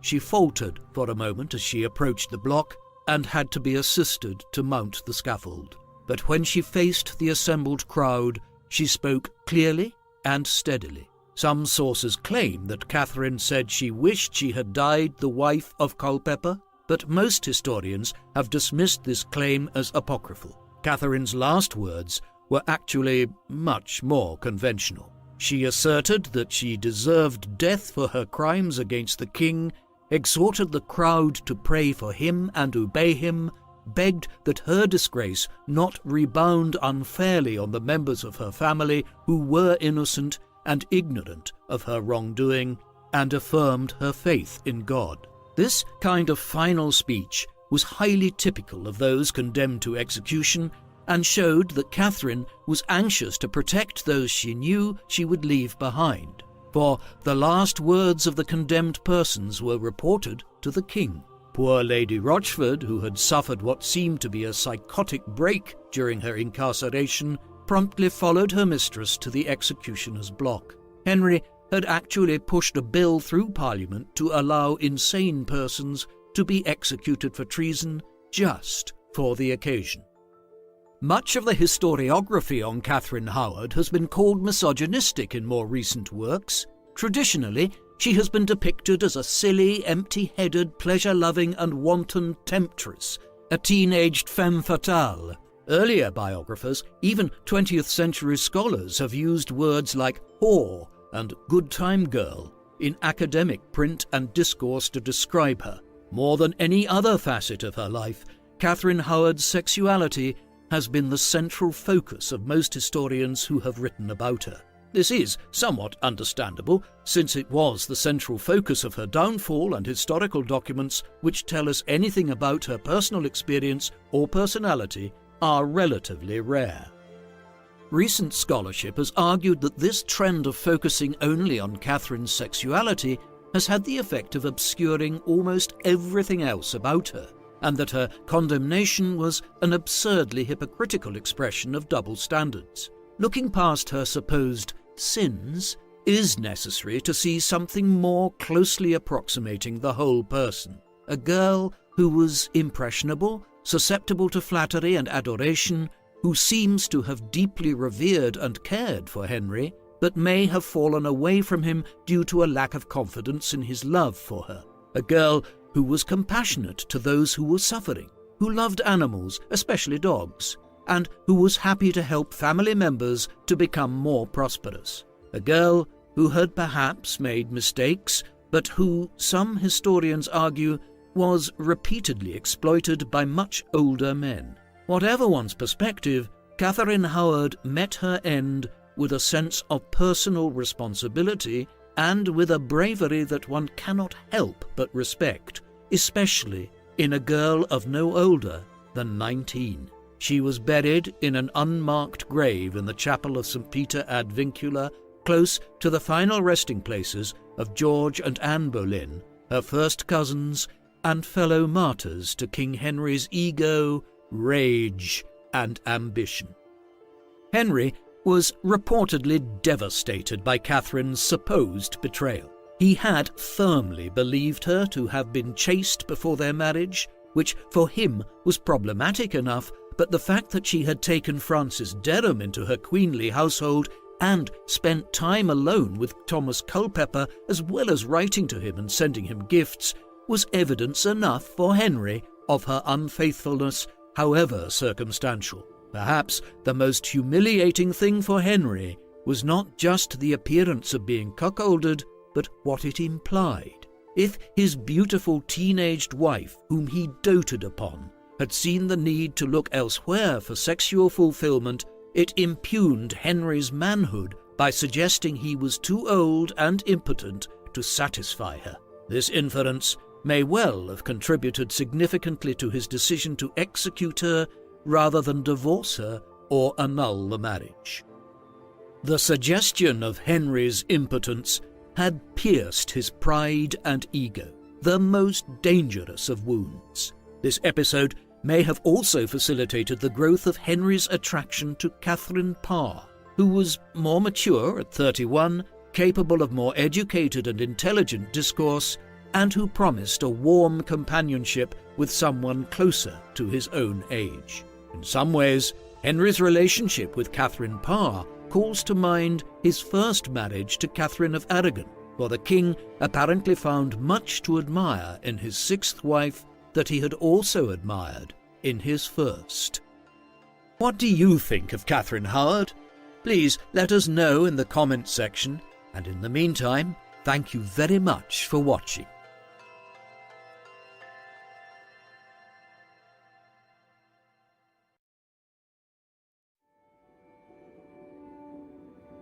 The woman known to history as Catherine Parr was most likely born at her family's townhouse in Blackfriars, London. Her exact birth date is unknown, but it was probably in the late summer or early autumn of 1512. She was the eldest child of Sir Thomas Parr and Maud Green, who had two more children after Catherine's birth, William and Anne. Sir Thomas was knighted by Henry VIII in 1509 and was much favoured by him. He held several positions throughout his years of service at Henry's court, including comptroller to the king, while his wife, Maud, served as a lady-in-waiting to Queen Catherine of Aragon. The Parr family would have been classified as gentry rather than nobility. Like the Boleyns, the Parr family had risen in the world as a result of several generations of royal patronage and advantageous marriages. By the time of Catherine's birth, they were wealthy northern landowners and connected by marriage to some of the most prominent noble families in the north of England. The Parrs divided their time between their estate of Kendal at Westmoreland and their London house in Blackfriars, where they were readily accessible to the royal court. When Sir Thomas died in 1517, he left his widow and children with an ample estate, one that ensured that Maud would not have to remarry, which she never did. Instead, Maud poured her energy into raising and educating her children. Luckily for Catherine and her siblings, their mother was more progressive and better educated than most women of her background and station, and as a result, Catherine and her younger sister Anne received an education as thorough and rigorous as their brother William. In addition to being trained in courtly etiquette, dance, and perhaps music as well, all three Parr siblings were instructed in history, French, Italian, Latin, and perhaps additional academic subjects as well. In fact, Maud Parr's household developed such a reputation for dedication to scholarship and learning that the parents of other noble and gentry families of her acquaintance often appealed to her to take in their children who needed to finish their educations. The Dowager Duchess of Norfolk may have been one of the foremost women in England, but her ward, Catherine Howard, received far less attention or nurture and a far inferior education than the children in Maud Parr's household received. In short, Maud's home was a finishing school par excellence, and Catherine benefited enormously from her mother's efforts. This should not suggest that Maud intended much more than a good marriage for her daughters. Like any Tudor matron, she was concerned above all with arranging the best possible marriages for her children. When Catherine was 17, Maud arranged her marriage to Sir Edward Berg, the 21-year-old son of Baron Berg. Earlier biographies have confused Catherine's first husband with his father, who was also named Edward. Thus, it has traditionally been supposed that Catherine's first marriage was to a much older man, which is not the case. Few specific details are known about the life of Catherine Parr between 1529 and 1543, when she married Henry VIII, but these were no doubt formative years for Catherine in an intellectual and spiritual sense. She was first married to Sir Edward Berg in 1529, a marriage that became much more contented when, in 1531, the couple moved away from Edward's family home and Catherine's reportedly abusive father-in-law. Sadly, Sir Edward died in 1533 following a short illness.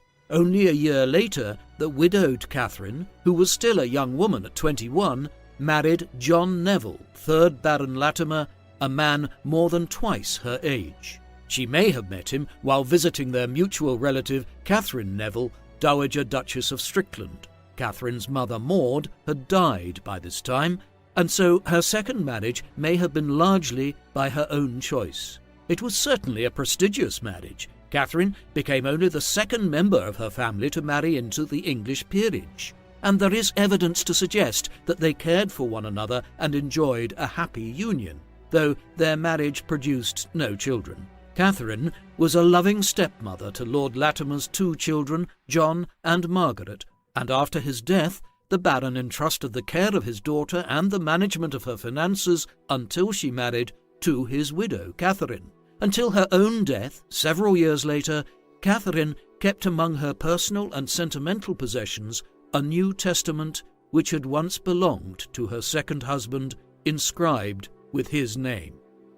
Lord and Lady Latimer certainly faced challenges together during the 1537 Pilgrimage of Grace. The Northern Uprising against the abolition of the monasteries and other religious reforms was greeted with sympathy and support from some nobles, and with horror and reluctant acquiescence by others. With literally tens of thousands risen in rebellion, the northern English aristocracy and gentry were forced to contend with their discontented neighbours on their very own doorsteps. Some made concessions to the rebels out of fear of their numbers, for no single nobleman could call upon sufficient forces to resist one of the largest potential armies ever to be organised in northern England.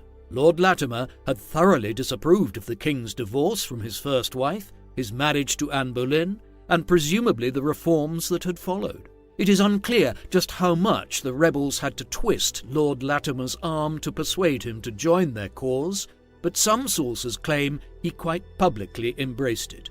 The true commitment of any noble household to the cause, however, was more likely to be manifest in its mistress. The ladies of northern aristocratic households who opposed religious reform showed their support by providing resources, sympathy, and verbal encouragement to the rebels, presumably at the sanction of their husbands. But though her husband seemed to support the rebellion, even if he did so under duress, there is no evidence that Catherine Parr did. Catherine's lack of agreement and cooperation with the rebels may be inferred by the fact that she and her stepchildren were held prisoner in their own home by the rebels, perhaps to secure Lord Latimer's cooperation. Catherine's lack of response to the Pilgrimage of Grace might signal that she had already formed, or perhaps was beginning to form, her Protestant reformist views. When the rebellion ended, Lord and Lady Latimer began to spend more time near London and Henry's court, presumably to remain close enough to demonstrate their loyalty and reassure the king that they had only collaborated with the northern rebels under duress. Catherine formed a warm and friendly relationship with Lady Mary during this period. Additionally, Catherine's brother William and their sister Anne were both high in favour at court. Catherine's relationships with these allies no doubt helped to clear Lord and Lady Latimer of any hint of collaboration or treason with the rebels. It was in London in 1542 that Catherine first met Sir Thomas Seymour, brother of Queen Jane Seymour. It was generally known at that time that Lord Latimer was in ill health and likely to die soon, and the knowledge that Catherine was soon to be a very rich widow may have sharpened Seymour's interest. Thomas was described by contemporaries as very handsome and charming, but also highly ambitious and often unscrupulous in pursuing his aims. How much he truly cared for Catherine is unclear, but Catherine clearly fell for him, as one of her surviving letters to Seymour testifies. She claimed that she had fallen in love with him and wanted to marry him, even before the king offered her marriage. And Henry most likely knew that he had competition for Lady Latimer's hand, as he, seemingly without warning, offered Sir Thomas Seymour a handsome promotion and sent him to serve abroad in the Netherlands once Lord Latimer had died and Catherine had emerged from her mourning. Less than 6 months after Lord Latimer's death, Henry and Catherine were married in the Queen's Closet at Hampton Court Palace on the 12th of July, 1543. Why did she accept his proposal? Was she afraid of what it might mean if she refused the king? This seems a likely consideration in view of Henry's character and reputation. Some of her biographers believe that she accepted Henry's proposal as part of a religious mission to facilitate the advance of reform in England by being a subtle but committed advocate for Protestant values. The warm relationship she had developed with Lady Mary in the previous few years may have played a role as well. Mary's mother, Catherine of Aragon, had stood as Catherine Parr's godmother, and it was for Henry's first queen that Sir Thomas and Maud Parr had named their daughter. Catherine may have been motivated by a sense of duty to the young woman she had befriended, to the girl's departed mother, and perhaps to Henry's younger children as well, who were no less in need of a loving mother figure in their lives. Catherine adapted to her new position as Queen Consort quickly and well. She and Henry embarked on a honeymoon progress which lasted for most of the latter half of 1543. Henry took pride not only in his new wife's virtue and intelligence, he also admired her beauty. There are at least 3 portraits that have been confirmed to correctly depict Catherine Parr: the Melton Constable or Hastings portrait, a full-length portrait attributed to Tudor court painter Master John, and a half-length portrait currently residing at the National Portrait Gallery in London. All 3 depict a tall, stately, slender and attractive woman in her 30s with auburn red hair, expressive brown eyes, pale skin and delicate features.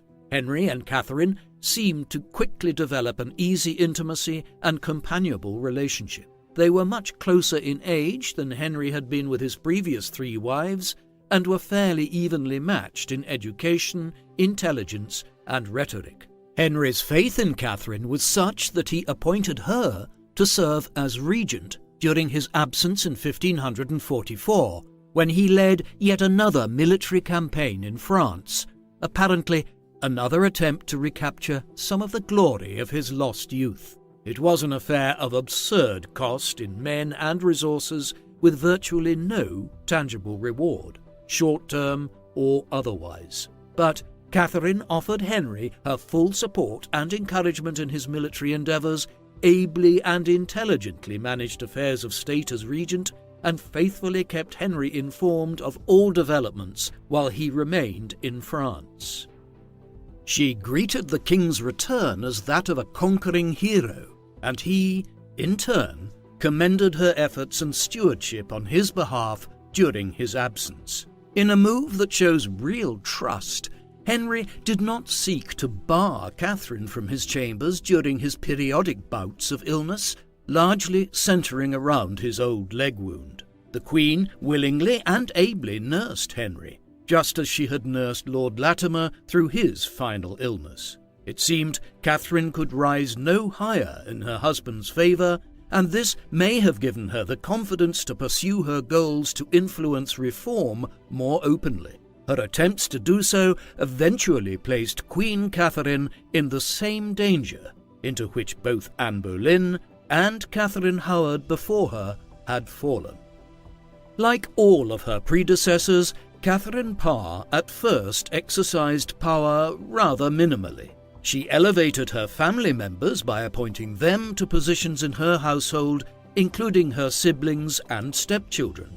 Her sister Anne, Lady Herbert, who had served both Anne of Cleves and Catherine Howard, was made principal lady-in-waiting, and her brother William was made Earl of Essex.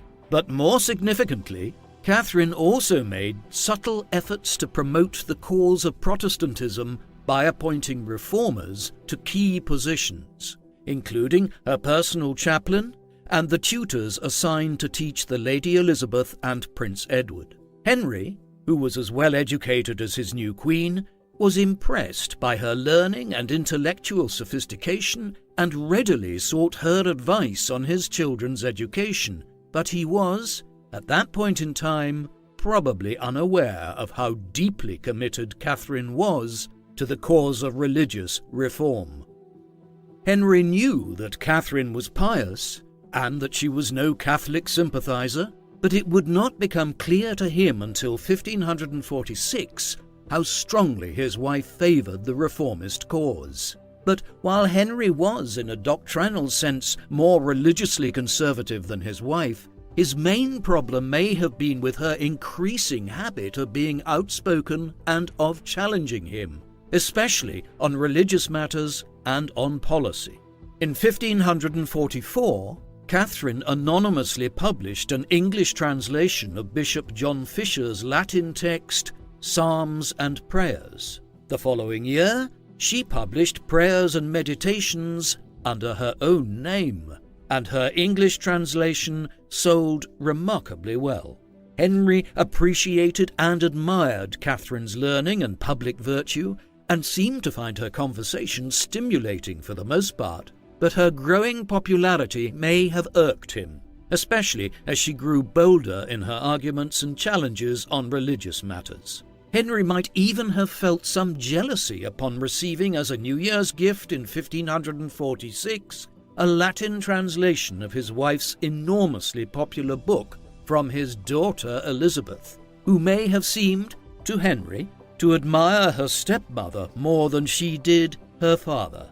Catherine's increasingly bold speech eventually produced open grumbling from him that he should be lectured and condescended to by his wife on matters that were, according to his own policy, within his power alone.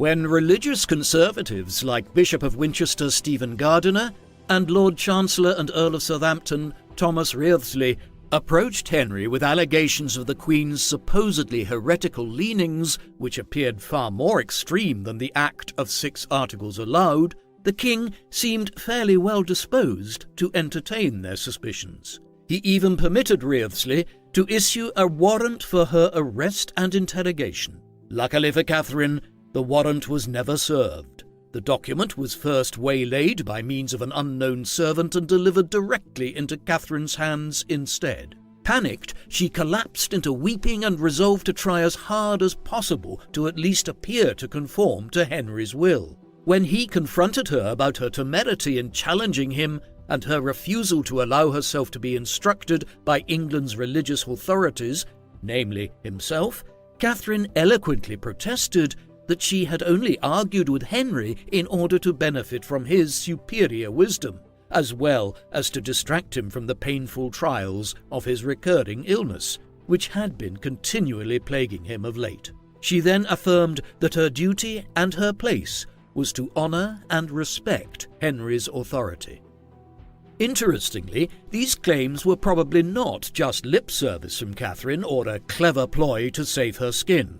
Catherine may have been considered by some to be a radical in her own time for her Protestant views, but her perspective on the role of women was quite conventional for the Tudor period. This was made clear in the Queen's religious treatise published after Henry's death in 1547, Lamentations of a Sinner, which, though it strongly espoused reformist doctrinal views, was actually quite traditional in its attitudes to women's roles. Catherine believed that women should be taught to read and understand the scriptures, but simultaneously exhorted them to remain silent and obedient to their husbands in all things. Henry was generous to his wife in his will, bequeathing to her a lavish annual income of £7,000, as well as the right to retain the royal jewels during her lifetime. Following Henry's death and Catherine's prompt retirement from court, Thomas Seymour, who had recently been made first Baron Sudeley, re-entered Catherine's life almost immediately. Before she was even out of mourning for Henry, the two were quietly married sometime in May 1547. Thomas's brother Edward, who had been made Lord Protector during the new King Edward VI minority, was furious with both his brother and the Dowager Queen. Their hasty marriage could have made it difficult to judge the paternity of any child Catherine might have within 9 months of Henry's death, which had only just occurred at the end of January. Moreover, Thomas Seymour's act of marrying the Dowager Queen in secret and without the permission of the Regency Council made them suspect and distrust his ambitions. It also alienated Lady Mary, who considered the secrecy and hastiness of their marriage to be both indecent and an affront to her father's memory, and a rift developed between Catherine and Mary which was never healed. Such a risky approach to marriage seems somewhat out of character for Catherine, but perhaps at 35, having finally made what she believed to be a true love match, she decided to waste no more time, throw caution to the wind, and wed the man she wanted. The year immediately following her 4th marriage was probably one of the happiest of Catherine Parr's life. She and her husband established residence at his seat of Sudeley Castle in Gloucestershire. She responded to an appeal from her former stepdaughter, Lady Elizabeth, with an invitation to come and live with her and Seymour, where she could continue to supervise Elizabeth's education. Naturally, Catherine's intellectual reputation preceded her, and other noble families were soon applying to the Dowager Queen to take in other daughters of the aristocracy who needed a respectable place to complete their education. Most notable among them was Lady Jane Grey, granddaughter of Henry's sister Mary Tudor and Elizabeth's first cousin. Just as her mother had once been, Catherine was now a respected woman of learning and culture, sought after and entrusted with the care and education of the children of England's most illustrious families. Early in the following year of 1548, Catherine discovered she was pregnant, perhaps for the first time in her life, and at last her happiness seemed complete. Sadly, her calm contentment would be shattered several months later when, more than halfway through her pregnancy, she discovered that her husband had been actively pursuing an illicit relationship with her own stepdaughter, Elizabeth.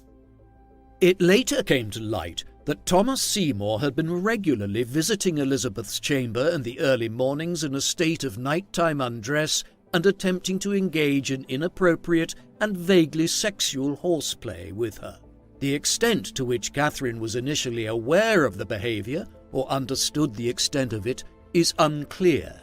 Some sources allege that Catherine participated in some of Seymour's acts, but it is hard to picture the pregnant Dowager Queen as complicit in such impropriety. By the summer of 1548, she was resolved of all doubts when she stumbled upon Thomas and Elizabeth, quote, in an embrace. Catherine promptly sent Elizabeth away, ostensibly, it seems, to protect her stepdaughter from her husband, but perhaps also to save her marriage, the apparent fragility of which appears to have hurt Catherine deeply. When she went into labour in late August, her first experience of childbirth proved very difficult and taxing. One contemporary source claimed that in the pain and stress of the birth, Catherine vented her rage and despair at her husband's betrayal, accusations which she seemed not to recall after her daughter and only child, Mary, was born. Catherine lived less than a week after her daughter's arrival. The infant Mary Seymour, who was named for the Dowager Queen's beloved stepdaughter, lost her mother when she was only 6 days old. On the 5th of September 1548, Catherine Parr died of puerperal fever, which was the fairly common result of unhygienic conditions during childbirth. She was buried on her husband's estate at Sudeley Castle. When Thomas Seymour was executed for treason less than a year after his wife's death, the infant Mary Seymour was sent to live with Catherine's friend and fellow reformer Catherine Brandon, née Willoughby, the Duchess of Suffolk. Most historians do not believe that Mary Seymour survived her early childhood and suggest that she most likely died by the age of 2. Catherine Parr has traditionally been credited with a broad and impressive legacy. It had been partly her influence that had led Henry to reinstate his daughters to the succession. Her contributions to the growth of Protestantism in England have traditionally been celebrated by reformers who continued to promote their cause after her death. She was one of the most educated and respected women of her age and class, an impressive achievement for a woman whose family had only been knighted gentry for 3 generations. But perhaps her most notable legacy can be seen in the lives and policies of Edward VI, and more particularly Elizabeth I, whose education, ideology, religion, and vision for England's future had been shaped more by Henry's 6th wife than perhaps by any other person. What do you think of Catherine Parr? Please let us know in the comments section, and in the meantime, thank you very much for watching.